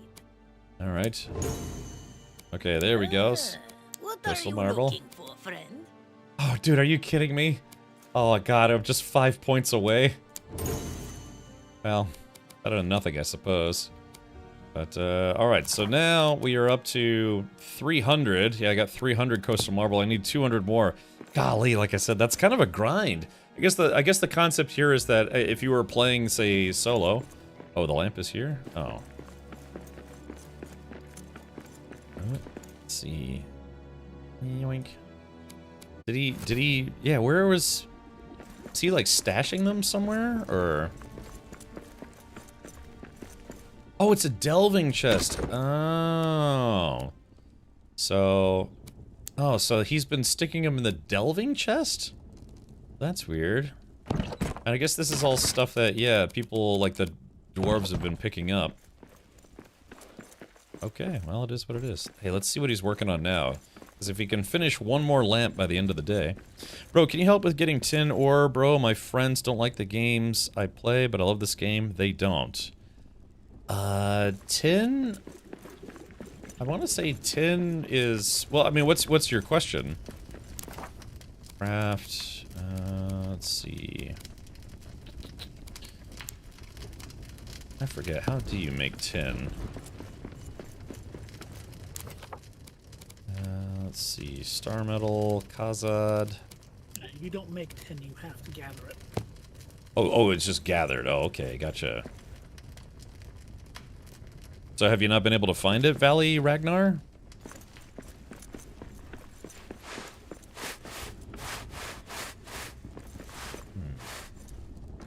No, sir. Huh. I don't know, good fellow. Do you remember around what zone tin is in? Not offhand, I don't. Have you, Valley Ragnar, have you tried checking the, Return to Moria wiki? Wiki.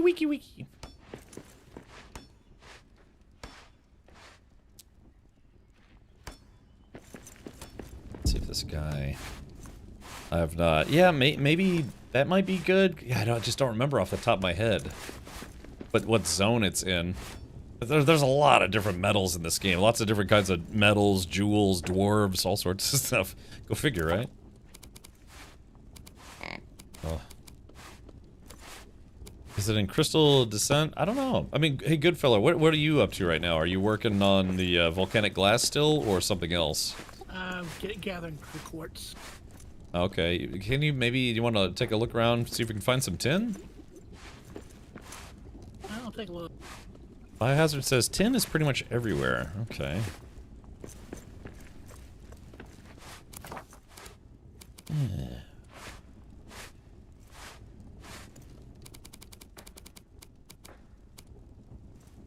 Oh, dang, didn't know that much. Appreciate it, bro. Yeah, I guess, yeah, we can have somebody do a little scouting for you. Maybe get at least a little bit of an idea. Ah, crap, it's the afternoon. This guy's gonna stop working momentarily.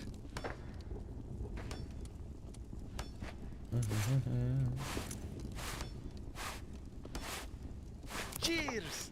Alright, there we go. Taking that other lamp. Alright, so I stole his lamps from him, so that's good. Alright, Western Halls, play with my dwarven balls.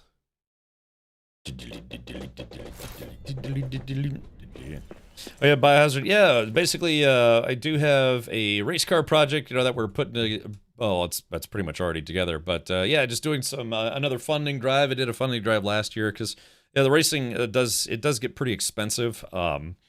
So our next upcoming race was about $2,200 and plus some other things. And yeah, if you feel like tripping in, yeah, we've already raised a little over $1,000. Yeah. Like I said, if you've got a couple, I don't know, euros burning a hole in your pocket, you could jam them into your computer and they'll find their way to me. It's up to you. Perhaps we can trade. Okay, here we go. Valley Ragnar, normally I would say yes, but unfortunately we had somebody, we've had people come in, and all it takes is that one person who's like, hey guys, can I join you? He was in the server for about 10 minutes, brand new to the, to the channel, brand new to the server. He was in for 10 minutes. He's like, hey, while we're out fighting somebody, he's like, I'll be right back. He went back to our base and emptied out all of our gems and all of our, like, food and stuff, and then just split. So, after that, yeah, if you come back after a couple days or come back for at least a few streams, then sure. But, yeah, we let a rando in at one point in time, and he basically emptied out all of our chests while we weren't looking. So, unfortunately, we cannot do that this time around. So, this story kills me. I know, and, we did what we had to do to kind of, make up for it, but... What are you looking for, friend? Alright. Okay, so do I have... let's see. Okay, so... Alright, looks like we just need one more. Perhaps we can trade. Alright, offers. Okay, I think I got it. What are you looking for, friend? Alright, there we go. So we now have the 500 coastal marble that we needed. So, yeah, I mean, I tend to be a bit naive in that regard. I'm like, oh, everybody should be fine. But, yeah, then it only takes the one person to do something crummy. We're like, yeah, maybe we don't do that anymore. Does he still play with you guys? Who, the guy who... No, he literally showed up in chat, said, hey, are you guys letting people play on your server? And we're like, yeah, sure. And again, he was on the server for all of 10 minutes, and then he's like, hey guys, I'll be right back. While we were out, like, fighting goblins or something. He'd gone back to the base and just emptied out, like I said, all the diamonds, all the gems, all sorts of stuff, and then split. So, yeah, Kiri bothered the neighbors, and the neighbors came through. Yeah, we borrowed a cup of diamonds from our neighbors. But, yeah, so I don't know. But my policy now is, like, if you want to join in games like this where people can literally log in, take everything, and log out, you gotta at least come by the stream a few times. So. Kev Tabulous says, I'm new here, may I watch you guys? Oh yeah, sure. No, we were talking about somebody who wants to join the server, like come into the server. Unfortunately, just like Valheim or other games, it's like, yeah, people can literally be brand new to the server, and they just wait until you're not looking, take all of your stuff, and then split, so. Let's see. I was hoping for a happier ending. Well, we replaced everything, so yeah.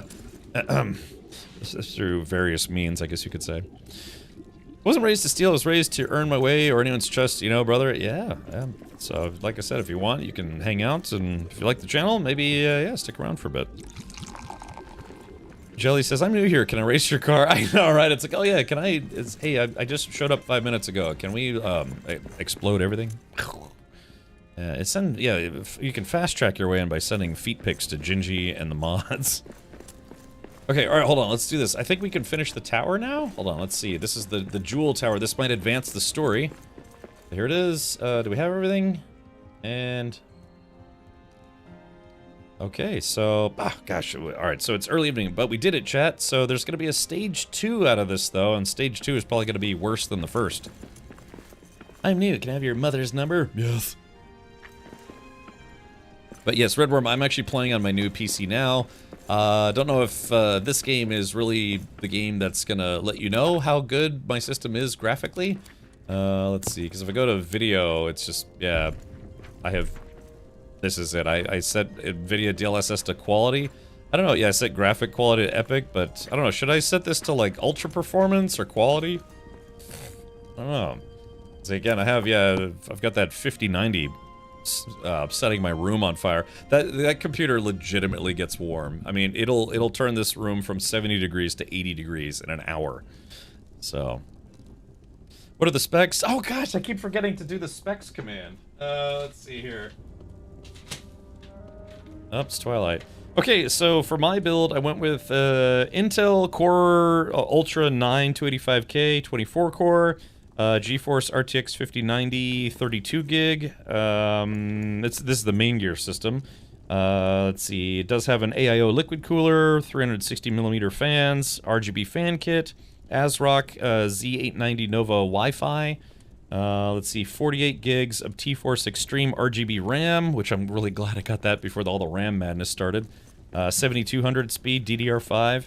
A 2TB Samsung 9100 Pro Gen 5 M.2 NVMe, a 10TB Western Digital Black 7200 hard drive, Windows 11 Pro, a 1250 watt MSI power supply, 1-year warranty, and the aforementioned feet pics. So it's yeah, the total build on that was $5,704, and this was courtesy of Main Gear. So thank you, Main Gear. Let's see here. Biohazard says you might be able to turn DLSS off. Is it? Why would I turn that off though? Valley Ragnar, I agree. This game is awesome. You're still gonna have to wait. So, sorry, man. Like I said, you get burned once. Shame on them. You get burned twice. Shame on you, you know? That's that classic saying. Is this game fun as a solo player? It can be. They have different difficulty levels. So you can set it to story, solo, normal, hard, or custom. You can also, you know, fine-tune it. The problem with playing solo in this game is not that it's impossible, it's just that the game uses a lot of swarming enemies, and it's like this for any game. So, where if you enter a room with 4 players and there's 20 enemies, you know, those enemies aren't going to focus all on one player, right? They're going to kind of spread it out if the devs made the game correctly. But if you are playing solo and you walk into a room where there's 20 enemies, all 20 enemies are going to swarm you.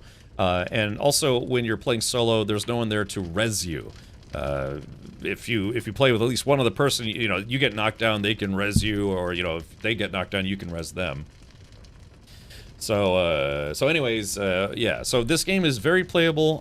I would strongly suggest trying it in solo or story difficulty mode, because even in multiplayer, some of the places get very hard because you get swarmed with a lot of high-level enemies. So, yeah. Yeah, well, yeah, you can't get fooled again, right? So... let's see here. DLSS uses deep learning AI to super sample, so by using AI, it can take a 1080p source, make it look as good as 4K.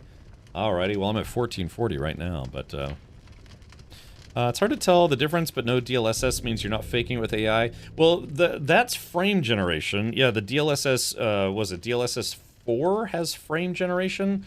And I don't know, I guess, I'm not sure if a game doesn't have, if it doesn't have that in the settings, I'm not sure if that's an option or not. It's quite easy to do, but I can tell you step by step how to override DLSS. I mean, I can just also turn it off if you guys want to see what the game looks like with it off. I mean, right, I mean, my system is like way overkill for this game. My system is basically way overkill for most games now. So yeah. So there's also, yeah, frame generation only, God, I think you had to have a 40 series card. Was like 40 and 50 series card to have frame generation, otherwise it's just standard DLSS.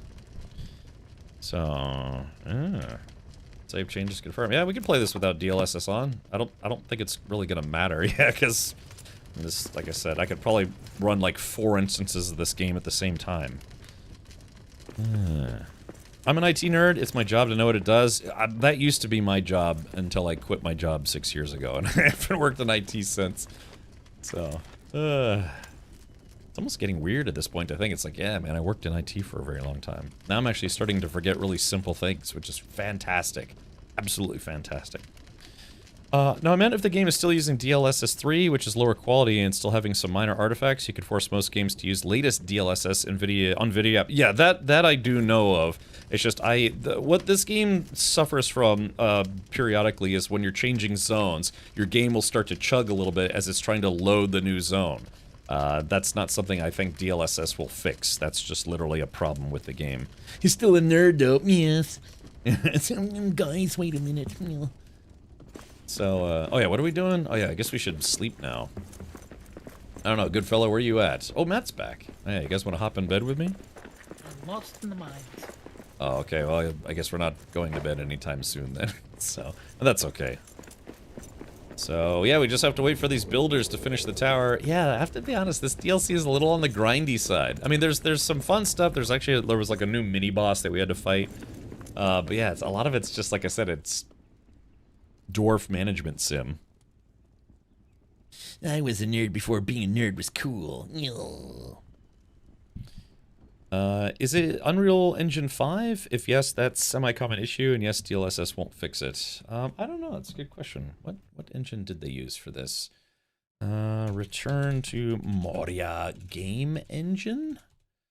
Unreal 4. So yeah, it looks like this came out in 2023, and they started demoing it, I think, as early as 2022. So it looks like it was made in Unreal 4. Yeah. So there you go.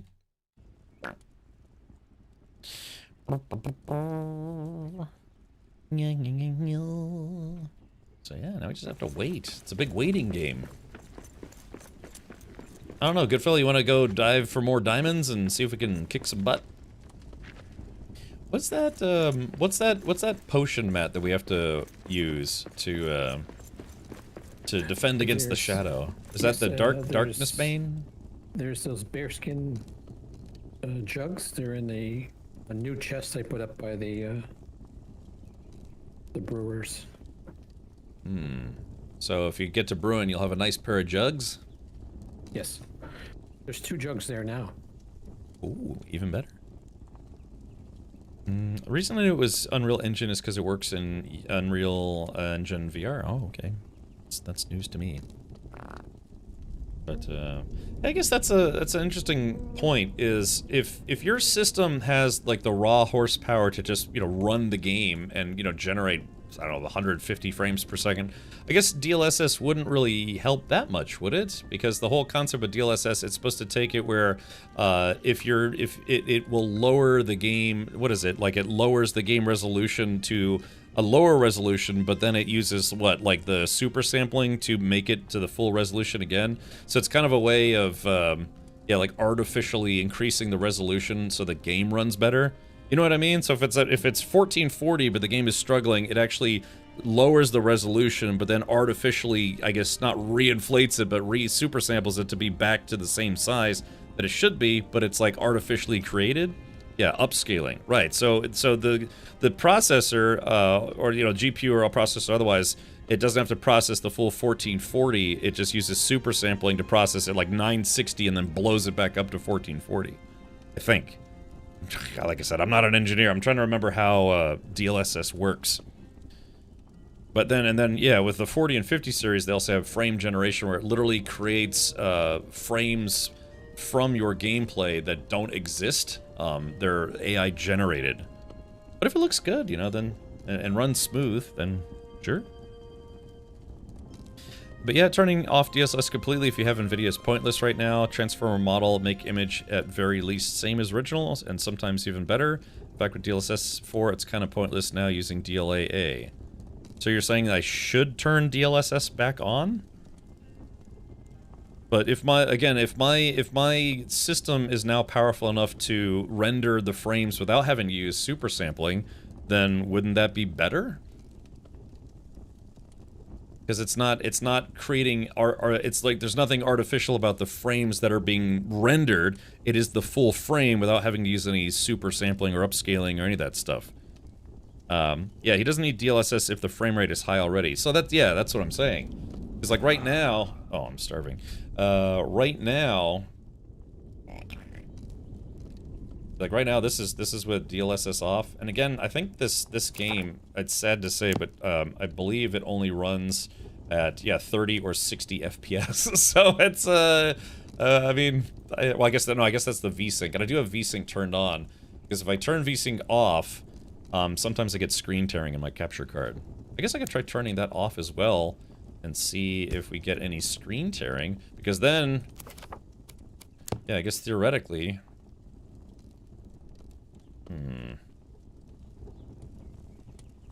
I guess theoretically, if the settings are frame rate limit is off and VSync is off, then yeah, it should my frame rate should blast off into outer space, but only if the game supports it. Stupid thing about frame gen is that your input latency stays as high as the low frame rate. I need that fast response time. Oh. What is the policy on backseat DLSSing? I don't know, man. You tell me. Like, I only have a vague understanding of how it works. So, I don't know. Does it look better or worse now? I have to be honest. Actually, it looks kind of framey to me right now. Does anyone notice that?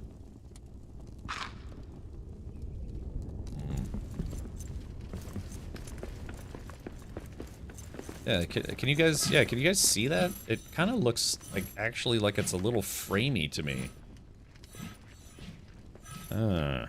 What hertz monitor? 75. 70.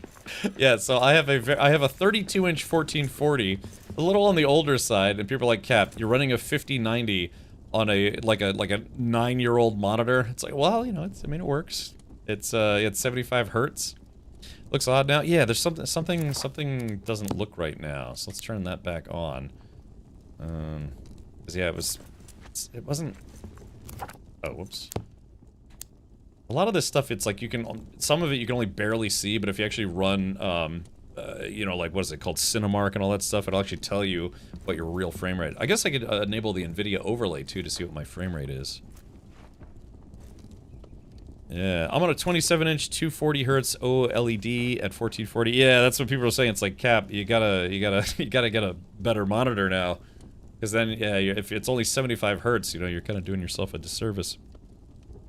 All right, confirm.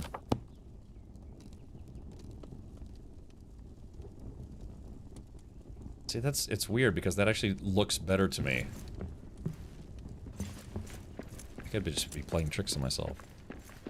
It's already been stated all new consoles will be using some type of frame gen AI. Well, yeah, I mean, the whole concept that people hate about consoles is the 30 FPS, right? When people make games, even on, like, current modern games, they still can't get 60 FPS on certain games. So as long as it runs smoothly, then yeah, I think that'll be a bonus. Maybe they can even take older games that were done at 30 FPS and make those 60 FPS as well. I am not a big fan of playing below 60 FPS, but I can kind of live without playing it higher at 60 FPS at least for a while. I thought they gave you a free one at TwitchCon. Yes, but it's a 27-inch, and I don't want to go back from. I don't want to go. I went from a 23 to a 27 to a 32. I don't want to go back down to a 27 because now I'm used to the 32-inch. I'm a size queen, chat. I'm a size queen. So yeah, but yeah, there's a company called Pixio Gaming. They are sending me a few monitors actually, but for something else. But yeah, they do have a 32-inch. I would ask them for a 32-inch, but it's a curved 32-inch, and I'm just not really super into curved monitors. If I thought that maybe I could get used to it, but I don't know. I've tried curved monitors before. I've tried curved monitors for racing setups, and that's actually not bad. But I'm just not a fan of curved monitors for like gaming. If that makes sense. Yeah. So, but yes, yeah, we are. I'm in talks with a monitor company about maybe sending me some monitors for something else. Consoles have it far worse than for PC gamers. I think everyone knows this. As devs often put something like performance FSR 3 just to make 4K 60 FPS possible, which gives you crappiest 4K image. Yeah, I mean, it's a fact of life, you know? You're basically getting a game, or a console, you know, for say $500, that's never going to compare to a even $1,500 computer, right? It'll just never be up there performance-wise. But, I mean, you're also able to play modern games for a $500 console, and plus the cost of the game. So, it is a trade-off. PC will always be, well, more or less vastly superior to consoles, but consoles come in at the price point they do because it makes it more affordable to do gaming. Plus, it's kind of nice because, and other people probably know this very much as well, when devs develop games that run on PC and console, they have to keep in mind that it's like the consoles are the same, right? A PS5 is always a PS5 is always a PS5 or a PS5 Pro. So they can make the game for the console and know it works with that setup, whereas if they're making a game for PC, there's a billion different setups for PC, right? So they can knock that out, get the console done, and then, you know, create for PC. The downside of that, though, is that's how you end up getting games on PC that are like 60 FPS when they don't need to be. It just all depends. It's kind of a double-edged sword. I'm kind of rambling at this point, but you know what I'm saying. It's when they're making stuff for a console, the console is always just the console. They might have like a mid-generation refresh or something like that that slightly adds better performance, but developing for console is, yeah, it's easier because you just know what that console is going to be, as opposed to the, you know, 8 million different configurations for PCs. So yeah, but yeah, and I probably spend like 98% of my time gaming on PC, but I do have a couple consoles. So yes, a dev who makes a code for a console can sleep good, but not a dev what must code for 1,000 different sysconfigs. Yeah, I mean, I guess benchmarking and all that stuff that they have to prep for, you know, console. It's, well, not easy because Xbox and PlayStation, they have their own certification process, but still, I mean, a PS5 is a PS5 and Xbox One is an Xbox One. Someone might add a little bit more hard drive space or whatever, but yeah, I mean, you know, going from my old gaming PC to my new gaming PC, at least, you know, this game runs pretty well on both. But then, you know, sometimes games come out and they just don't run very well on older setups. Take a look at what happened with Cyberpunk. You know, they said it's like, no, you guys should still be able to play Cyberpunk on older generation consoles. And that absolutely was not the case. So, hey, ProSerious, welcome. Alright, dawn is at hand. Oh, Zybok changed outfits. You know, I have all the DLC outfits. How do you switch over to the DLC outfits?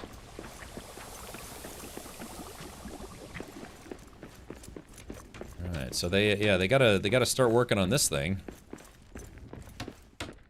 Uh-oh. Oh, this is 2 days remaining, huh? Wait. Go into your menu and go into wardrobe. It's next to settings. Oh, okay. Yeah, you guys want to see some different outfits? Thank you, Sonny, for that. Poor CDPR. That was a harsh time for them. Yeah, they should have just said, you know what, on second thought, we'll just refund everybody, and this will have to be a next-gen console-only game. So, I'm amazed they got Cyberpunk running on a Switch. Yeah, surprisingly. You know, I didn't have any problems with the game on PC, but... yeah, they should have just refunded everybody. Yeah, I mean, like, on PC, it always ran fine for me. It had a little bit of an audio glitch issue that was kind of annoying, but, yeah, it always ran fine for me, but yeah, they should have just refunded everybody. Said, yep, yeah, sorry guys, it's not gonna be... They worked on the game for, like, what, 12 years? So, it should have assumed, or 8 years. No, just should have assumed that, yeah, the game just wouldn't run on older gen. Thanks to the launch fiasco, I was able to snatch the collector's edition for retail. Ooh. Alright, so let's see. Manage players, free cam. So what am I doing, Matt? Hit tab. No, not tab. Oh, here it yeah, is. Tab. Ah, okay, gotcha. Wardrobe. I think it's there. I don't think I have unlockables. Ah. Or DLCs, but. Oh yeah, let's see. Apply. Oh yeah, so these are all the cosmetics. Yeah, let's we change all the unlockable. Small ceremonial crown gifted to the newly named Lord of Moria by the king under the mountain. Oh, I guess I had some stuff that I had to unlock.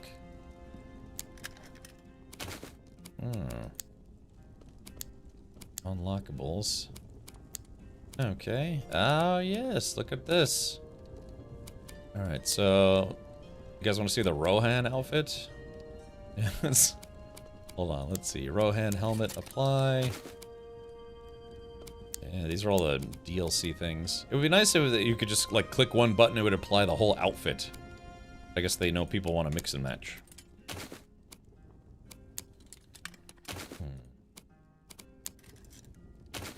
Alright, there it is. Oh, is there no... Can I not rotate? Yeah, so that's the Rohan outfit. The writers of Lindsay Lohan. So, yeah, Orc Hunter gear. Let's see. I guess I have to hit apply. There's what, like 4 or 5 different DLCs? I think what...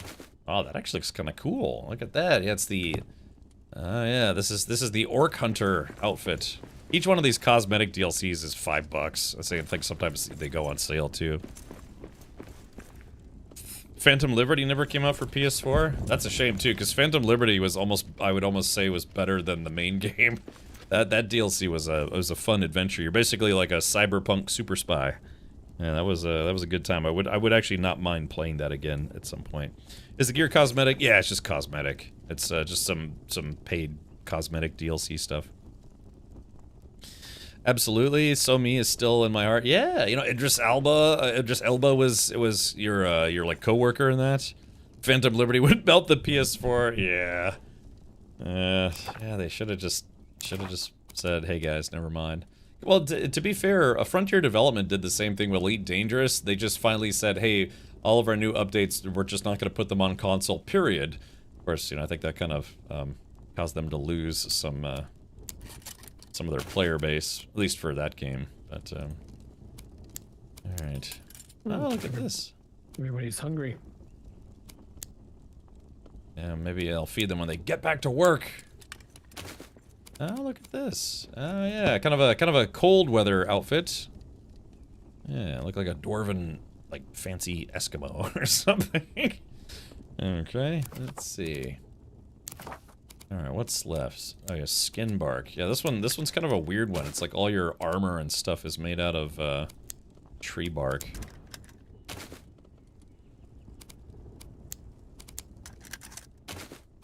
Yeah. Actually, let's do this. Skin bark. I'm gonna make this kind of like a more orangey type thing. Yeah, there we go. Check me out, chat. How cool am I? I'm basically like an Ent. I'm a friend of the Ent. Well, of course, I don't know if the Ents would like the fact that I'm wearing their flesh as an outfit. So, yeah, there you go. Yeah, I think each one of the outfits has a little backstory too.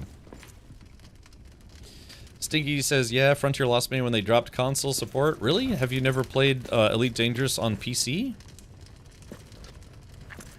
Would you ever play it? I was actually talking to Henkin earlier today about maybe, he's got, I have access to the Soul system, but he has access to a carrier, and I thought maybe with our forces combined, we could be stupid. Be weird. Yeah, old Mosscrotch. Oh, yeah. There's, yeah, it looks like Zybot got all the All the DLC stuff too. Yeah, so they just have like a couple DLC cosmetic outfit type things. I only played it on PC over 1,500 hours. That's pretty good. I think if you counted all the time that I had when Elite Dangerous had its own launcher before you could play it on Steam, I probably maybe have like, I don't know. That's a good question. How much time do I have?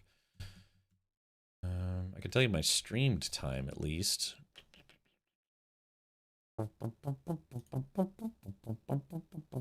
I wanted to thank you for introducing me to Anarxix when you rated him a while ago. Yeah, he's like I said, he does what I wish I had done. You know, he actually works in the film industry, and I never. I did used to do it video production and some film production, but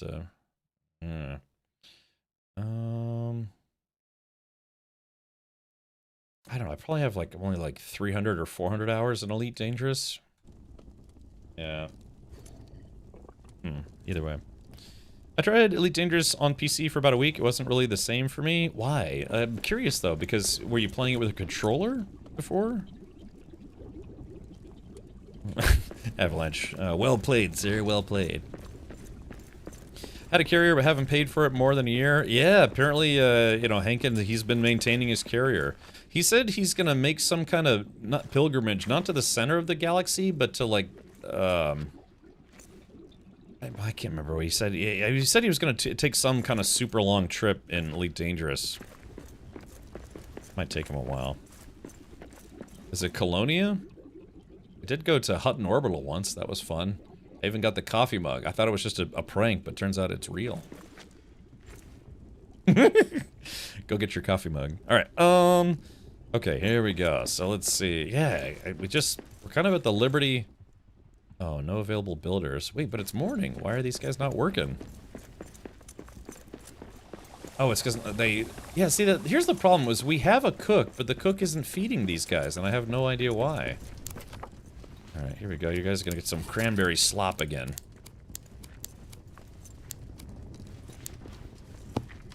Yeah, so I don't understand what we're doing wrong here, because this guy... That's Grimir.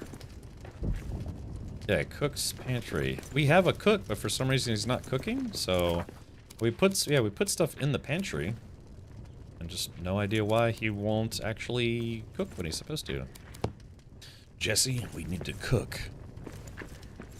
Knowing Hankin will probably only take him one stream. Yeah, because he streams for 37 hours in a row. Then, like, hibernates for a couple days.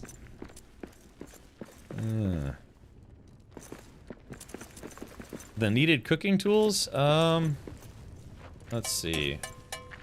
Alright, here we go. Yeah, I guess they won't eat until they've been fed. Here, alright, yeah, look at them, they're all getting ready to dig in here. I was on controller, and there were some store items that couldn't be moved over to PC, just didn't like the way they did it. 3,000 hours was enough. Wow, you actually put 3,000 hours into Elite Dangerous.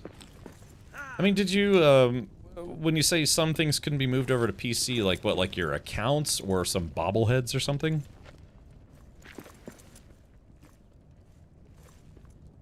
Yeah, I've never made the pilgrimage to the center of the galaxy.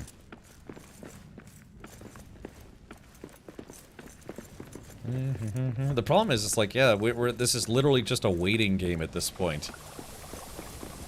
Yeah, because we need them to finish working on this tower, but God, that's gonna take like a few in-game days. I guess we could try to keep working on this guy.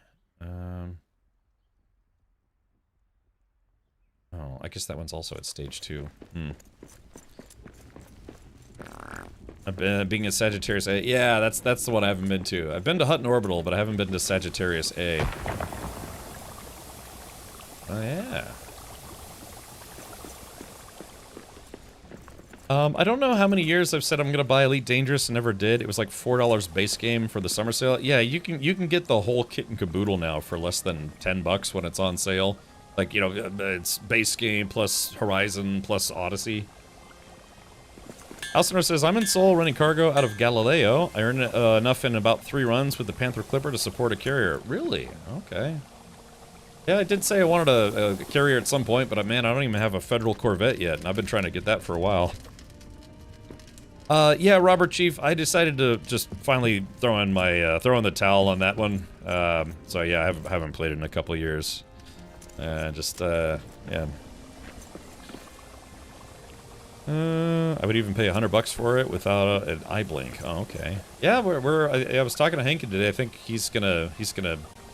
Well, like I said, I think the goal is we're gonna try to get him a soul permit, and then he's gonna show me around in his carrier. So. Yeah, it's always a steal. Then I read reviews and get turned off. It's a great spin on a space sim. It plays different than, say, like your SCs or your No Man's Skies. The sound work in that game is phenomenal. All the humming and whirring of the engines and the, and then all the people reach out to you. It's like, Lakon, Charlie, 4-2, you are clear to land. And they like read off parts of your name and stuff. So yeah, the big thing that I did notice about Elite Dangerous, and I actually haven't played in a while, is they sell ships outright now. You have to buy their currency arcs, and then you can just straight up buy ships. I wonder whose playbook they took that page out of. You know what I mean? So even right now, they're doing like I think some Black Friday sale stuff.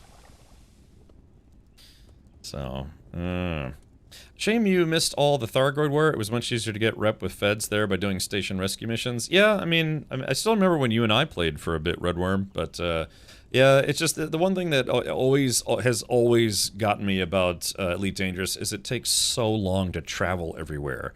That's the thing. I know they have like what do they call it, like the Pulsar Highway, and there's like carrier jumps and all sorts of stuff. But I mean, space is a big place, and they do try to make it feel like a sim. But golly, it takes a long time to travel anywhere in that game. Just what is it? The jump to go from. God, what is it? To go from Earth to Sagittarius A, that's what, like 80 jumps or something like that? Yeah, it's early access for ARCs, usually for 3 months. After that, you can buy for credits. Yeah, they're selling ships now. Yeah, hold on. I guess not. Let's try to be reasonable here. So let's go to elitedongnerous.com. Yeah, let's see. I don't know if they're ever going to have another expansion, but I have the early beta pack, so from back before the game was officially launched, which that beta pack was like $125 or something like that, but you get every expansion for free for the life of the game. So let's see, store, yeah, let's go to store, yeah, another game where we can play Store Citizen. So yeah, here it is. Like, I think this ship looks awesome. Just Type 2 Prospector Galactic. It's 48,000 arcs. And so you can log in and buy the arcs to buy the ship with like the designs and crap all over it that you need. Yeah, you buy ship parts, you buy ship skins. Yeah, you can earn arcs, but then conveniently you can also buy it. So let's go to arcs. Let's see, are they doing any kind of Black Friday? I thought they were doing some Black Friday discounts. I guess the arcs isn't discounted, it's all the other stuff that you can buy. That one is quite new. I think it looks good. They have another ship that either is about to come out or has already come out that looks kind of awesome. Yeah, let's go to ships. Yeah, the Python Mark II looks pretty awesome. Yeah. They do it's the Mandalay. Yeah, the Panther Clipper is a newer one. Yeah, they call them pre-built ships. Yeah, so let's see. Mamba Conflict Zone Jumpstart. Oh yeah. Yeah. So yeah, I think this looks kind of awesome. It's big. Yeah, Panther Clipper Mark II. So there it is. Yeah. So let's just say 11,000 arcs. Then this little guy is 16,500. So what are we up to now? Hold on. So let's do some quick math. 11,000, so that would be 27,500. And then this little guy is another 15,000, so that would be 32,800? 32,800. So if I wanted to straight up just buy these ships instead of having to save up and earn them in game, and they're kind of pre-built. Let's see. What did I say? 30. Let's say 38,000 arcs. So we will buy the arcs. It would cost... Well, I guess I'd have to buy the 54,000 arcs, so it'd be 38 bucks. So that's not bad, you know, compared to a certain other space game that has macro transactions. Think you'll go back and check it out when they come out of beta, presuming we're still alive? What, Elite Dangerous? No, yeah, Mondo Blaster Elite Dangerous is a fully released game. Or are you talking about the other game? Yeah, I don't think any of us are going to be alive by the time that game hits beta. Yeah, we'll be living on actual spaceships. While people are still playing alpha. ED's lack of ship and tiers is unacceptable in 2025. Yeah, that's the big one that people still harp on, right?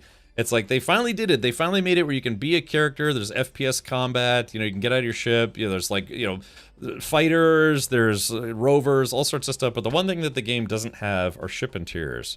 So yeah, you know. So that's So if you bought 38 bucks worth of their currency. You could buy three ships and still have some money, some arcs left over to get some skins and customizations. Because like I said, certain other space game companies out there like, well, that should be $350 plus $80 worth of skins. Yeah, sure, that's reasonable. Yeah.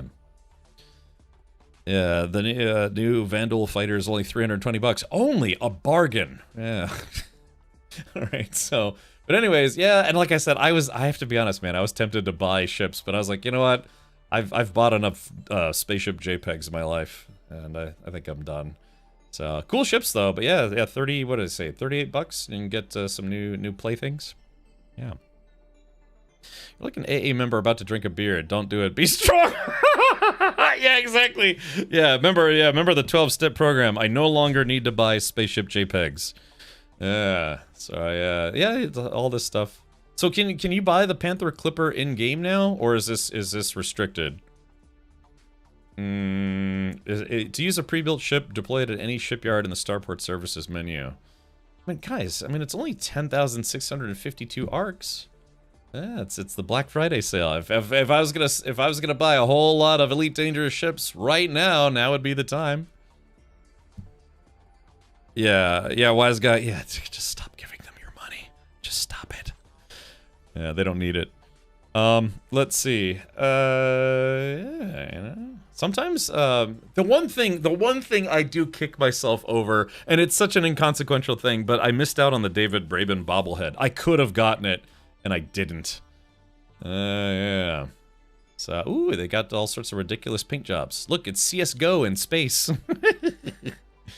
You bought your Panther Clipper for credit. Okay, cool. Yeah, I mean, yeah, Elite Dangerous gets some pretty cool looking ships. Yeah, I like this, man. I actually think the Mandalay looks kind of awesome. It looks like a ship from, say, like Super R-Type. Pro Serious, I don't know what you're talking about. I can neither confirm nor deny why I no longer have the ability to play that game anymore. So, the only overpriced ship I'm buying on Black Friday is the Lego Enterprise. Oh yeah, God, how much is that gonna be? And why is it companies out there gotta price gouge their fans? You know, Lego does that. Games Workshop does that. Yeah, they just know it's like, well, because we know you'll keep giving us money, duh. You know, it's like, duh. It's like, yeah, we just keep raising our prices and people just keep buying our stuff. So why wouldn't we?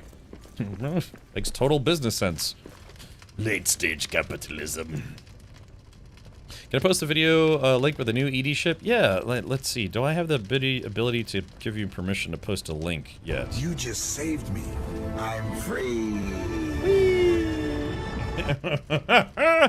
Look, can one of the mods give Cosmoro permission? I still have a bugged interface on Twitch, right? I have all the commands, but I can't permit a link. Yeah. Yeah, it looks nice. That I have to be honest, man. That's oh god. That Lego Enterprise 1701D. Oh god, that hits you right in the feels and also in the wallet. I heard, yeah, I think was it Walmart? Was it Walmart or Amazon that's doing a big sale? I think it's Walmart. I think a lot of their stuff is 50% off. Some of it. Let's see. Okay, thank you, Matt. All right, let's take a look here. Look, the reason why we're waiting is because all the NPCs... Wait. What are the NPCs doing now? It's Twilight's. They're off. Working. Oh, okay. So how much work did they do on the building? 19 hours, and I also built a observation tower for you. Oh, very good. So if you want to show chat them working on it. Oh, God, they barely did any work on it. No, yeah, they're definitely in union. Gosh. Look, I can't get up. I can't get up the ladder because the statue's in the way. We might have to move this guy somewhere else. I can't. I didn't test the ladder. Yeah, you can go up the other way right here. Wait, can you go from the back? I thought, yeah, the ladders only work one way. I'm pretty sure. There you go. Just go. All right, here we go. There it goes. Now it's working. Yeah, I went up manually when I put that down. You want to put that statue somewhere else? We actually do kind of need it. Sure. Slobservation tower. Next year they will add operations, which is like multi-stage dungeons or multi-phase. What, Elite Dangerous or which game? I named my Panther Clipper Carvasses. It's a reference. If you know, you know. Carvasses. Not like crevasses, right? Okay, it's a work in progress. Oh, let's take a look. All right, let's see. What's this new ship that I shouldn't buy unless I really want to?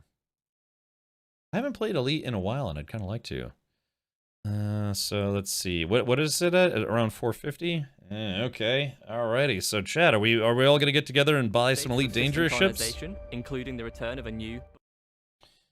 Let's give our own soundtrack. Thank you very much. So I'm assuming this is some kind of like mining ship. Are you into miners? If so, why don't you have a seat over there? Let's see. Ah, Peaceful! Welcome, Peaceful! That's a dedicated miner. Alright, exclamation point defend and chat. We got xenomorphs coming all over the place. There they go over there! Get them! Come on! Alright, welcome, hello. Let's see. What the? Wait, what gun is that? That looks awesome. Hold on. Extracted from an asteroid, granting a higher yield when laser mined. Only available on the Prospect. The more striking addition is the new Mining Volley Repeater.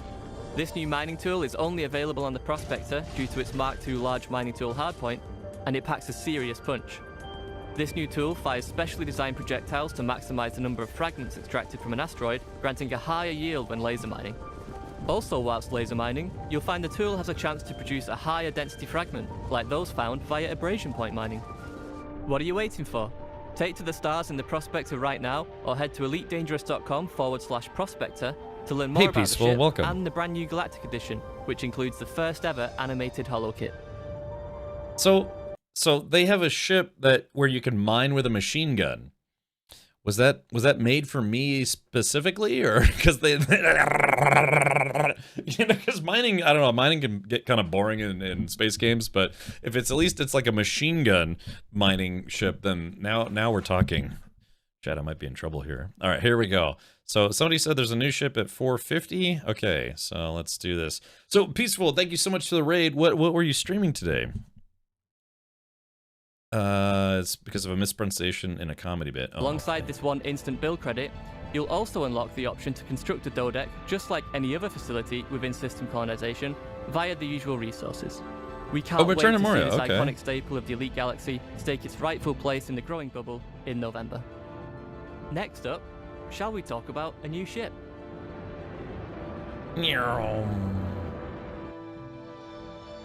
Oh, I have seen this one. Yeah, that's very, very, very much a Star Trek influenced ship for very obvious reasons. Right.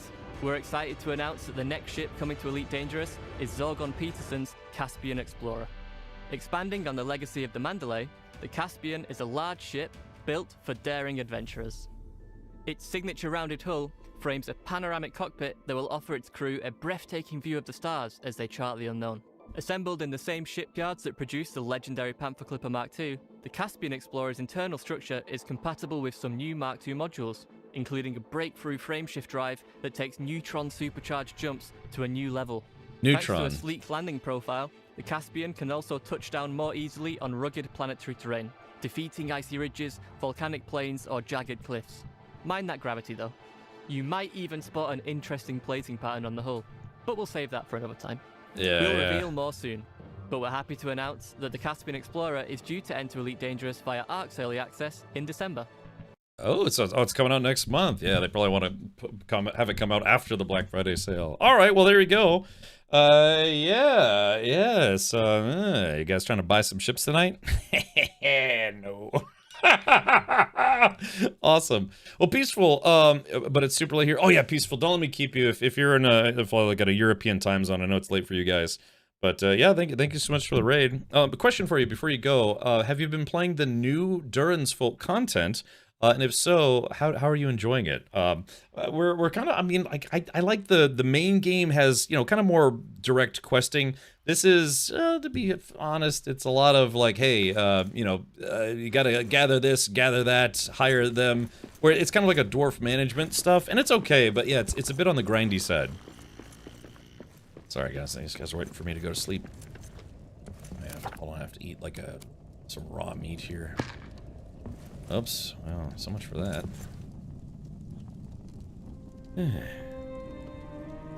Yeah, so probably not this week, but maybe next week I might be streaming a little bit of Elite Dangerous. Reminds me a bit of Beverly Crusher's ship or a captain's yacht. I have, and I'm loving it. I played back on release, and it's come a long way since. Yeah, I've played through the game, I want to say 2 or 3 times, but yeah, of course, this is, you know, still kind of new, and it just came out, but, yeah, it's like I said, it's fun. It's just, it is a bit of a little on the, it's like, hey, remember all that stuff that we had you collect while you're playing the base game? Hey, can you collect all that all over again and more of it? It's like, yes, you know, so, it's okay. It's fine. Yeah, these pillars that they have you make, yeah, they're very, very resource intensive. They're like, build giant pillars because. Alright, hopefully. Oh yeah, there they are, they're all working on it, so let's see.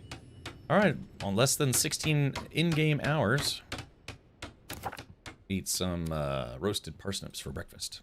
I've been looking to work with North Beach on the DLC release, so it felt rude not to.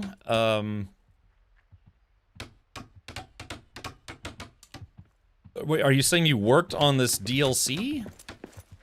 Or do you mean more of like the like a sponsored stream? Yeah, if it's a sponsored stream, yeah, I was doing the same thing. But if you actually worked on the DLC, that'd be kind of cool to know.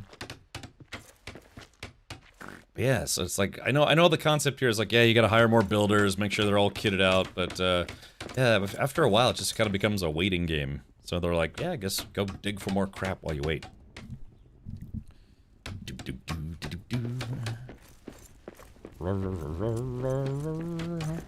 Oh yeah, here we go. I got statues and stuff. Durin. I played it so much, unlocked all engineers, build up 35 loaded ships, and done a lot of expeditions. I gotcha. Yeah, I never did the engineer grind. I mean, I remember when Redworm brought up, they said that, I guess, you know, Frontier Dev did make it a little less of a grind to get engineered parts and things, but yeah, it's same thing about Elite Dangerous too. It's like, once you get to a certain point, there's just a lot of grind involved.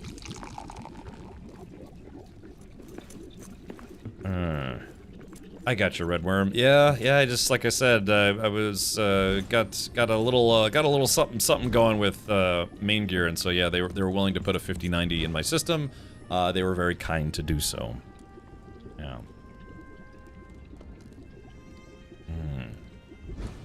But, well, anyways, Peaceful, yeah, thank you so much for, the raid, and hopefully, may your pickaxe never grow dull, yay. May the line of Durin never be broken. Let's see. The launch campaign, I spoke with... Wait, you spoke to me about it? Redworm says, well, they gave you the 59... Yeah, the whole system was comped. So... I don't know. I'm trying to be humble about this, but yeah, no, that's what I'm saying. Like, yeah, the whole system was courtesy of main gear. That's massive. Yeah, yeah. It was, yep. I hear beer songs. Any chance you got some of that? What, the beer? Perhaps I might be Durin. Perhaps I might be Durin. Perhaps I might be Durin, king of axes, king of dwarves.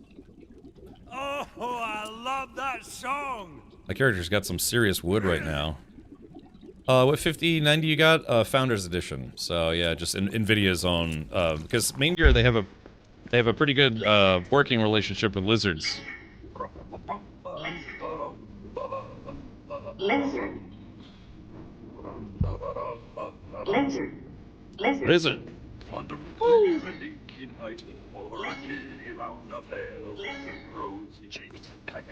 Lizard. Lizard. Lizard. Lizard. Lizard. Alright. Thank you, Technical.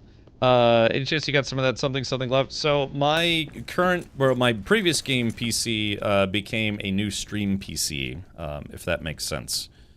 So, and then yeah, I put the I put the 4080 into a different gaming PC for my sim racing system. That system does not have enough power to run it. So now I have to get another power supply for that system. So I have like 6 PCs right now. So yeah, I posted the routine in Discord. It's not DMCA friendly. So yeah, it's just no, yeah, wait, yeah, one in there.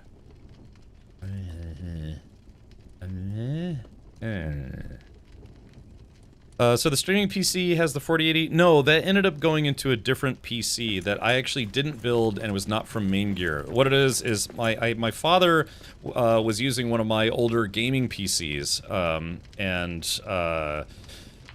well, long story short, basically, he was able to play Flight Simulator, like an older version of Flight Simulator, but he wanted to play the newer version of Flight Simulator, like, you know, MS 2024 or 2025, and that system just honestly wasn't good enough to run it. So he ended up buying a system. He ended up not getting a Main Gear system, which hurts my soul, but it is what it is. And that system came with a 4060 Ti, which is, you know, passable, but, you know, going from a 4060 Ti to a 4080 is fine, but it just doesn't have, the power supply doesn't have what it needs to run the 4080.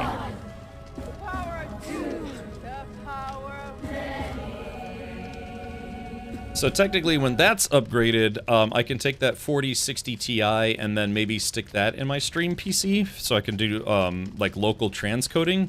I don't know. What do you think is better? Like is a 3080 better than a 4060 Ti?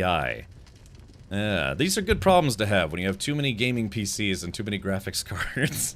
Also, check the battery backup. When I got a PC with a higher power supply, whenever I played games that drew more power, my UPC couldn't keep up and I had to get a new one. Ah, interesting. I will keep that in mind.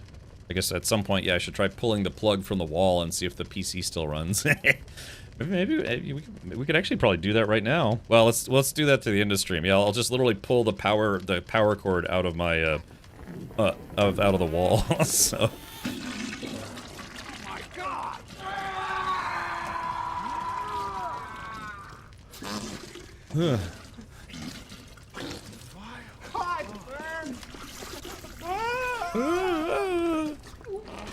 I'm bleeding. God, that's wretched. It's wretched. Why not DCS? Has tons of helicopters, probably Chinook as well. You know, it's funny. That's something I've always asked my father. Like when he plays Flight Simulator, I always ask him, it's like, why do you not want to fly helicopters? He flies planes. You know, he likes to fly planes in the flight sim. And I guess it's kind of maybe it's kind of like a been there, done that thing, because he was flying actual military choppers, but when he became a pilot, he actually didn't plan on becoming a helicopter pilot. He wanted to be a fixed-wing pilot, but at the time, the Army was like, well, we don't need fixed-wing pilots, we need, you know, rotary aircraft pilots. So he ended up doing rotary aircraft, and ended up never switched to fixed-wing when he was flying for the military. So he later got his fixed-wing pilot's license on his own. We got orcs up front, by the way. If anyone feels like helping out, it's the guys who can regenerate as well.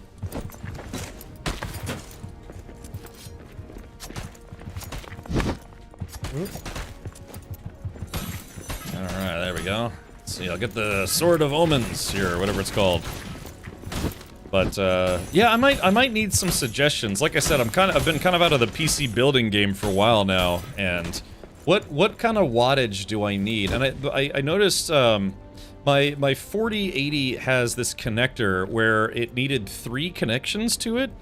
So it's weird. It's adapter that goes from like 3 plugs down to just 1 plug. And so I just plugged that into the power supply in this older PC, but it didn't have enough power connectors. 3x8 or 3x8. Okay, so it didn't have enough connectors to connect all of the connectors on the adapter, and I'm guessing that was my problem. But I needed to check to see if that. Oop.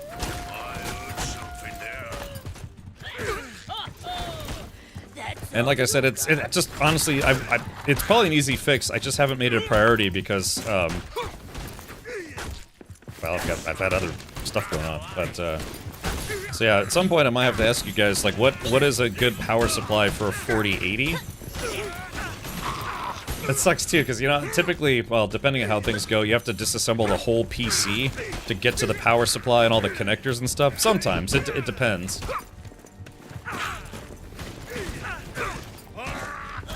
Ooze. But yeah, that would be the plan, is to put the 4080 back into that PC once I have more power, and then the 4060 Ti could go into my stream PC so I could do local transcoding.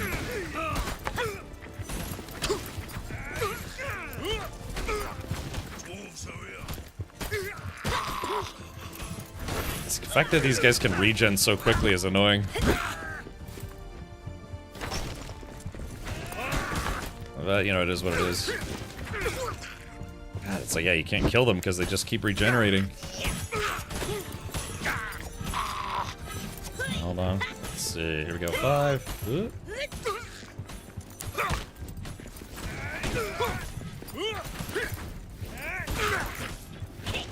That's the last we'll see of you. There we go. Oh, Matt got one. That's one more for me. That's what Matt's saying right now. Yeah, these guys can be killed. It's just, it's like I said, it just takes a long time because they have some kind of regen, like passive health regen.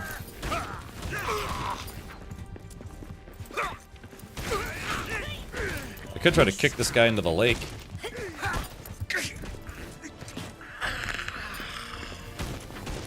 Be Quiet 800. I've bought Be Quiet stuff before. I actually do like it. Sound is a concern, so I don't want a super noisy power supply. I gotta go in and adjust the fan behavior on my new PC because it's not loud, but it, like, literally if it's idling and I move the mouse, the fans will come on, and there's probably, well, I don't know, because it just constantly goes like just when I'm surfing the web, and I know there's a way I could get it to not do that. I just need to look into it. I'm not going to be doing any overclocking. My whole thing is that I like stability now. I don't need overclocking at this point in my life. I just need stability.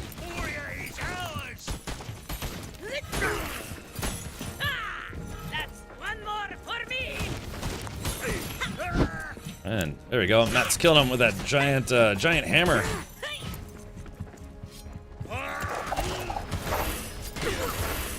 There we go. Oh, he's derping.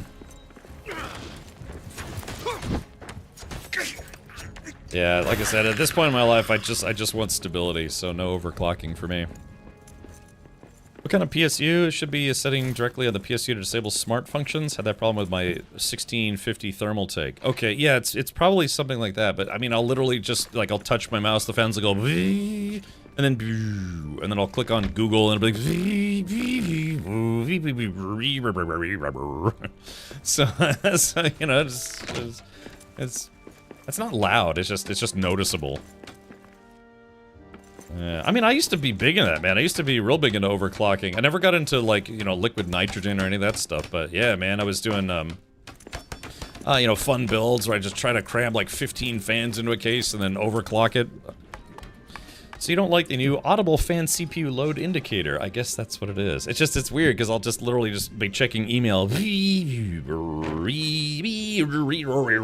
like I'll start typing, stop typing, you know? So I just kind of, it's a little annoying. So, is the new CPU AMD? No, it is. I went with Intel Core Ultra 9 285K, basically Intel's current flagship chip. And it's funny too, because even the main gear guys were like, "Really?" They're like, "You're going with Intel?" I was like, "Yeah, why wouldn't I?" They're like, "Well, you know, just given most people aren't really super into Intel chips at the moment." I was like, "Nah, that's fine." Yeah. I mean, sometimes I do like promotional work for Intel, so I kind of wanted to, you know, stay with Team Blue and Green. So, I use Micro Center Builder. Yeah. I mean, they'll build your PC. I mean, it's Micro Center, right? So you know they have all the parts on hand.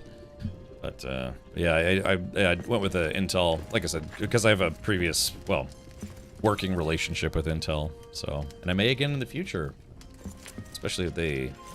Watch me stream, like, I don't know, hentai games on the internet. Let's see. Yeah, I'm sure it'll be fine, Red Worm. It's, yeah, they had problems, everyone knows this, that they had problems with the 13th gen and 14th gen. It was one of those things where it's like, I could have waited a little longer, but one of my stream PCs died, and so the addition of a new gaming PC means my current gaming PC can then become a stream PC. So that way, I don't have to build a stream PC, if that makes sense. So, yeah, I could have waited, but, yeah, I think my system will be pretty good for at least a little while. That my last gaming PC lasted me about 7 years, so... So, yeah, that's what I used to, and here's the thing, too, is, like, I used to build my own systems as well, and I worked, God, I built a lot of systems. I used to have to, you know, dismantle and, like, rebuild laptops and other PCs, and so that was my job for a long time, but I have to be honest, man, it's kind of nice just being like, yeah, just give me a computer, or you know, or, like, you know, build me a computer, so to speak, and just have someone else do it for you for once. So the first time I had that done was when Main Gear sent me a PC, yeah, like 6-7 years ago. And I was like, you know what? Just getting a gaming piece in the mail, maybe not that bad, you know? So it's, I don't have to build them anymore. But yeah, like for instance, my stream PC I'm using right now, I built that myself, and the other PC I have in the other room was a PC. I've, like I said, I have 6 computers, and I built 3 of them. So... Okay, alright, let's see, how much are they... It's twilight. Oh yeah, I gotta fix my gear. I mean, yeah, I know, like, so this 285K, 24 core it's a K model, so I could overclock, it's just... I don't know, man, I just want stability at this point. I just want games to not crash while I'm playing. Yeah, Core Ultra, I saw that, yeah, the 265Ks are on sale for Black Friday. You can get them around, like, yeah, like 250 to 270. Alright, let me fix my derp here.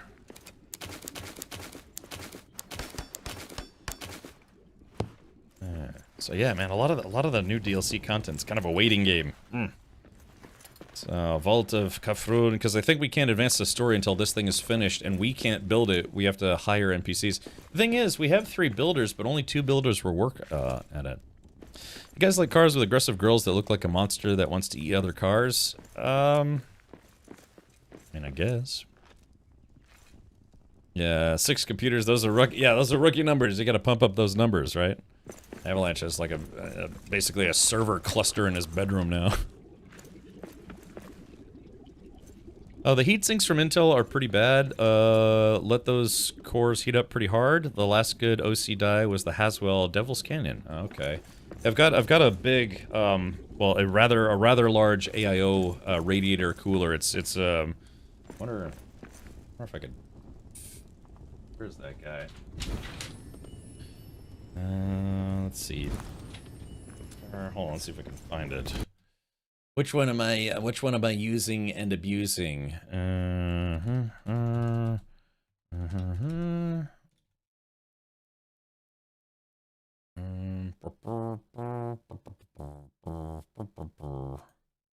think it's 360 V2. Yeah. Is that one? I don't know. It's yeah, mine kind of looks like this. I guess I think it's not this exact same model, but yeah, it's basically it's like a 3-fan setup. Although on my case, it's actually mounted on the front, which I thought was kind of interesting. Normally, I thought you would mount these on the top, but yeah, they mounted it on the front. To be fair, they have their own custom cases, so maybe that's why. But yeah. Mystery pie for dinner. Should be Alpha cooked a pretty feast. frosty. What Alpha must have used The VOD of his new PC build being built is on his YouTube channel. Yeah, if you guys want to see that, I should really make a link for that. Well, it's actually not on my YouTube channel, it's on their YouTube channel. So if we go to, let's do this, Main Gear YouTube. At least I think it's on there at YouTube. My name is Wallace, and I'm the CEO. That's Wallace. Let's go to live. Can't remember your PC build. Yeah, so I was actually a guest in the studio. Yeah, so me wearing my shorts, I should have. I think you can see some. If you look just closely, you can see some dingus after a while. There's a small glare, not as bad as Colin's belly. But yeah, they actually built my PC live. Oh yeah, see, this is it. This is the CPU cooler. They mounted it in the front for some reason. I don't know if it's bad or not, but well, let's see. Yeah, see, if he moves his arm, you can see it. Oh, hold on, maybe. Let's start with the possibly the biggest. All right, hold on, let's see. Where is it? See if you can see it. You know, you come to us. Let's see if you can see it. Hold on. Yes. But yeah, it's so here's the let's see, here's the CPU, and then here is the triple. It's a triple fan connected to a radiator. It's actually pretty beefy. Auto 6 is officially delayed again. Let's see. Hold on. The Thursday. Oh yeah, well you can kind of see it. So they front mounted the radiator. So in fact, I remember I had a Corsair, like a small like H55, and then I mounted vertically instead of horizontally. And people told me it's like, no, you got to mount that horizontally. I was like, oh, okay. But hold on, let's see here. Yeah, so we just kind of we're in the studio shooting the breeze while he's building the PC. It's like I said, it's a faithful recreation of the universe of Alien. Yeah. Nostalgia movies So are still in the same continuity. Like, yeah, there's installing the 10 terabyte Western Digital 7200 speed hard drive for mostly for storing files. That's a 10 terabyte drive formatted. It's like 9.2 or something like that. I already have more than 5 terabytes of data on that drive. So let's see. Hold on, maybe we can. It looks like I hear the peely coming on. So here we go. We got to be nearing that finish line. Oh yeah, there it is. Yeah, so there's. It's already powered on. Glowing. Look at all that RGB visual diarrhea, you know? Las Vegas Strip already. It does. Oh, I'm sorry. This is Jersey, Atlantic City. No, Atlantic City doesn't have any of these lights. Yeah, you're gonna turn all the lights off. Really sad and lonely people. Put a few dents in there. Okay. My eyes. All right. I hope he signed it. I asked him to sign the inside of the case. It's a guy named Adrian, I believe. Color in, or what's your move? You know, Main Gear's previous branding was all red, so I've left the RGB on my current Main Gear system on red. The next one will be blue, Main Gear blue. Oh, very nice. The brandy boy. Wise guys. Yeah, there we go. Sucking up to my channel partner, Main Gear. All right. Well, anyways, yes, you can watch that full video. I will link it in chat right there. So I was on the stream for about maybe a little less than 2 hours. The guy built two full computer systems in 2 hours, including mine. So that was actually kind of neat. I'm getting kind of hungry again. I had Torchies for lunch, but that was at 1 p.m. today. All right, let's take a look here. Okay, so yeah, how much? Oh, it's nighttime. Crap, I should be sleeping. Sorry about that, guys. Here we go. All right, let's go to bed. So these guys will get back to work as quickly as possible. Yeah, see, like, unfortunately, I hate to say it, but it seems like where we're at in the game right now, it's just kind of a waiting game. Waiting for the NPCs to do a lot of the stuff that they have to do. I guess the idea here is that you're supposed to build these delves in different parts of Moria. You know, you're supposed to rebuild multiple parts of Moria instead of just like, you know, putting everything in one spot, but it's kind of like, does it matter? Main Gear will make fun of you if they don't like your build. Yeah, I have to be honest, I was kind of surprised about that. They genuinely will. A guy who had bought a PC, not in a bad way, it's all tongue-in-cheek, but the guy had this very nice like LCD build with a whole bunch of RGB, but then opted for a non-glass side, so it kind of covered everything up, and they're like, why would you do that? They actually tried to call him on the end and said, please, watch the stream. If you use this type of side panel, it's going to cover up everything. You're not going to be able to see all the stuff that you've bought. You know, like the LCD screen, CPU cooler, and the RGB stuff. And yeah, but apparently he was like, nah, that's kind of what I want. So.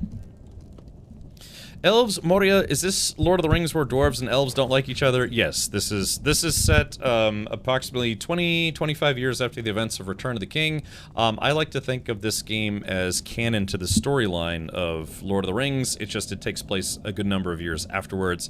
It is the story of Gimli and the dwarves of Middle-earth returning to Moria, aka Khazad-dûm, the ancestral homeland of the dwarves. Yeah, I'm kind of pro-serious. I'm kind of glad they were willing to build my system when they did. I got the best RAM that they had on stock, but they said my build was the last of it as well. It's the T-Force Extreme DDR5 7200, and they only had 48 gigs of it left, so that's why my build doesn't have, but it has 48 gigs. That's what it has, but it's supposed to be pretty fast RAM, and well, now prices are going through the roof. Yeah. The sad thing, too, is I was actually thinking, it's like, well, I mean, maybe if I just get another 2 sticks, I can go full 96. Not now, man. That RAM is probably like $800 for 2 sticks now. Yeah. Oh, 500. Well, we could look it up. I mean, we have to wait in game anyways. So let's do this. Let me close this. I gotta buy a whole bunch of Elite Dangerous ships after the stream today. Let's go to Poo Egg, newegg.com. Sorry, man, we've spent so much of today's stream just chatting about whatever, but hey, you know, I like hanging out with you guys, so. Yeah, Black Friday doorbusters. Okay, so if we go to components and storage, memory, desktop memory, brands, let's go to, what are they called? T-Force Extreme. Who makes T-Force? I know Main Gear, they had a direct provider for SSDs and some other stuff. Yeah, who makes the T-Force Extreme RAM? T-Force Extreme RAM. Oh, it's Team Group. Oh, okay, so let's see. Oh yeah, here they are right here. It's the Team Group T-Force Extreme. So if I wanted to get another 48 gigs of this stuff, let's see. So it has to be, I guess it would be 24 gigs per module. So I need 48 gigs, 2x24, apply. Let's see. Oh gosh. Yeah, Team Extreme, 48 gigs. Mine's the 7200 speed. So, yeah, I think this might actually be it. Yeah, so it's 480 right now. I wonder what the price history of that was. 48 gigs. I'd have to check to make sure it's the right timing, but I'm pretty sure it's this. So 7200. So it's not the fastest that they have. I see they have 8200. That's okay. I'm sure it's fine, but so yeah, this is it right here. It'd be $480 plus tax. Free shipping though. So if I wanted to do another, yeah, I don't know. I mean, I'd have to double check for sure.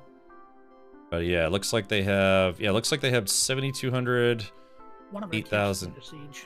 Oh shit! Oop. All right. So yeah. So gosh, you're right. Probably $500. I don't think I'm gonna need. Oops.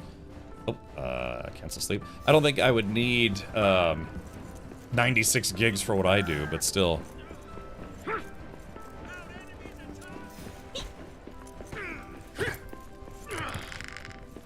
I need a better weapon for this. Well, let's see if we can kick this guy outside, because yeah, we don't want him breaking the base. Yeah. Few of our errant swings might also cause problems. Oh, there it goes. Hold on, check this out. Oop. Down you go. That's a one more for me. I got like hyper attack. No game uses 32 gigs. What? All right. Yeah, so that's why I was thinking 48 should be fine. I was on 32 for a long time, so 48 should be more than fine. All right, there we go. I got him. Make sure it's just cache for your storage. I got you. All right. Well, like I said, it should be fine. But if I ever needed to go up to 96 gigs of RAM, I guess I could. Time to sleep. All right, yeah, let's sleep.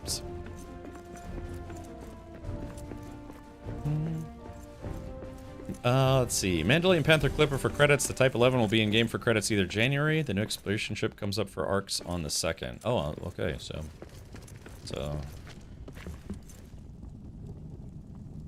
Did somebody move Eric over to my bed?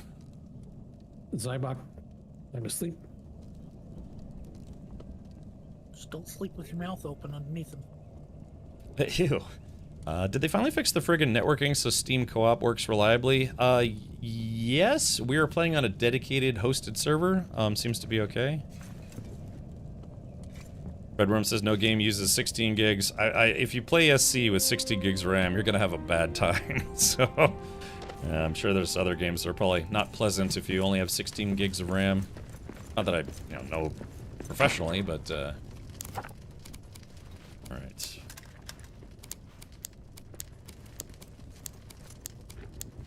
Alrighty. Oh, VRAM. Oh, okay. Yeah, gotcha. Like, yeah, this 50, the RTX 5090 has 32 gigabytes of GDDR7 GRAM or whatever you want to call it. So yeah, gosh, the graphics card alone has 32 gigs of DDR. So, woo, baby, that's awesome. VRAM. Because last time they said they did, I bought it and then couldn't join any of my friends. One of the biggest letdowns I've had buying a game in a long time. I'm sorry to hear that, man. Yeah, this game has actually worked reasonably well for us. Most of the players have been based in the U.S. However, we do have a player that's based, I believe, in Denmark. Zybok, you're in Denmark, right? You're gonna be able to use comfy UI like a mofo. Yeah, I'll be able to use horseporn.net like a champ. No, sorry. I think that's just a UI thing. Yeah, it is a warm power supply. Hold on, let me feel my fans right now. That's a little. Hold on, a little bit of heat. It has been warming up my room though. Yeah, this thing is basically a space heater. It doesn't help that I also have it in the corner of my room, because like I said, my streaming room is actually kind of small, so it's like I can almost, like, each one of my arms, when I stick my arms out, is only about a foot away from each wall. So I have the PC in a corner next to the power supply, and well, it is what it is. Oh, oops, oh my. The auto thing came off. These are magnetized. Yeah. So, all right. That's Mammon. So Mammon, typically on Twitch, you kind of don't want to post porn links, even if you have permission to post links, because you'll catch like the whatever AI automation they use for scanning links will put people on a little bit of Twitch timeout. So you can ask Avalanche Master about that experience. So yeah, so just I can make jokes about like donkeyfluffers.com or something like that. But yeah, you kind of maybe don't want to post that in chat because yeah, the AI police will potentially find it and get a little upset. So just a temporary vacation. Yeah. I don't know, I'm so fidgety all of a sudden. I just realized this is very bad because I tend to fidget a lot, and I just realized that my Elgato mic arm, this mic arm that I'm using, has a whole bunch of just magnetized covers, which is fun, but I tend to fidget, so now I'm gonna fidget with them, which sucks. Yeah, okay, here we go. Yeah, see, there it is. Just magnetized Elgato logos. Yeah, I'm in trouble. I've had this for months now, and I'm just now realizing these are magnetized on. It's just a cover for the hinges, so you can tighten or loosen them, but when they're not being tightened or loosened, they have magnetized covers on them. Alright, look, man, apparently it's gonna take like a week of real-time gameplay to get these guys to build all these towers. So let's just do this. We will tell them, I don't know, maybe drop dead. Matt, what are you doing to that poor bird? God. Trying to get a little cloaca nookie or something. That's gonna be one of the worst things I've ever said on this channel. Okay, alright, so 5 hours remaining. 5 hours remaining, so please let them finish this damn tower. Maybe in that week you can get your cook. I don't know why the cook won't cook. Yeah, did he lose his frying pan or something? We might have to make him another frying pan. Where's the cook at? He should be around here somewhere. Is this him? No, that's Kristen. She does metalworking. So where's the cook? I mean, like I said, I like the concept of it. I think they just made some of the requirements for building just a wee bit too grindy. Oh, somebody moved the crystals. That looks nice. Where are all the NPCs at? Because the cook, he does, oh, he does masonry, though, so maybe he's also working on a building? They're building right now. Okay, good. He finally got to work. Alright, let's see. How much is time left? 4 hours remaining. Oh, man, but see, the thing is, it's going to be another day. It's literally going to be another day before they finish. Slackers. And now we know why the Dwarven Kingdoms all failed in Middle-earth. Well, I mean, Moria was taken over by the Balrog, so they have at least a little bit of an excuse. Of course, you know, thousands of dwarves couldn't kill a Balrog, but one wizard could. So, spoilers, by the way. Yeah, the Balrog. When the Balrog came and took it all away. They still need to give us a trash can, like something where we can dispose of things. Because for instance, like we've got some books on the floor and some other stuff. We need like an incinerator. Wizards in Middle-earth were stupid overpowered, right, which is why there were only 5 of them? 5 or 6, right? I guess it depends. Because there was Gandalf the Grey, Saruman the White, Radagast the Brown, the 2 blue wizards, of which I don't think anyone knows their names. Tom Bombadil wasn't a wizard, right? He was just kind of a weirdo. So, Balrog versus Predator, that's canon, by the way. Can you use cactus or lava like in Minecraft? No, because, like, I mean, look at this. So some of this stuff has been in here for years at this point.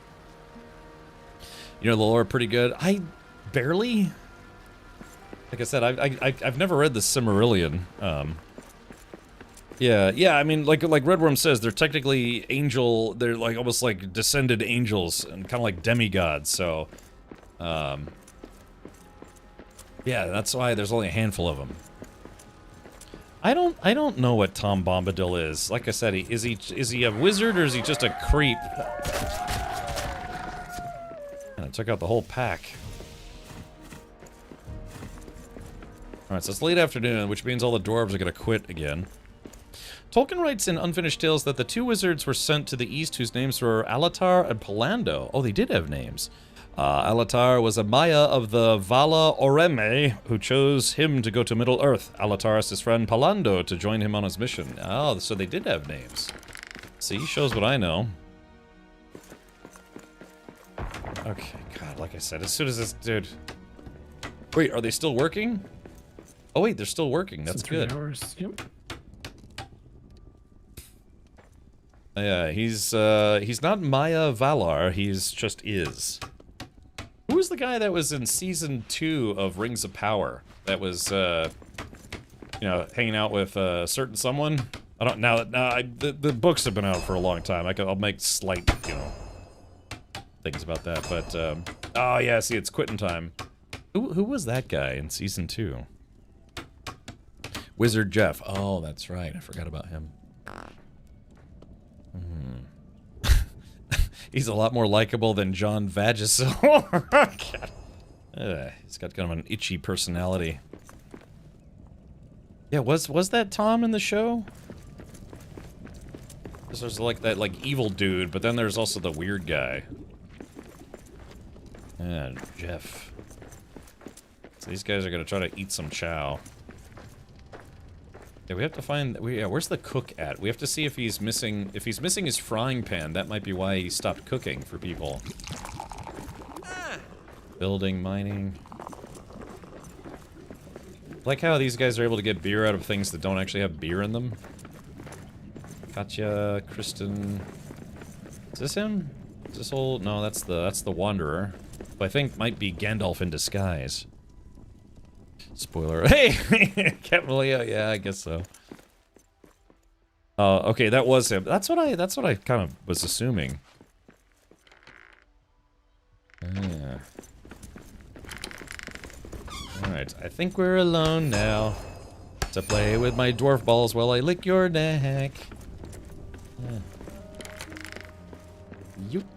Do we? Alright, so as soon as it becomes nighttime, we have to sleep immediately.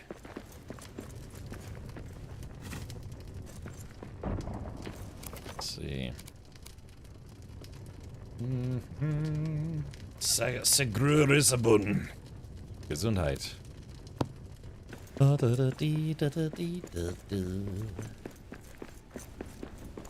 just want to see them. I just want to see them finish this tower. I guess I'm hoping it'll continue the story. All right. Let's see. Let's do.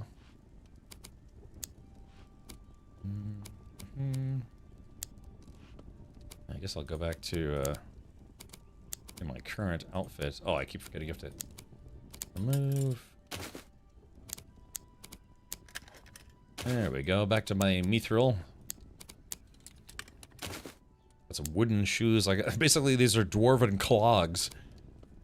All right. Let's see. Remove skin bark. Ah, there we go. Now I look proper as the Lord of Moria. Should we sing? Yeah, sure. Where's the nighttime sauce? It is in the large. Large one. All right. Take a mug of evening ale. All right. Is everybody ready? All right. 3, 2, 1, and hit it. Aye. Keep that tune going.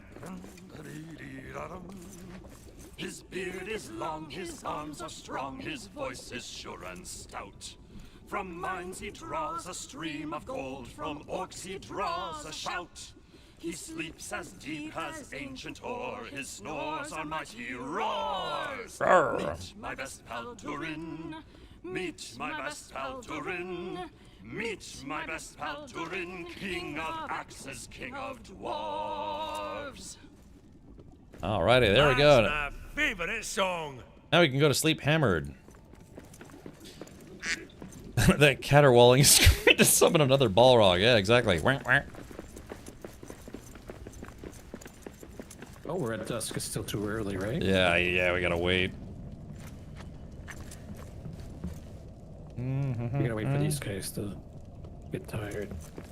Okay, aren't you done? Yep. All right. Hopefully, yeah, they only have a few hours to go. Actually, damn it. I'll be right back. Yeah, we're just gonna watch this final tower be done. It is officially night, so yeah, I'll be right back. Oh. Nice. First light. Nice.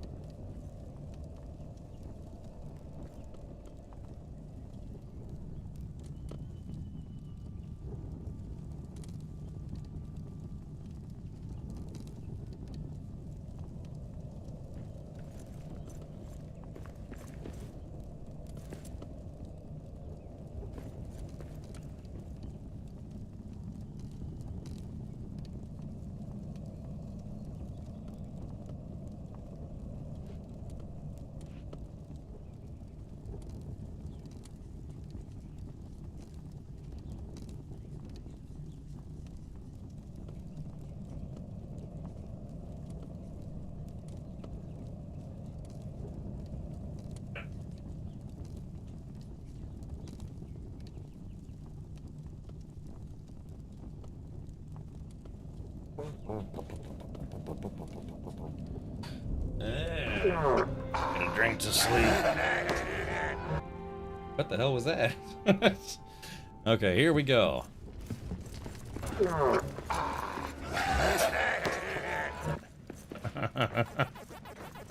Alright, so there we go. So they got some, yeah, they got some chow ready for them.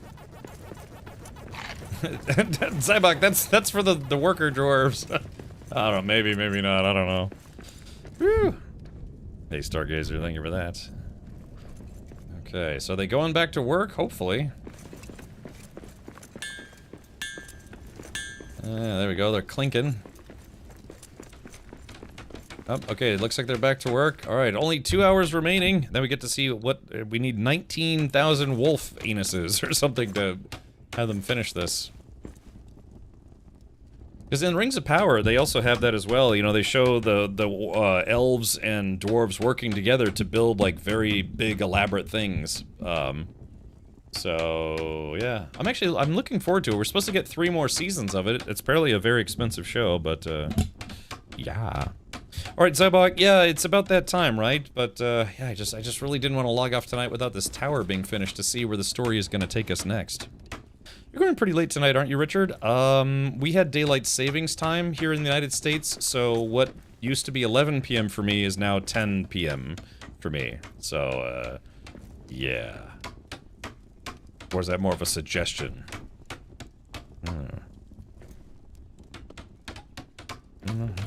Sorry, I can't wait. That's no worries, buddy. Yeah, I mean, you'll get to see it eventually, so. 1 hour remaining. Alright, finally, here we go. What else is this gonna require? We should get rid of daylight savings time. It's like, yeah, just show up to work an hour later or earlier. Instead of changing the clocks. It's not that difficult.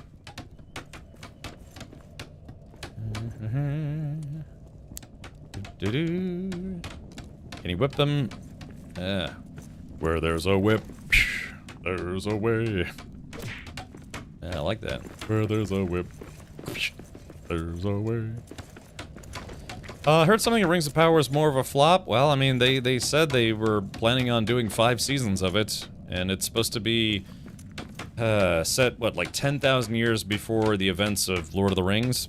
So, I mean, I've been enjoying it. I know some people haven't liked it. I mean, it's not on par with, say, like the movies, but, you know, it's kind of fun.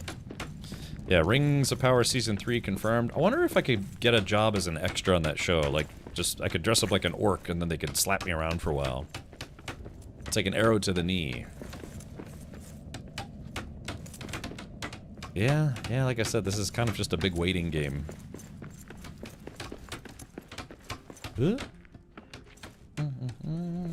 Any second now.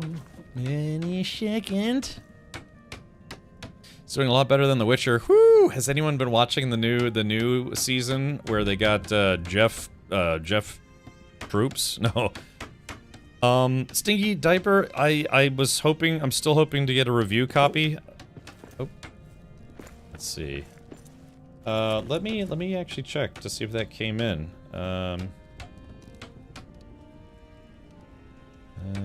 Let's see.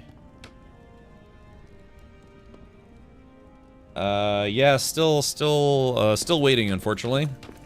Yeah, I did just check just now. But yeah, I do want to check it out. Like I said, leading up to the race, I'm gonna try to do at least one racing sim stream, even if it's like a half and half stream. So this week we will probably check out Project Motor Racing Face. Season 3 is already wrapped filming. Damn, I was hoping I could be an extra in the show. Stranger Things starts soon. Yeah, I have 2 things. I think I'm probably gonna wait to binge watch Stranger Things. And then 2, I fully expect that I will have to like block people for life on certain social media platforms for trying to spoil the show as quickly as possible. But because there's only 8 episodes, but it's gonna be what, like all. Yeah, what is it? The final episode? They're launching the final episode on New Year's Eve? Yeah, what did they say the release schedule is going to be for Stranger Things Season 5? Yeah, I think it's only 8 episodes. The season finale is supposed to be 2 hours long, and they're gonna do, I think, one episode on Thanksgiving, and then they're gonna take like a 2-week break, and then I don't know. They're splitting it up again to coincide with holidays and stuff. Yeah, it's either on New Year's Eve or New Year's Day, but so I'm probably not gonna watch it as they come out. I'm just gonna binge watch it.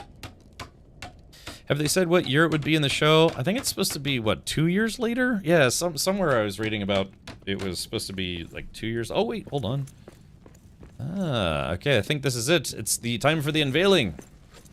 All right, Matt, would you like to have the honors of doing the unveiling? Dun da da da da. Or do we have to talk to the NPC first? He wants to talk to you. Oh, okay, let's talk to him. Oh no, that's one of the regular schlubs. All right. All right, you sure? Yep, I have an Unreal monument. All right, go ahead and go for it. Oh, hold on. Singing. Oh yeah, join the song. Good fellow. Oh shit, I screwed up.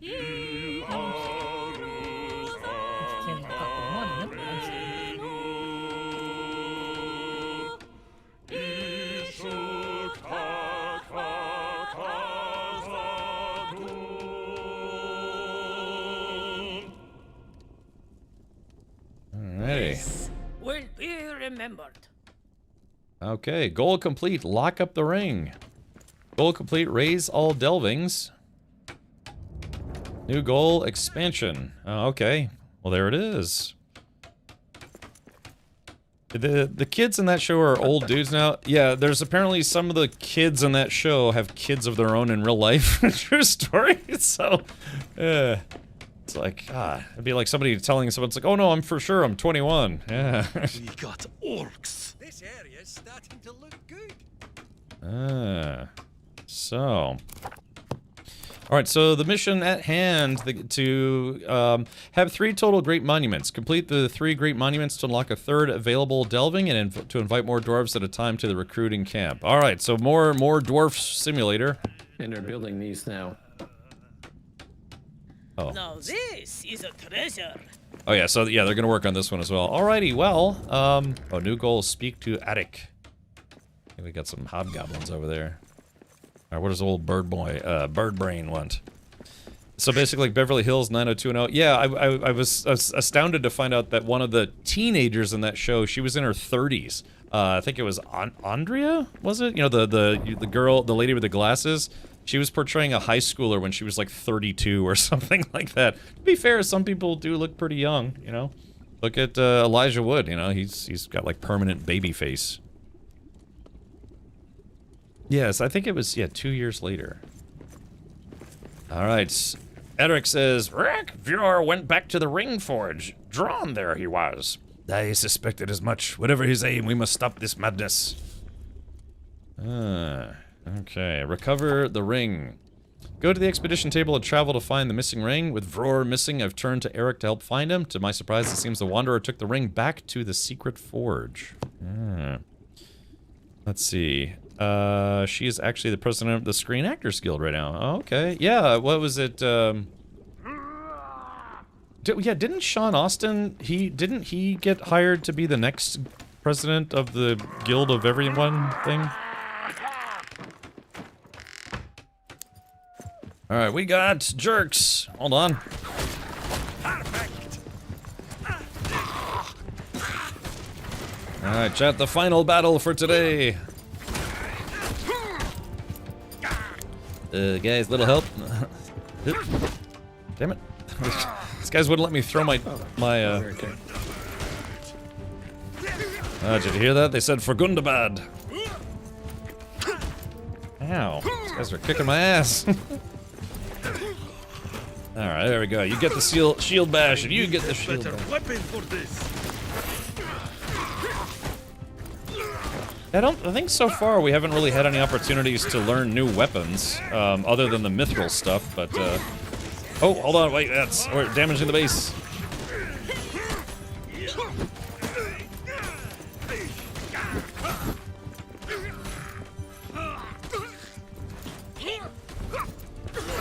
So is he replacing the lady from 90210, or is he was he only there for like 1 year? Gundabad orcs.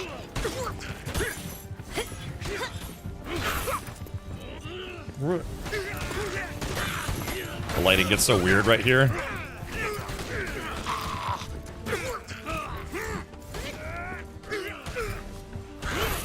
Ooh, there we go.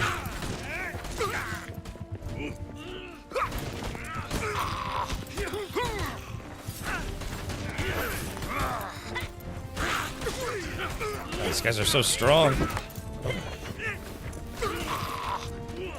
Ooh. Ow.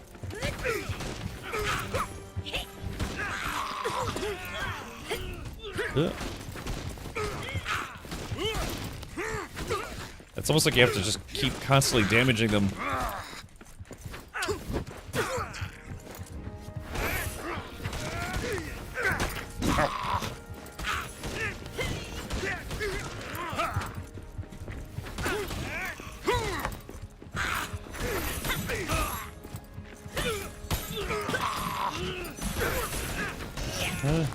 Alright, there we go. That's one more for me. That's one more for me. Let's get the dragon poker out. Oh, he killed him so hard, logs came out of him. Samwise is the SAG president for 2 years. He was elected to replace Fran Drescher. Oh, okay. Wait a minute. So, she is actually... Wait. How can 3 people all be the Screen Actor Guild president?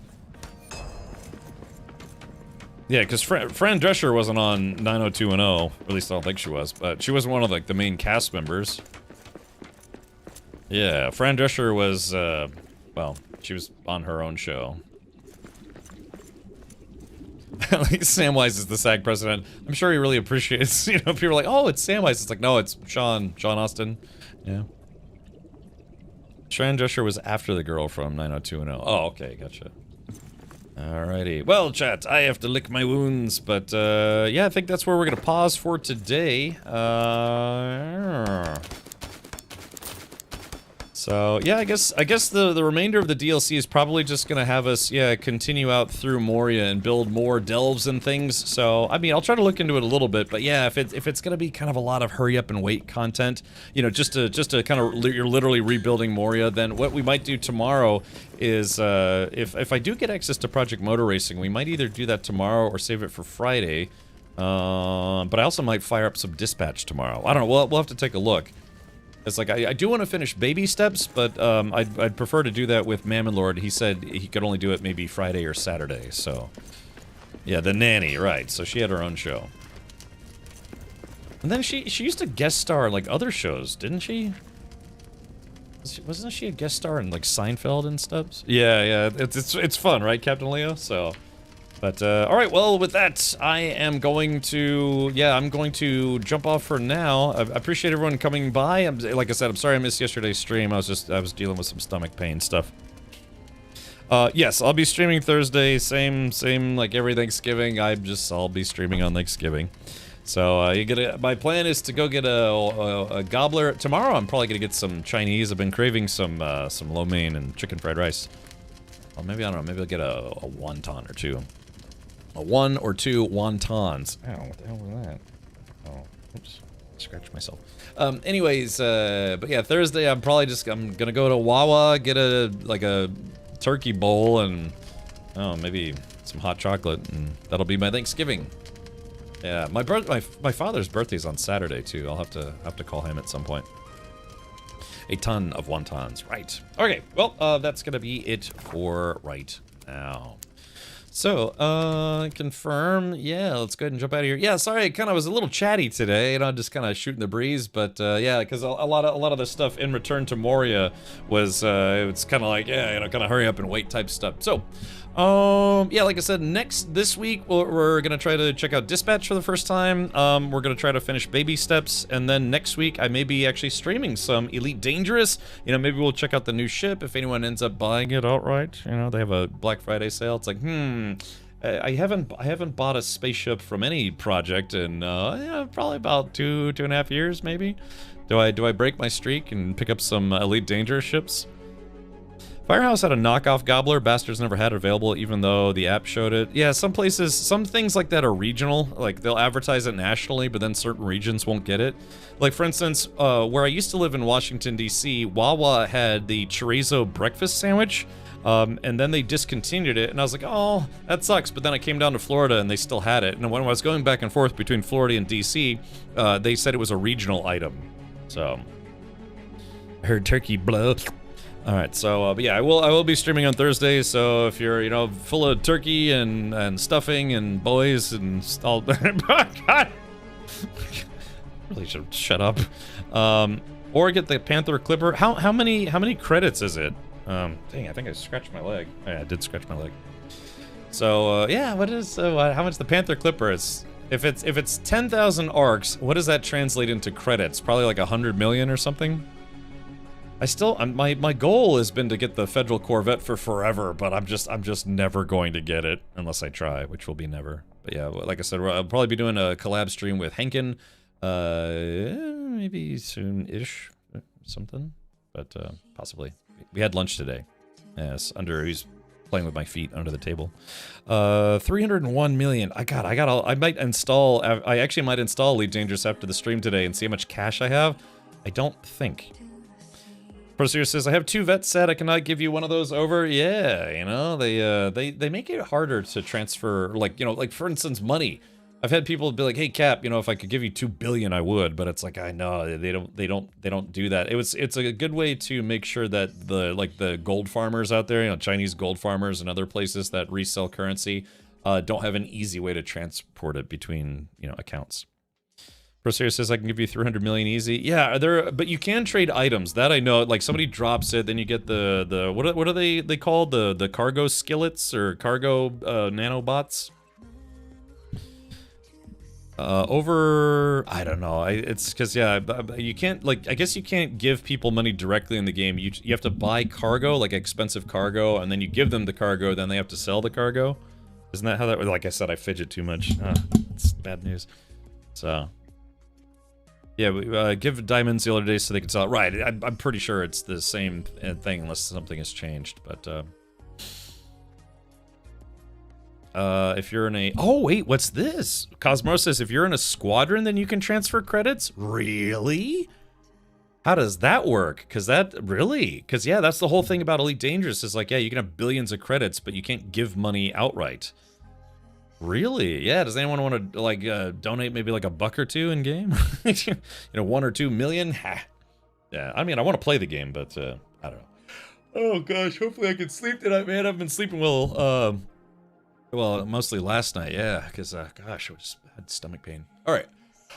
Oh, let's do this. Let's see. God, I think you can tell I'm tired. Thank you to everyone who tuned in, everyone who followed for tonight, everyone who subscribed or resubscribed or prime subbed or jubwubbed. I think we had some new subs for tonight, and yeah, a lot of resubs too. Credit's not a huge issue. Reputation you can't transfer though, and Cap lacks reputation with feds to buy the Corvette. Yes, but money is always useful though, right? If I want to play with some of the new ships, I might need to make some cash. Yeah, so Henkin I think has a squadron carrier, so yeah. So, like I said, so that's the thing. He has a carrier, but I have access to the Soul system. So, like I said, we might collab and see if we can. I probably just need to do missions with him to get him that rep. I got it for free because of the package that I bought a long time ago. All right, so let's do this. Let's go see who we can raid for tonight. Yeah. I'm almost tempted to raid somebody who's streaming this game. Yeah, we might do that tomorrow. We might check out Dispatch tomorrow. Yeah, who haven't we raided in a while? I think this week people can play. I think people can play Battlefield 6 for free this week. Has that started, or is that next week? Because I seem to remember. I seem to remember that was. Let's do this. Why don't we go raid Z-Man? We haven't raided Z-Man in a hot minute. He just dropped, I think. Let's see. Z-Man sent me some news earlier today, but I don't know if I can mention it because I don't know. He'll probably mention it if he got some good news recently. Be working with some folks.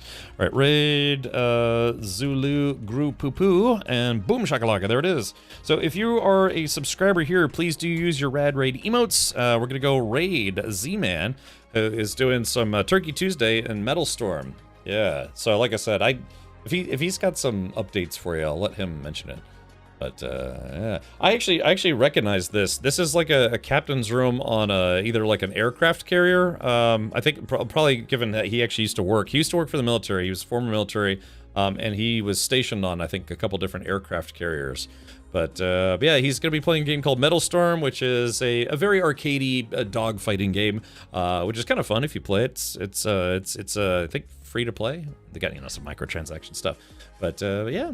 We'll send them over there, or send you all over there, and hopefully you can have some fun with the Z-Man. All right, that's gonna do it for me. I'll try to be on time tomorrow because I've been late a lot as of recent. But yeah, tomorrow, let's see. I'm gonna go get an status update for my race car. I'm gonna go beg AT&T and AT&T store to unlock this new mobile hotspot that I have to see if they're willing to do it. I might have to slide the guy like $20 or something. We'll have to see if they'll unlock it for me so I can move it to Google Fi. And yeah, I will be back tomorrow streaming, and hopefully I can get some sleep and I'll feel better. All right, take care, everyone. Up next is Z-Man streaming Metal Storm. Hold on, we can do better than that. He's streaming. Hold on, wait for it. He's streaming Metal Storm and stuff.